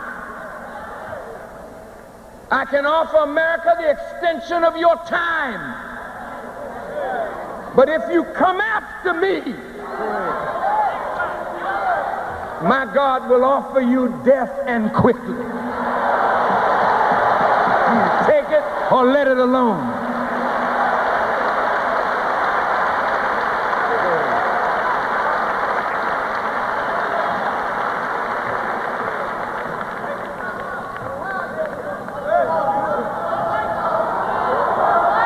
I'm not boasting. I'm not bragging. But when you know God and when you know His Christ, you can't be a weak woman or a weak man when you know God. When you know God, you can't be ruled by fear. When you know God, you can't be ruled by desire. Remember this, entertainers. Remember this, black brother. Whatever you desire can become your undoing if you're not patient to wait for it to come from the right source. If you have a desire, Satan will say, I'll give it to you, but he'll want you to bow down on his altar. If you can say like Jesus, get thee behind me, Satan, you got power. Before I started teaching, some of my Arab brothers offered me millions of dollars not to preach Elijah Muhammad. I mean millions. If I just wanted money, I would have said, yeah, that sounds pretty good. I'll take the money and run. No, that's not what I wanted. I knew that Elijah Muhammad had something of value for my people, and I was not going to trade him for money. Some of my dear friends said to me, Farrakhan, Elijah Muhammad carries a lot of baggage with him. Why don't you're a leader in your own right? Why don't you just speak and leave his name out of it? I said, I can't do that. I can't do that. I said, because he taught me what I know. And I would be worse than a thief if I would speak his wisdom and don't give him the credit. I can't do that. And if I would rob my teacher of the honor that he is due, what chance would you have that I wouldn't rob you too? So I said, I'll carry the baggage of my teacher. Because Jesus said, take my yoke upon you. My yoke is easy. My burden is light. So I wasn't running from that burden. I want you to know that Farrakhan is not anti-Semitic. I do not hate Jewish people. I do not hate white people because they're white. You're trying to make me a silly man rather than a man of wisdom. If I were to hate somebody because of their color, look at mine. My mother was a very black woman, so my father had to be very light or white. He wasn't quite white, but he was close.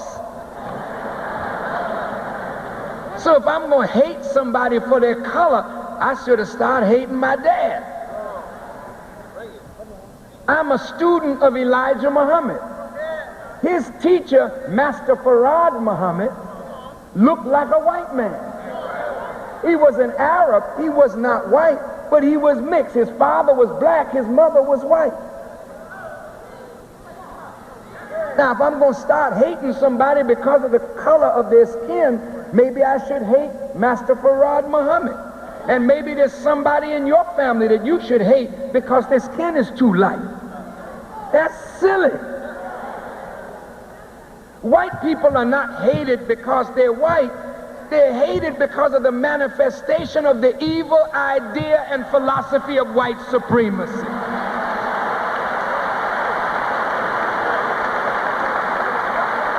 And if white people want to be loved, then get rid of white supremacy as a prevailing philosophy that guides your life and become a true human being and act by others as you would have others act by you, and then the world would honor, respect, and love you. I don't hate Jews because they're Jewish. That's terrible. If the Jews practice the scriptures revealed by God through his prophets, they are my brothers in faith. But what I hate,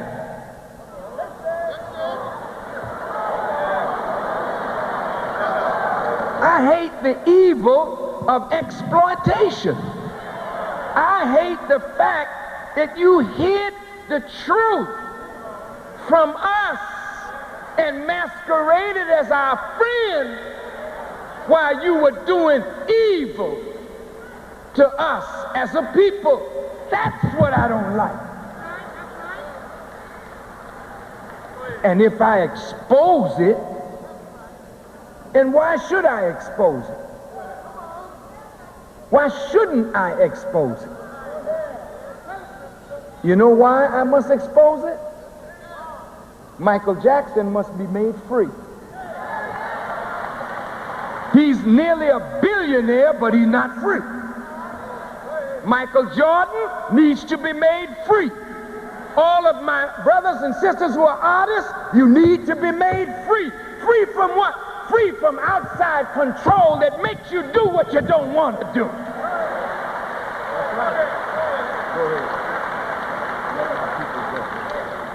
That's why I can say to Jews like Pharaoh was told by Moses, let my people go, let Jesse go, that Jesse can be the man that God wants him to be. Let black organizations go, that the black leaders can be what God wants them to be. Don't try to manipulate us with your money. And don't you be a nation of beggars. Every time you got a good idea, you got to go to the white man and beg him for some money to put your own ideas across.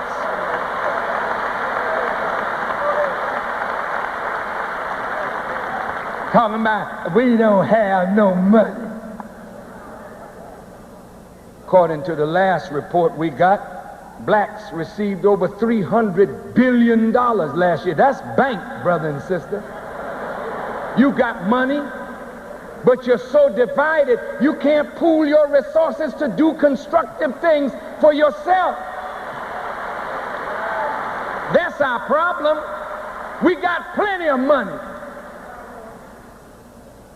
That's why Nike can pay Michael Jordan millions and millions of dollars, because you got money to buy Nike shoes. They wouldn't be giving him those kind of dollars to endorse their product if you didn't have any money. You're rich, but you're divided. What makes me free? I don't go to white folk for money. Isn't that wonderful? Now that's all right. I got a dead president in my pocket. This is Mr. Grant. And I ain't going looking for a grant from the people of Mr. Grant. But I go to you because you got Grant in your pocket. Wait. The Honorable Elijah Muhammad said, my bank is the hearts of my people. And as long as the hearts of my people are with me, I shall never go to the bank with a check. and have it marked insufficient funds. Now, why don't black leaders work for black people? Why don't black leaders work for the hearts of black people? Why are you out here?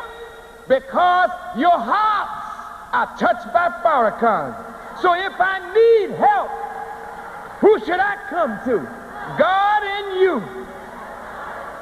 And because you support me, I can talk freely. I'm going to let you in on a conversation that I had with some rabbis. We were trying to have a dialogue because I believe in dialogue. I believe that when people have differences, they should sit down and talk about it. So I went to have dinner with them because they had come to have dinner with me first.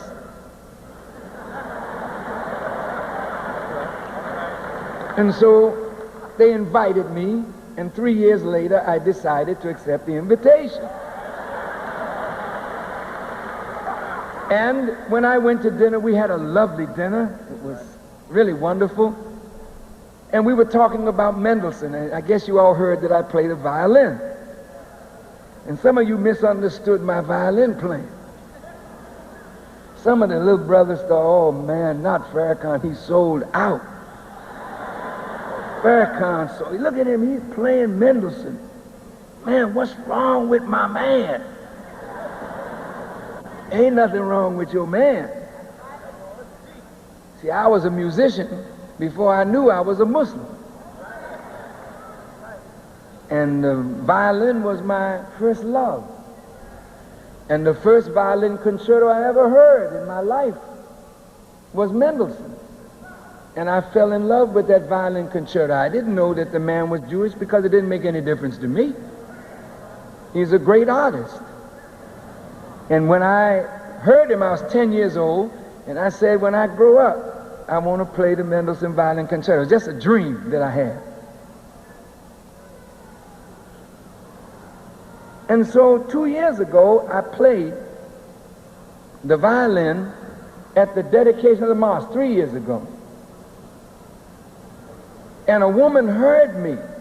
We were at the house, and I just picked my violin up and started to play. And she got so excited, she told everybody, he can really play a violin. So the National Association of Negro Musicians had their convention in Chicago, and they wanted me to speak, but they also wanted me to play. Well, I decided after much trepidation, I said, okay, I'll speak and I'll play. Well, I spoke about the beauty of music, which I don't have time to go into today. And then I played the violin. Well, the people fell out. Some of them was crying, and they just couldn't believe that this man, could play this violin. So the brother asked me if he got an orchestra together, would I play at their convention the next year? I said, brother, you got to give me 2 years because I haven't really played in 44 years. And I took it serious. I got me a teacher,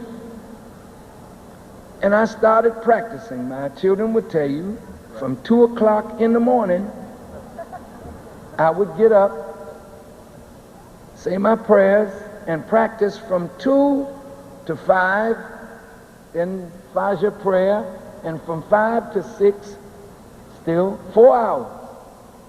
Then from 6 to 9, my physical training. And then from 9 on, my day began for the people. And I worked for 2 years, from 18 to 20 hours every day. So at my 60th birthday, I decided I would play for my community, but it got out of hand. Michael Morgan, the great conductor of the East Bay Oakland Symphony and at the Chicago Symphony at that time, associate conductor, offered me a chance to play with the Oakland East Bay Symphony. And I said, wow, I'll accept that. And I got to work. And before you know it, I had snuck down into a little town in North Carolina, Winston-Salem, to get the feel of playing with an orchestra. And the New York Times was there. And that was it. The next day, it was all over the world. Farrakhan offers a olive branch. I didn't say that. They said that. And you know how they can say things and then believe their stuff. So when that's not a bad thing, an olive branch, because you want peace. So they invited me to dinner, but they thought I was coming to dinner to bow down. That's right. And boy, did they get the shock, because they like, brother, I went to dinner, and at the end of the dinner, the man pulled out of his pocket, Mr. Farrakhan, I don't want you to think this is a love feast. If anything, it's tough love. I have a list of things here I would like to speak to you on.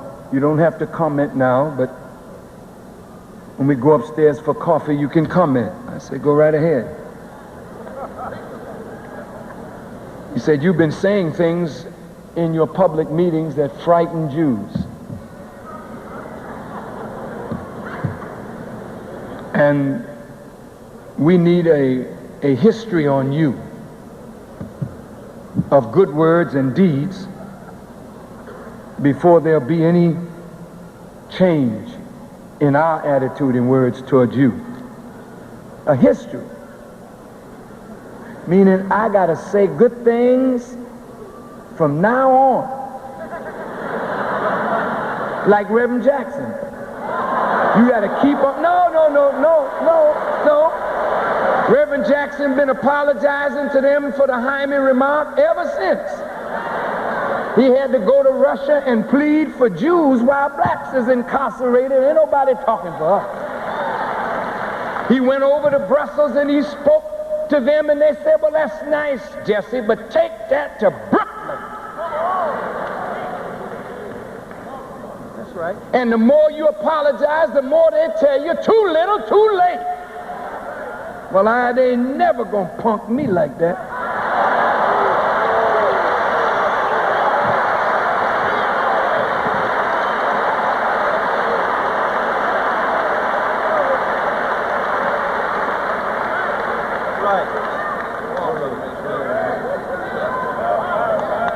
Second thing, he said, now that book you all put out, Secret Relationship Between Blacks and Jews, that is a great calumny against the Jewish people. Yes, we were involved in slavery, but it was only 2% of the slave trade, if that much. But what you have said is that we were the principal architects of slavery. So what we want you to do is immediately disavow that book. Third,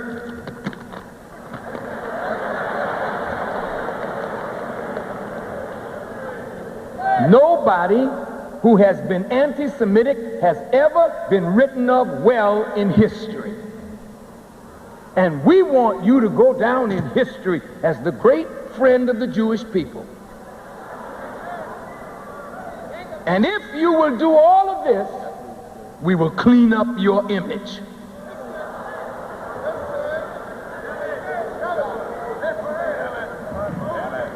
As God is my witness, this is what they said. So when we went upstairs for coffee, they said, now, minister, you can speak. Go ahead. First, I said, with all due respect, you said you have your truth, Farrakhan, and we have ours. And I said, there is but one truth. You can have your perception and I can have mine, but we have to agree on what truth is. For as long as we cannot agree on what truth is, then there can be no justice in our actions. And then I quoted Isaiah the prophet. Justice stands afar off, equity cannot enter because truth has fallen in the streets. I said, so you need a history on me. I said, but there's more evil on the part of your people toward us than there is on the part of my people toward you and your people. So maybe if there's going to be a relationship, we need a real long history on you.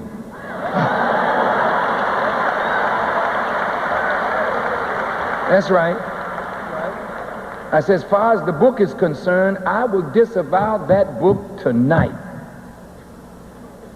If that book is false, I don't want any falsehood attached to that, my name. I'll disavow the book tonight. However, I said, we didn't write the book. We just researched what your rabbis and scholars said about your role in the slave trade. So, if you want me to disavow the book, then I want you to stand up before the world and disavow your scholars and rabbis that said you were the principal architects of slavery.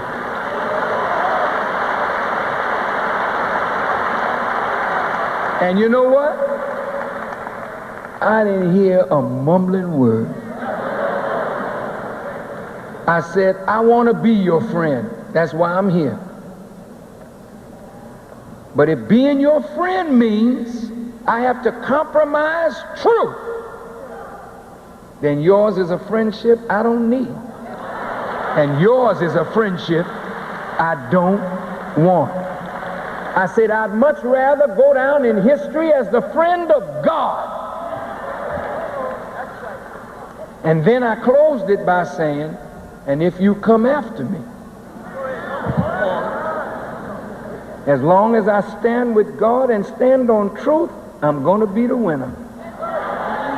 And if you inspire the government of America to come after me, I said, as long as I stand on truth and stand with God, I'm going to be the winner. And so, my beloved, I think it's time that we heal the wounds. And I don't know any way to effectively close this message but by saying to you, and I want you to hold on your seats just 1 minute. Please, hold your seats. I don't know any way to effectively close this message than by saying that there is a man that was to come to provide a healing. And the book said he would have healing in his wings. If I open this book, it looks like what? Wings. Healing in the wings means he's coming with a knowledge that would heal the wounds of the whole human family of our planet. He's called, from the Jewish perspective, Messiah. He's called, from the Muslim perspective, Messiah. He's called, from the Christian perspective, Messiah. Messiah is a man, a real, live, human being in whom God is present. Listen, listen, listen. This is it.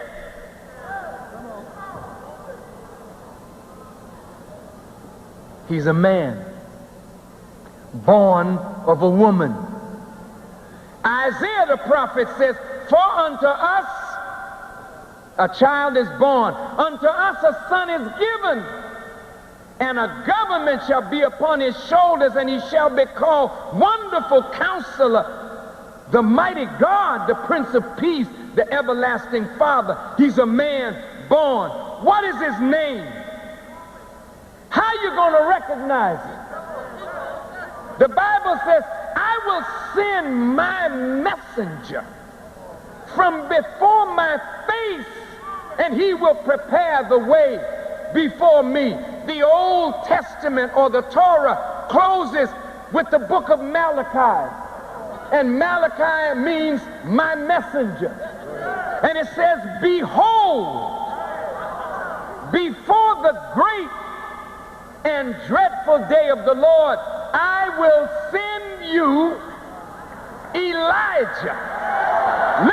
Listen. And Elijah will turn the hearts of the children to their fathers, and the hearts of the fathers to the children, lest I come and smite the earth with a curse. What does the name Elijah mean? When Jesus was on the cross, he said, Eli, Eli, lama sabachthani. My God, why hast thou forsaken me? Someone nearby said, behold, he calls for Elijah. Let us see if Elijah will take him down. The word Eli means my God. Jah means God. My God, God. My God, God. Some scholars say the word Elijah means the sum, the total, the medicine, the cure, the doctor. And he will come with what? Healing in his wings. Old Testament closes, New Testament opens. A virgin has conceived, and his name shall be called Jesus, and he will save his people from their sins. And the work of Jesus is this work of healing, restoring, reconciling, and making whole. You've got to admit that all that we know has not made us whole. Can I tell you something? I met a man, and that man taught me. I'm not the same old Negro that I was. I am a man now with healing in my wings. And yet I'm a student of another man. Look at your Bible. A man was traveling from Jerusalem to Jericho. And on the way, he fell among thieves who hit him in his head, wounded him, and left him half dead in the road. The priest came by. And what did the priest do? He passed by on the other side. The Levite came and looked at him, shook his head, and kept on moving. But the Good Samaritan, traveling in that same direction, saw the wounded man and poured oil in his wound, bandaged his wound, and took him to the innkeeper. Because even though he was wounded, he needed care. He needed time to get himself together. So there was an innkeeper. And the man that healed said, keep him. And gave him some money. And he said, if it's more than what I've given you, I will repay you on my return. Now what does it mean? Jericho was a city of confusion. Jerusalem is a city of peace. When you go from peace to confusion, you don't go up, you go down. A certain man went down. Black man, when you were living in the East, you were living in a state of peace. you are Jerusalem. Your nature is founded in peace, and that's what Jerusalem means, founded in peace. Jerusalem is a city that was built first by the black man. It used to be called Jebus, Salem, Ariel, and when the Jews took it, they called it Jerusalem. Jericho, if you've ever been to Jericho, and Asiel took me to Jericho. His people took me to Jericho. Jericho looks like Lenox Avenue, 47th Street and Cottage Grove. It looks like Watts. Black folk everywhere. I went to Jericho, and I understand what it means. He went down. When we left Africa and came into America, we didn't go up. We went down. What happened to you? Somebody hit you where? In the head. Something wrong with your head, isn't it? It's in your head that you think you're inferior because you were wounded in the head and nobody has poured oil in your wound. Come on, priest. Let's talk, Mr. Priest.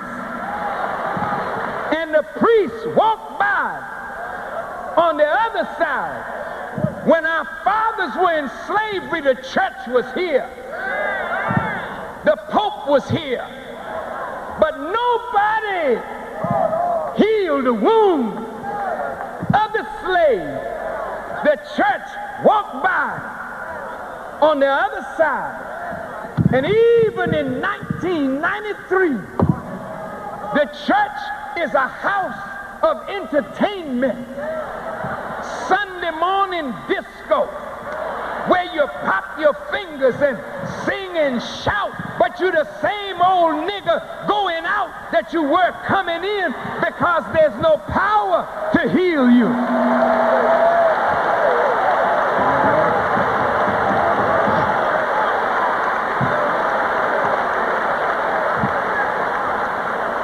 The Levite, that's the priesthood of the Jews. They come close to you and look at you, and they shake their head. He's in bad shape. We can't help him. Let's keep on moving. And although the Jews know the truth, they have never taught the black man the truth. But the Good Samaritan, he was coming from Jerusalem, coming out of the east, coming to the west, like the book says, even as lightning shines from the east, even unto the west, so shall the coming of the Son of Man be. He's coming out of the east. Why into the west? Because that's where the prodigal son is. That's where the wounded soul is, in the west. And so he came and he found Elijah. Come on. And he poured oil in his head. As David the psalmist said, he poured so much oil till his cup ran over. So Elijah met us. And he found us wounded. Everyone that you know that went to the mosque to hear Elijah, or to hear Elijah's student Malcolm X, or Jeremiah X, or Abdul Rahman, or Louis Farrakhan, wherever you heard a student of Elijah, we had healing with us. You came in one way, you went out a new individual, because a healing was there with Elijah. The doctor was there with Elijah. Elijah left, and the nation went down. And your brother, Louis Farrakhan, decided, by the guidance of Allah, I'm going to rebuild my father's house. rebuild it in his name. And I started off with just 2 or 3 people. But what did I have? I had a word. I had oil. And I had a wounded nation in front of me. And I went pouring oil in the colleges, in the universities. Maybe you didn't join the mosque, but every one of you that heard me, the word from my mouth affected your life, and you began to change your life for the better. You have to give credit where credit is due. I met a man, and that man is a doctor, and he doctored on me so that I could doctor on you. Look at the Bloods and the Crips. I listened to their language. Somebody poured oil in their wound. But now they need an innkeeper to help you restore your balance. Otherwise, you'll get sick again. So, beloved, you may be looking for the Messiah in the East, but he showed up in the West with healing in his wings. And although he came to the black nation first because you were the most wounded of all the human family, he taught us in 1930 to reach out for the Native American. He said because the Native American is the original people also. So we went up in the Four Corners area. I went in the Anipi. I looked at the ceremonies of the Native American. I saw wisdom in their ceremonies. And I said, truly, we are family. I looked at their bead work. I looked at the way they put on their costumes. And during the powwow, I watched the way they danced. And I saw in their dance and in their art, I saw akin to Africa. I saw the same artwork in Africa that I see among the Native Americans. I see the same painting of the face that I see among the Native Americans. I see the same drum, but a different dance, but it's a dance right on. I see it in New Guinea. I see it in New Zealand. I see it in Australia, in the Isles of the Pacific. I see it in Haiti, and I see it in Brazil. Everywhere I look, I see the original family. I see that we now must bring the family back together. The Chicanos, some say La Raza, but Chicano means the children of the land.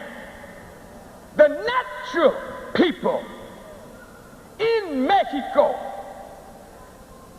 from a black culture, the Olmecs, the father of that are the original people from Africa.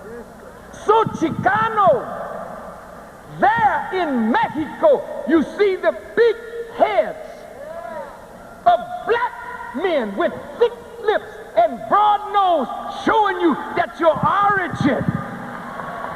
And the black man is the same. You built your pyramids in Mexico. We built pyramids along the banks of the Nile.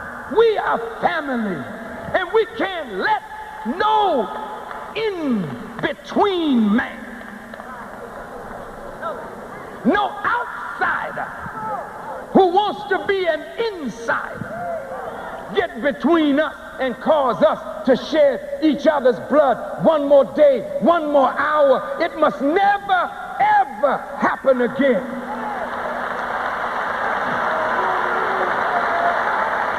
Native American, Chicano, black man, time to rise.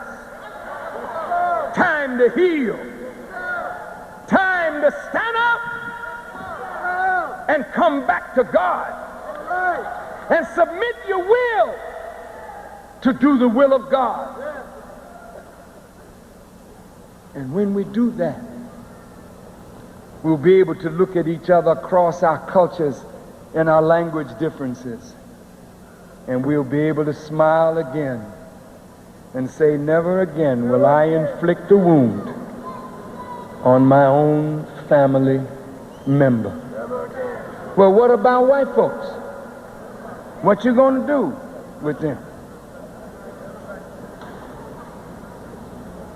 To the whites in this audience, I'll say to you, like I said in the beginning, you got a chance. It's a slim one, but you have a chance. No, I'm not trying to be funny. Because the doctrine of white supremacy is so ingrained in the institutions of America that it makes it very difficult for them to escape. But it is written that some of them would get out. If you turn from your wicked ways and seek God's face and humble yourself and pray, then God will hear from heaven and heal your land. Black man, if you will humble yourself and pray and turn from your wicked ways and seek God's face, then will he hear from heaven and heal this people. Native American and Chicano, if you will humble yourself and pray and turn from your wicked ways, God will hear from heaven and forgive and heal the people. You can't turn on your own. Something gotta help you to turn.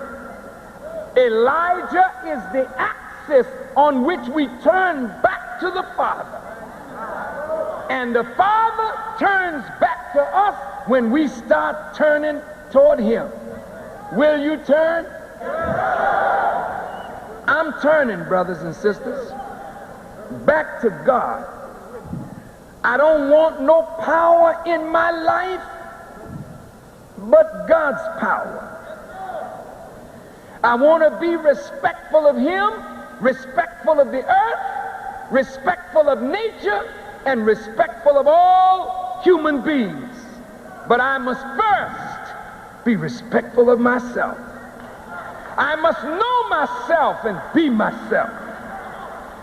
I must not stand up and hate Koreans because they're doing business in my community and don't respect me. I know that if I pool my resource, I can set up businesses on every corner in South Central or in Watts, and before long the Koreans will have to leave if we don't buy from them and buy from ourselves. You don't have to hate somebody for serving you what you could have served yourself. Let every preacher that's in this audience tonight, you have built magnificent churches. Now let every preacher build a business and marshal the talent in your church and the money in your church and set up a business and put the people to work. We can do it. Entertainers, let's pool our resources. Let's set up business now. Train the Bloods and the Crips and let them show the world that they can do for themselves. And if we do this, if we turn from our wicked ways and begin to respect our sisters, our mothers, our wives, if we will never again parade our women before the world like prostitutes and encourage our women and girls not to do that, if we will show respect for self, then the whole world will begin to show respect to us. If we begin to bow to one another, before long the whole world will start bowing to you. It starts with you. So if you make up your mind, we can leave here today and make a change in the world. I ask you, how many of you that listen to your brother today believe that what I said is the truth and is good for all of us? Would you just raise your hands? Raise them high. How many of you that believe it's true? How many of you would stand with me as I speak this truth all over America and all over the world and not forsake your brother who stands for you? Let me see your hands. Thank you. May Allah bless you. May Allah grant every brother and sister who came from a long distance a safe return home. And I pray that this year will be the most progressive year for the nation and for our people. Thank you, Minister Harvey. Thank you, ministers of the Nation of Islam. Thank you, entertainment giants. Thank you all for being with us. May Allah bless you as I greet you in peace. Assalamu alaikum.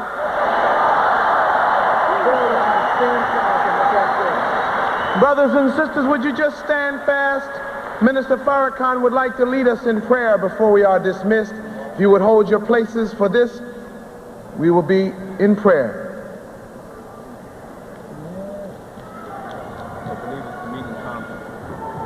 All the believers, we're going to meet in Compton tomorrow.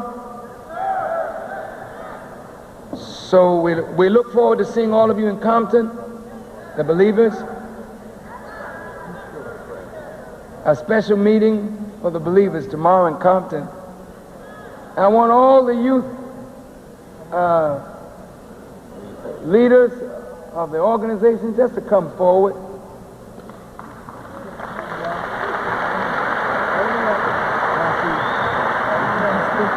Yes, sir.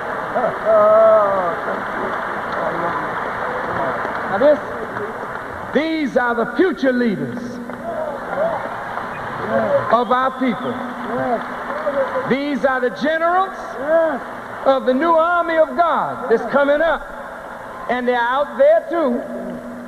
We don't want to slight one leader, one brother, one street organization. Not one. So everybody's not up here that should be up here. But I want you all to know that it was you and you alone that brought me to Los Angeles, and I thank you from the depth of my heart for your peace.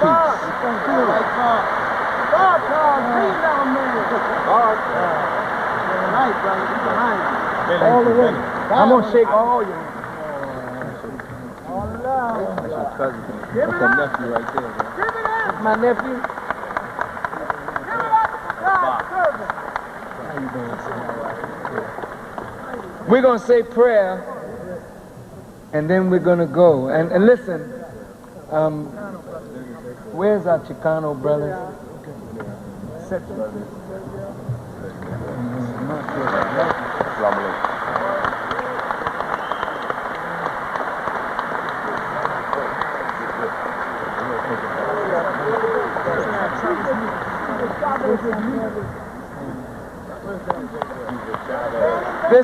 This is the niece of Cesar Chavez, the great leader of the Chicano farmers who passed away recently, but his memory and his legacy lives on.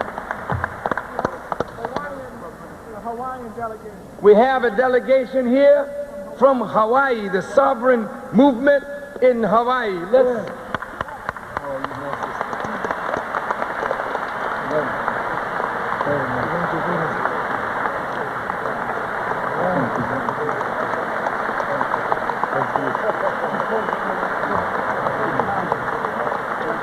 We're going to have, I want all of them to come to dinner.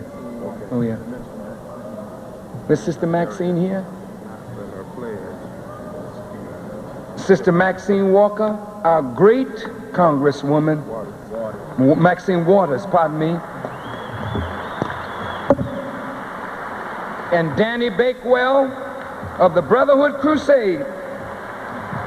We will all be working together to do something in South Central Los Angeles economically. Yes. To make sure that if the president don't do anything, we'll do something to help ourselves. And we're going to ask all our entertainers to join us, and let's rebuild our own communities with our own strength and power. Yes, sir. Another gift from Brother Roland Holmes. Another gift for you. Brother Farrakhan, I greet you. Assalamu alaikum. Wa alaikum salam. You've spoken of unity for us. The symbol simply says, out of Africa grew a black America. I'm of African ancestry. I'm black. I'm an American. We offer both the print as well as a lapel pin to help the nation raise $1 million. Thank you. Wear it in peace. Thank you. God bless you. Wa alaikum salam. Danny. Thank you. Danny Bakewell, the Brotherhood Crusade, a fighter, a warrior in Los Angeles for justice for our brothers and sisters. And if the mother of Damian Williams is here, Miss Georgiana Williams, and the mother of our brother Watson, we want you to know to stand strong. Because no matter what the verdict is, we're the winner all the way around. And believe me, they don't have a jail big enough to keep our brothers in there. You see, you'll see.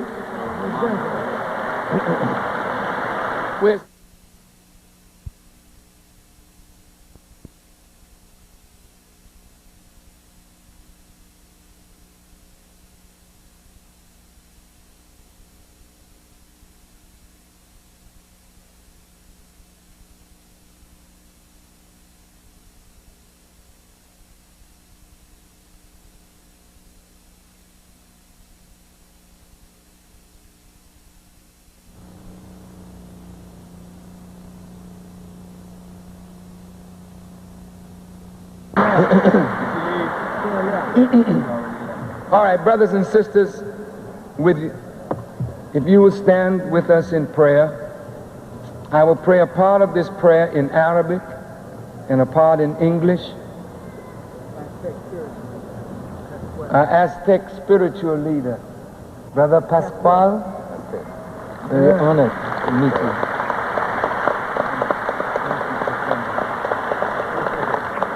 Thank you.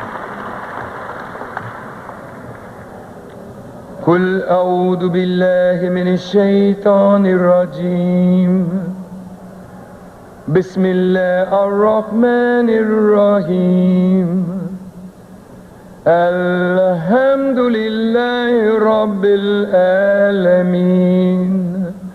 الرحمن الرحيم مالك يوم الدين إياك نعبد وإياك نستعين اهدنا الصراط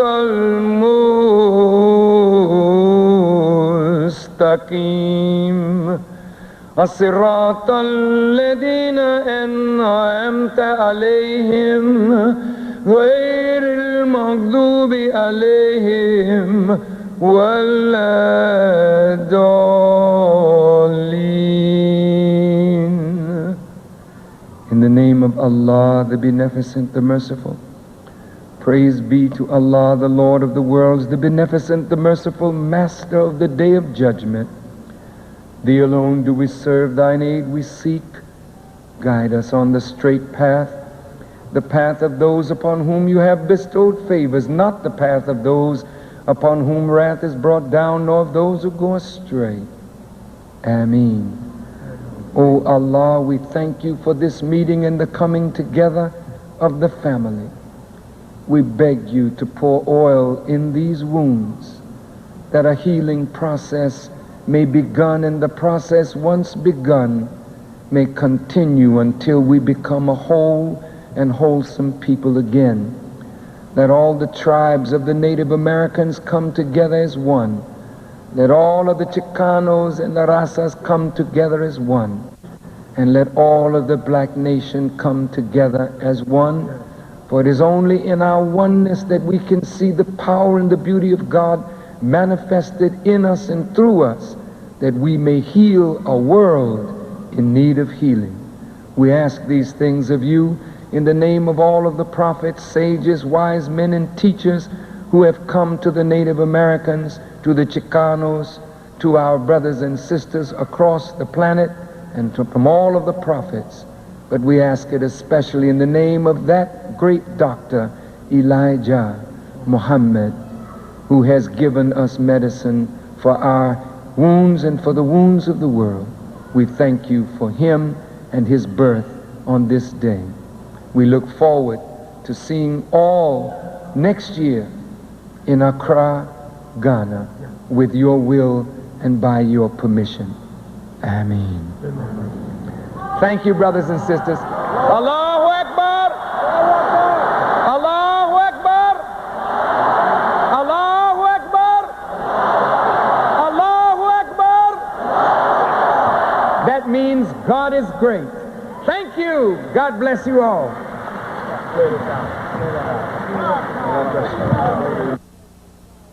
Let's give another round of applause, Los Angeles style, for the Honorable Minister Louis Farrakhan.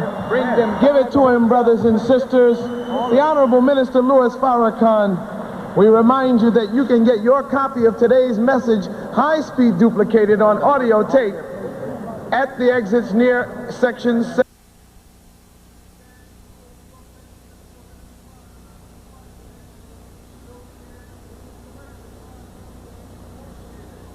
Please complete the cards that you received for your video orders so that we can call you as soon as it's available. And I know you want to see Saviour's Day 1993 again. A special closed meeting for all registered believers tomorrow, Sunday, October 10th, in Compton. And as the Honorable Louis Farrakhan departs the auditorium, that meeting tomorrow, transportation is available from the Bonaventure Hotel, downtown Los Angeles, starting at 10 in the morning. Make sure Compton Community College will be the location. Make sure you visit the Blue Seas Snack Shop and Bakery for some of that fine Muslim cuisine you've come to love so well. Located at 45th and Western in South Central Los Angeles, just blocks away from the sports arena. David Poe with the Hawaiian delegation. I'd like to say that we were very inspired by Minister Farrakhan's message, and the unity of all people on this planet is the strongest message that anyone can deliver, and we just really love and appreciate his efforts to unite people of all color. Aloha from Hawaii. My name is Bumpy Kanahele. I'm one of the leaders in the sovereignty movement in Hawaii for total independence from the United States. What I got out of this, I think this probably the first true minister of God that I've ever seen, and God bless that man. And all our support from Hawaii is behind that too. Thank you. I think it was a very profound message. I believe what the brother says in terms of the final call, that we all do have to come together, all people of color coming together, and that without unity, there's no way that we're going to survive as a people. We have many, many things in common, and that we really do have to take that time to try and respect one another as well as respect ourselves. It was a very deep message, and I think everyone that's leaving here today needs to take that message and to share it among other friends, because it's like a rippling effect. When you take a stone and you throw it into the water and it sends out all the vibrations, everyone here is responsible for the vibrations of the message that we heard today. Thank you. It's truly inspiring to myself and to others, I'm sure, and all praises are due to Allah for the Most Honorable Elijah Muhammad and for Minister Louis Farrakhan. I think it went straight to the heart. I think it was a... Who killed Malcolm X? 3 black Muslims, members of the Nation of Islam, were convicted. But the current leader of the Nation of Islam, Louis Farrakhan, now acknowledges that words he spoke may have triggered the assassination. As I may have been complicit in words that I spoke, I acknowledge that and regret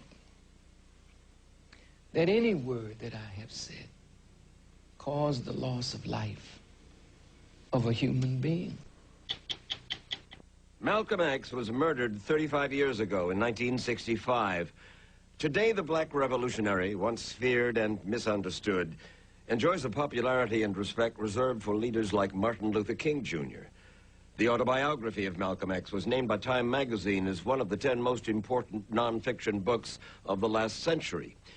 And Denzel Washington was nominated for an Academy Award for his portrayal of Malcolm in Spike Lee's film. Who killed Malcolm X? 3 black Muslims, members of the Nation of Islam, were convicted. 2 of them served 20 years. The 3rd is still not free. But the current leader of the Nation of Islam, Louis Farrakhan, has long been suspected as the instigator, the behind-the-scenes force who triggered the killing. Malcolm's late widow believed that, as do his children to this day. But now, finally, Atala Shabazz, the eldest daughter of Malcolm X, and Louis Farrakhan, agreed to talk about the assassination for the first time in front of a reporter. For Shabazz, not without some misgivings. I did not know if I wanted to sit across from him. I didn't know if my heart could handle it. Didn't know if she could sit with a man she still holds responsible for her father's death. Confronting Minister Farrakhan would not be easy, and for strength, she told us, she summoned the memory of her parents. Before I came here, I prayed and included my parents. They had to walk with me to the airport. They had to get me out of that hotel and into the property here. You see, Atala Shabazz was there in the Audubon Ballroom in 1965 in New York to watch her father make a speech. She was there with her 2 younger sisters and her pregnant mother. And Atala, only 6 years old, watched as gunmen killed her father. Here's how her late mother, Betty Shabazz, described the murder. I heard shots, and I saw people crawling on the floor. And so I got down too. Then when I was looking out and I saw someone look in amazement to the front, I knew they had shot my husband. And my children were crying, you know, what's going on? What's going on? Are they going to shoot us? I'm a child with a forever memory of the most significant man in my life standing at a podium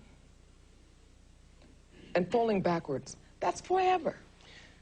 Miss Shabazz, for several months, I carried the picture of your father with all of these bullet holes in his chest. And I looked at the man that taught me, the man that nurtured me, the man that was the example of a man to me. And I wept. His pain came from their shared history. As is well known, Malcolm was a dope peddler and street hustler. But during his 7 years in prison, he was introduced to the teachings of Elijah Muhammad, considered a holy man by his followers in the Nation of Islam. And eventually, Malcolm became the spokesman for the nation, at the time preaching that the white man was evil and calling for the separation of the races. And along the way, Louis Farrakhan, a former nightclub singer, became Malcolm's student, his acolyte. And Malcolm taught Farrakhan how to live as a black Muslim. Example, Nation of Islam members don't eat pork, don't smoke, don't drink alcohol, and do not have sex outside marriage. It is worthy, if you will, of expulsion. That is correct. Adultery. That is correct. Fornication was worthy of expulsion. But in 1963, Malcolm X learned that Elijah Muhammad himself had repeatedly committed adultery with some of his teenage secretaries and had children with them. Malcolm agonized over his discovery, and in June of 1964, he told me about it. And he called some of these women who were living in Los Angeles at the time and let me listen to the conversation. And it became apparent that he was telling the truth. He told you about that, yes? Mm-hmm. At the same time, Malcolm was aware of other tensions growing within the Nation of Islam, for his popularity had begun to surpass that of Elijah Muhammad. There was a dynamic inside of the nation that troubled Brother Malcolm at the highest echelon of leadership. Well, the fact of the there matter... was envy. Okay. There was envy. Envy of Malcolm. Of Malcolm. By there you? Was, no, never by me. Never by you? Never by me. Never. I truly loved this man. Who envied him? There are those in the circle who feared the kind of publicity that he was getting, the kind of attention that he was getting. He was the most vocal. He was the most loved. He was the most honored and respected. And he outshone the Honorable Elijah Muhammad. In certain areas, yes. In 1964, Malcolm X broke with the Nation of Islam to form his own organization based on orthodox Muslim principles, which include a respect for all races and religions. And how did Louis Farrakhan react? He began writing incendiary editorials in the Nation of Islam's newspaper. Let me read you what you wrote in December of 1964. The die is set, and Malcolm shall not escape, especially after such evil, foolish talk about his benefactor, Elijah Muhammad, in trying to rob him of the divine glory which Allah has bestowed upon him. Such a man as Malcolm is worthy of death. This was only 2 months before he was shot down. That is why people believe that you were responsible for the death of Malcolm X. No, not at all. My name was not among those at that time who were considered the players. Nonetheless, following those editorials, Malcolm and his family received numerous death threats from whom no one knows for sure. Are you not, perhaps, afraid of what might happen to you as a result of making these revelations? Oh, yes. I probably am a dead man already. But Farrakhan says that Elijah Muhammad had issued a warning to his followers. Leave Minister Malcolm alone. Those were orders. Those were instructions to us. Leave this man alone. But in February of 1965, while the family was asleep, Malcolm's home in New York was firebombed. And just 1 week later, 39-year-old Malcolm X was gunned down by members of the Nation of Islam. But there are those who still believe the government had a hand in Malcolm's death. Fact is, for years, the FBI and the New York City police had Malcolm X under surveillance. Just 7 years ago, he was still charging that Malcolm had deserved punishment. And if we dealt with him like a nation deals with a traitor, what the hell business is it of yours? But now Louis Farrakhan, recuperating from prostate cancer and facing his own mortality, has a different appreciation of Malcolm X, and he wanted Adela Shabazz to know it. He did most of the talking during our 4-hour meeting. Finally, Shabazz could no longer hold back 35 years of anguish. Indeed, the FBI probably had something to do with it. But we have to say that adult men between the ages of 20 and 40, black faces, who chose to put a trigger in their hands and unload until it was empty, have to be culpable. You can't keep pointing the finger because my father was not killed from a grassy knoll. And I have sisters who are spun out into this environment as tumbleweed, unhealed. We knew to stay silent because as a child, I thought it could happen to me. that if I spoke up or said something, they'd take my mother. They'd take one of us. I got to hear reports of the traitor deserved it, so it never could go away. Those reports didn't come from the government. Those reports did not come from the police. They came from the tan and brown and black faces that once claimed themselves as family members. Brothers and sisters here at the Apollo, and brothers and sisters nationally, this is a historic place, and we have assembled,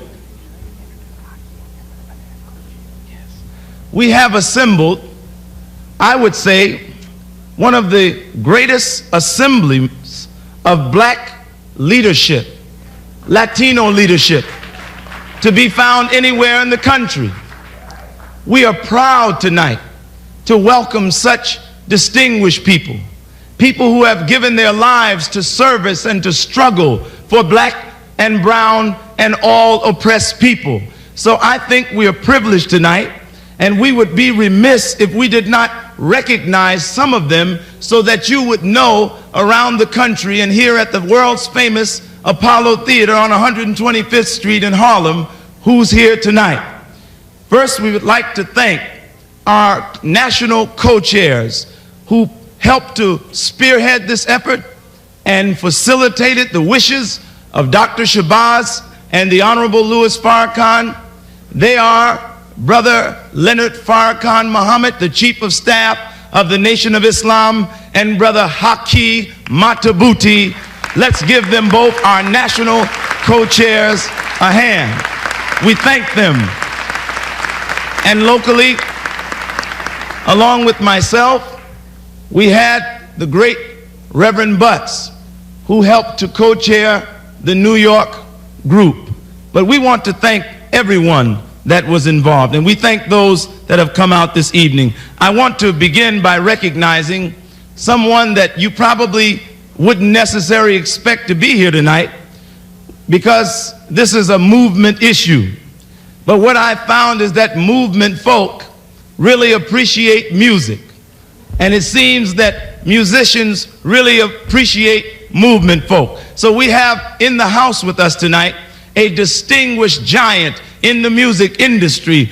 He is none other than the great Lionel Hampton. Let's give Hamp a hand.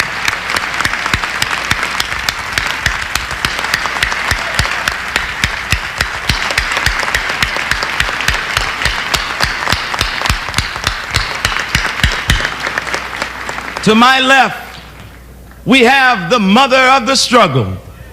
We have a woman that has been struggling before most of us were even thought of. She is none other than Queen Mother Moore, the mother of the struggle, Queen Mother Moore.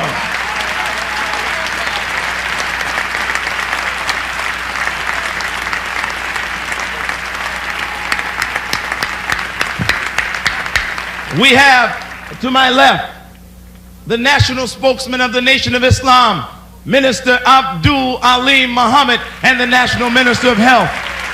We have directly behind him these nationally known brothers in the rap hip-hop nation, none other than Dr. Dre and Ed Lover. Let's give them a round of applause.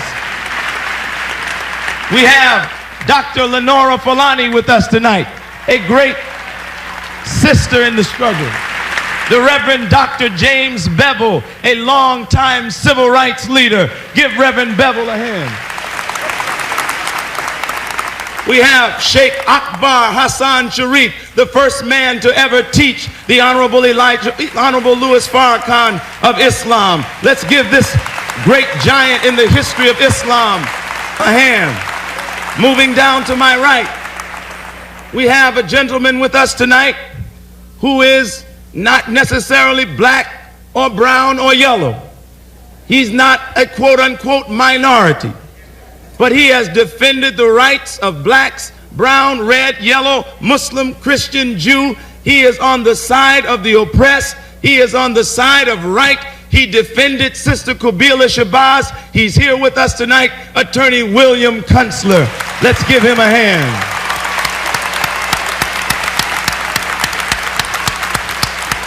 from Chicago, Illinois. A great thinker, scholar, Brother Conrad Worrell, another key player in tonight's program. We have with us tonight in the front row a great singer. You've heard of him. You know him. He makes you want to put on your red dress and your high heel shoes. Brother Johnny Gill, give him a hand. We have the beautiful daughters and family members of the Honorable Louis Farrakhan. Let's give them a hand. All of his family that is here from Chicago. We have the great scholar warrior, the one that is shaking up City College here in New York and teaching black history, black knowledge all over the country, Dr. Leonard Jeffries.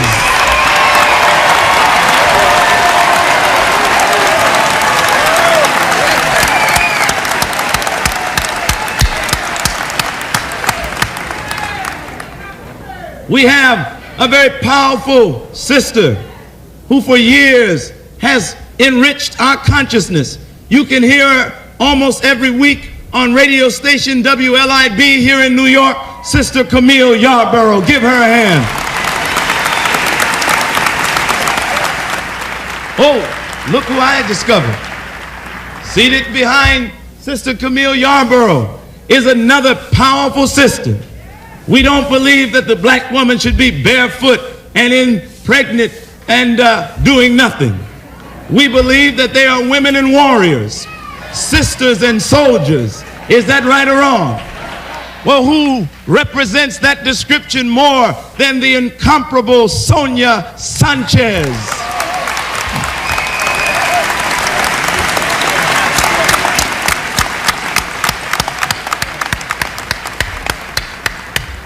To my left, powerful young leader coming up on the scene. He is a black police officer, yes, a black cop, but he does not believe in beating up black people. In fact, he believes in getting behind the blue wall of silence and stopping all officers from degrading their creed to protect and serve. He is a guardian of the black community. Eric Adams of the Guardian Association here in New York City. There's so many, and we obviously cannot get everyone. We have the national attorneys of the Nation of Islam, Brother Minister Abdul Arif Muhammad and Sister Minister Ava Muhammad. Give them a hand. They are fighting a tremendous battle against the wicked New York Post. We have with us a long-term freedom struggler. Those of you in Cleveland and other parts of the Midwest that are listening know him as well as all people around the country. Our brother Ron Daniels. Give Ron Daniels a hand. We have the chairman of Inner City Broadcasting in the house, and we must give a special recognition to him, not only for his long service to the Shabazz family, but his long service to the black community locally here in New York and nationally. He also represented Kubila. He is none other than Mr. Percy Sutton. He is with us tonight. Where is Mr. Sutton? He's upstairs. And I know in some cities you may not have progressive politicians. You might have foot shuffling, knee bending politicians. But here in New York, particularly in Harlem, we have some heavyweights. And the dean of the politicians in New York City is none other than our brother Congressman Charlie Rangel. He is with us tonight as well, a strong black politician. Do you know this gentleman? Do you know this gentleman to my right, who himself believed in black unity, who himself didn't believe that the NAACP should continue to be divided from the black nationalist groups? He sacrificed his position, but truth crushed to the earth will rise, and his greater objective and greater cause, black unity, will make him forever remembered amongst our people, Dr. Benjamin Chavis.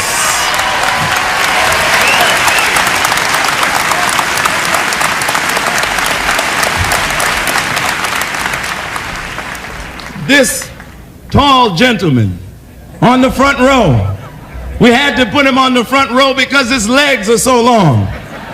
You hear him all over the country, the Night Talk family, because he promotes the concept of respect. He greets you, I respect you. Well, we respect him too, and he's here tonight. Bob Law from Night Talk.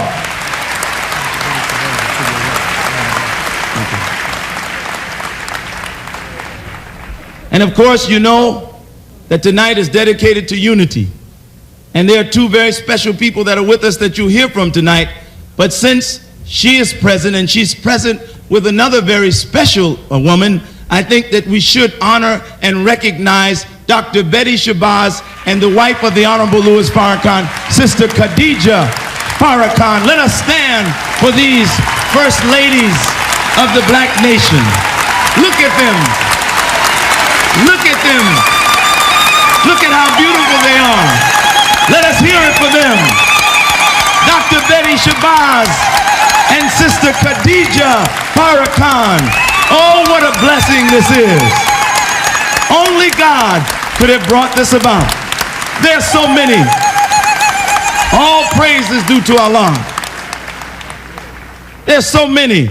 And we don't have time to recognize everyone. Everyone is special. Everyone is important. I see Tess Marcellus, who sang beautifully in the reception down on the front row. I see Terry Williams of the Terry Williams Agency. So many decent, wonderful people in our community. Also present tonight is Mr. Mike Wallace of 60 Minutes. He wanted to be here to witness this history. We thank him for coming. And this is the Apollo Theater, so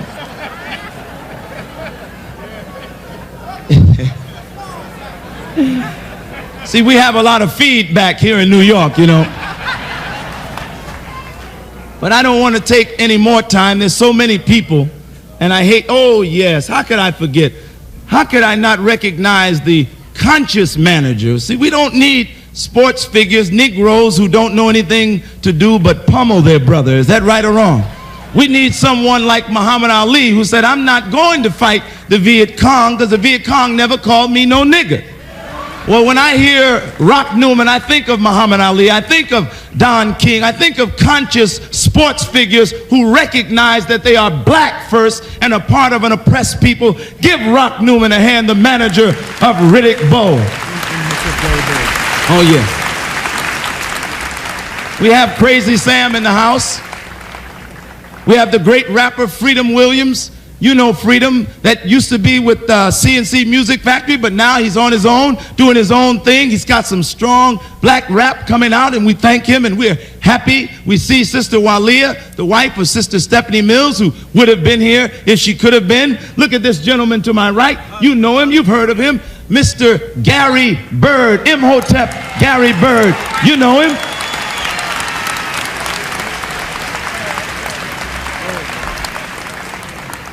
Minister Don Muhammad is here, the East Coast Regional Minister of the Nation of Islam, a hard-working 30-year veteran in the struggle for black liberation. I see the Chief of Staff is coming up on my shoulder. Let me get some brief instruction.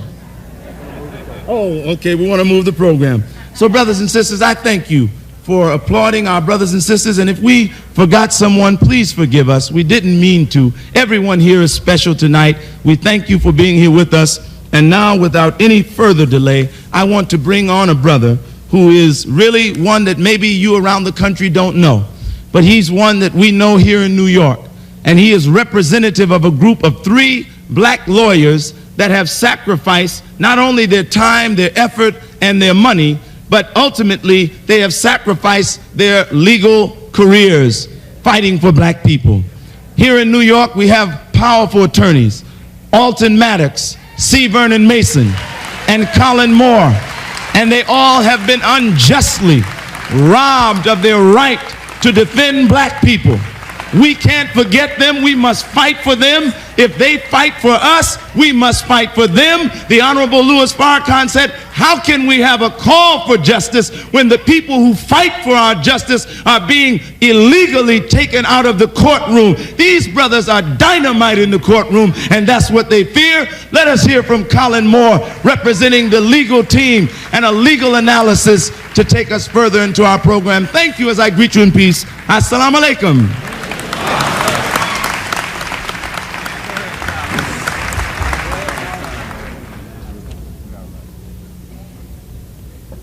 Assalamu alaikum. Fine. Good night, brothers and sisters. It is great to be in the house of the Lord. Wherever the people of God is, there is the house of God. Amen. So, as Brother Conrad said, and Brother Conrad was really on a roll, as Brother Conrad correctly says, right in New York here, in the so-called capital of justice, we have witnessed numerous acts of injustice. As he mentioned, myself, Alton Maddox, and C. Vernon Mason have been deprived of our license. But we believe that there is a God, and we believe that there is justice. And as Brother Conrad so correctly says, truth pressed to the earth will one day rise again. And we believe that the people are with us, and a people united will never be defeated. It is my great honor this evening to introduce to you two of the attorneys who have represented Ms. Kabila Shabazz. The first attorney who is sitting here has been already mentioned. He exemplifies the term activist attorney. He's been around long since, since before I was born. He's been around a long time, and he has done great work. He represented an array of defendants. As a matter of fact, his client list is like the who's who of the nationalist movement in this country. He has represented the Freedom Riders in the 1960s. He was the special counsel for Martin Luther King. He was the counsel for Adam Clayton Powell. He was the counsel for the American Indian Movement, for CORE, for SNCC, and for the Black Panthers. He has represented the Chicago 7, and now he is representing, among other people, myself, C. Vernon Mason, and Alton Maddox in our appeal. Ladies and gentlemen, the attorney of last resort, the attorney to whom other attorneys go to when they are in trouble, our brother, William Kunstler.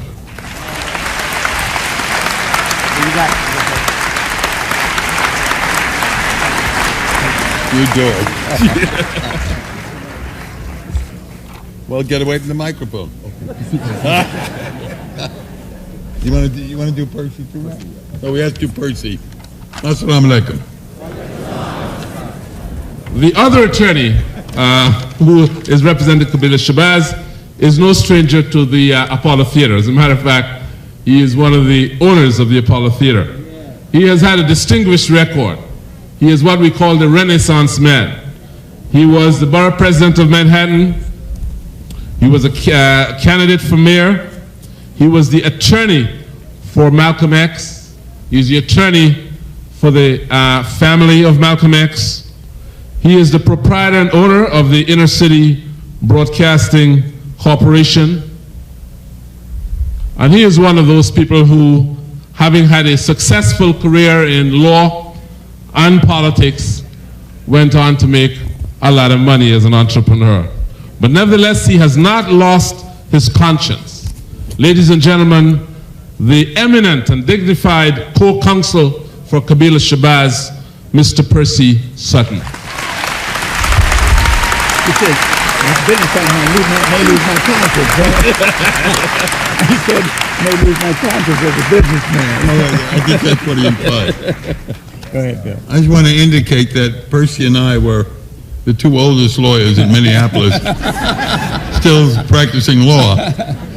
But he was my first client in the civil rights movement because he had the gall some 35 years ago to try to integrate the men's room in the Jackson National Airport. He and Assemblyman Mark Lane were doing it together in the restroom. Tell them what we were doing, Bill. At separate urinals, when in came Captain Ray of the Jackson Police Department, and they were accused of what they call mixing down there in those days, and they were carted off. Fortunately, we persuaded the judge to let them go. Percy pleaded on his knees that he'd never been arrested before, and he didn't want his family to hear about it. And no, they stood up like rocks in Mississippi, and the judge felt he couldn't leave them in Parchment Penitentiary, so off they went back to New York. 400 remained, though, in Parchment, and those were the Freedom Riders. I would just like to explain one thing, because we only have a few minutes, about this particular case, and I guess my theory of it, which may differ from others, but I think is not inaccurate, given the past history of the FBI. I thought the theory behind it was to indict Kabila on the strength of the word of the most evil man I have ever met, Michael Fitzpatrick, and to have her indicted for a conspiracy with him to assassinate Louis Farrakhan. The hope was that someone out there, some crazy, would do the job, and that a charismatic black leader would join the so many charismatic black leaders that have been murdered, ostracized, discredited, sent to jail, or exiled. You only have to think of Marcus Garvey, Paul Robeson, Dr. Du Bois, Malcolm, Martin, Adam. You can go through a whole list where this has been done.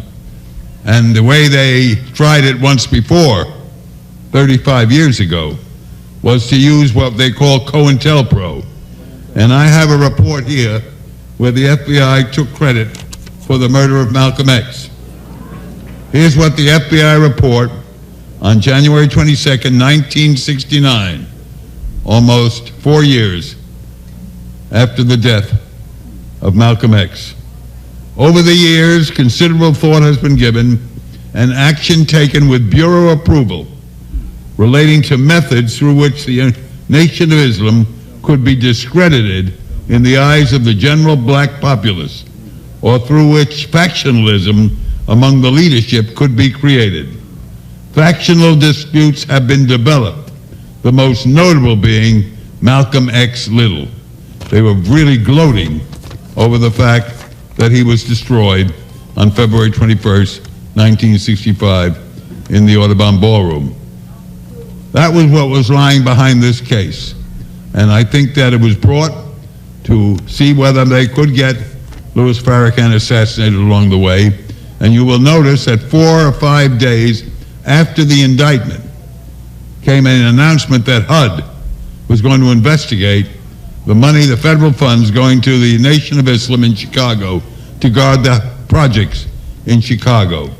And Henry Cisneros, the secretary of HUD, announced this.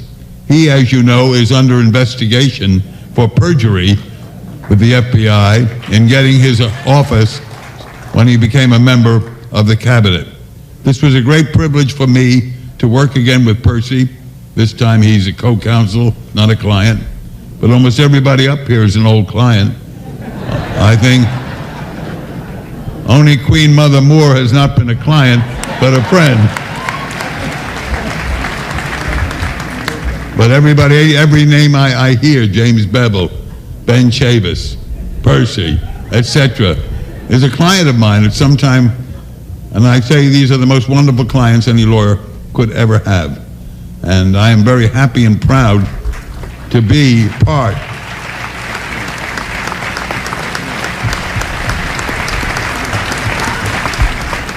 I guess maybe this is one of the most shining moments of my life. I just received a very important note Says, wrap it up. I wrap it up. Thank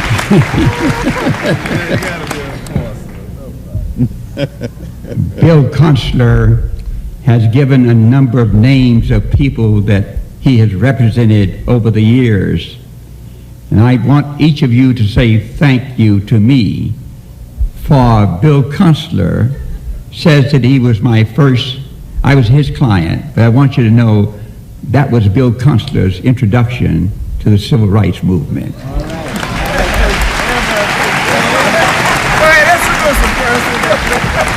I want to give him his proper introduction. I could have been a wealthy corporate lawyer if I hadn't met him. But, ladies and gentlemen, I thank you for being here. I thank you wherever you are witnessing this by satellite in the various cities that I understand this is being transmitted to.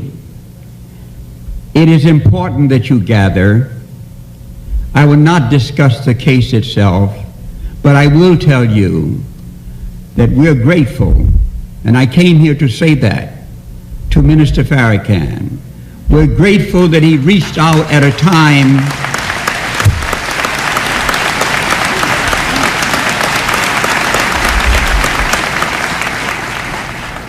time when it was most helpful. We're grateful to Congressman Rangel for intervening. We're grateful to a number of people. It was a case that should never have been brought to court.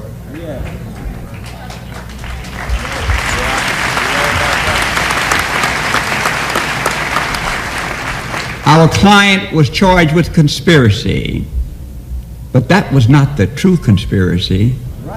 The conspiracy was one of the government using a lying, conniving, cocaine sniffing. Go ahead, President. Talk about it. Make it clear. No, I'm sorry, I better not say anymore. I have too many friends. Have too many friends who are now recuperating. And it's important. He will not, however, as a witness, ever recuperate. So thank you very much. I represent the Shabazz family in saying to you that we're most appreciative. Someone asked, would I be here tonight? And I was introduced as owning the Apollo Theater. I don't own it at all. I used to own it. I lost so much money, I turned it over to Congressman Rangel. It is now a not-for-profit organization. In all of the 11 years I owned it, it was always not-for-profit for me. So thank you very much for being here. Won't you? Thank you. One word, I think, well, that's it. One more word. We want to express our gratitude to that lady up there, Betty Shabazz. She was the heart of our team. Love you, lady. Actually, the note that I gave Bill Kunstler said, wrap it up, please. Hi, I'm Junette Pinckney, and I'm a member of the New York group that has been part of planning this evening's program. You heard Minister Conrad Muhammad speak earlier about the politicians in New York, and of course foremost among those is our first speaker, Congressman Charles Rangel, who represents the 16th Congressional District in Harlem, USA.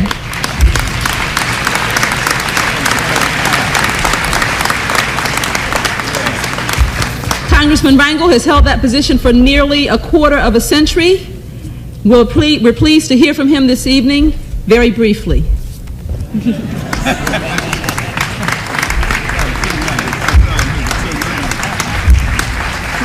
A minute and a half.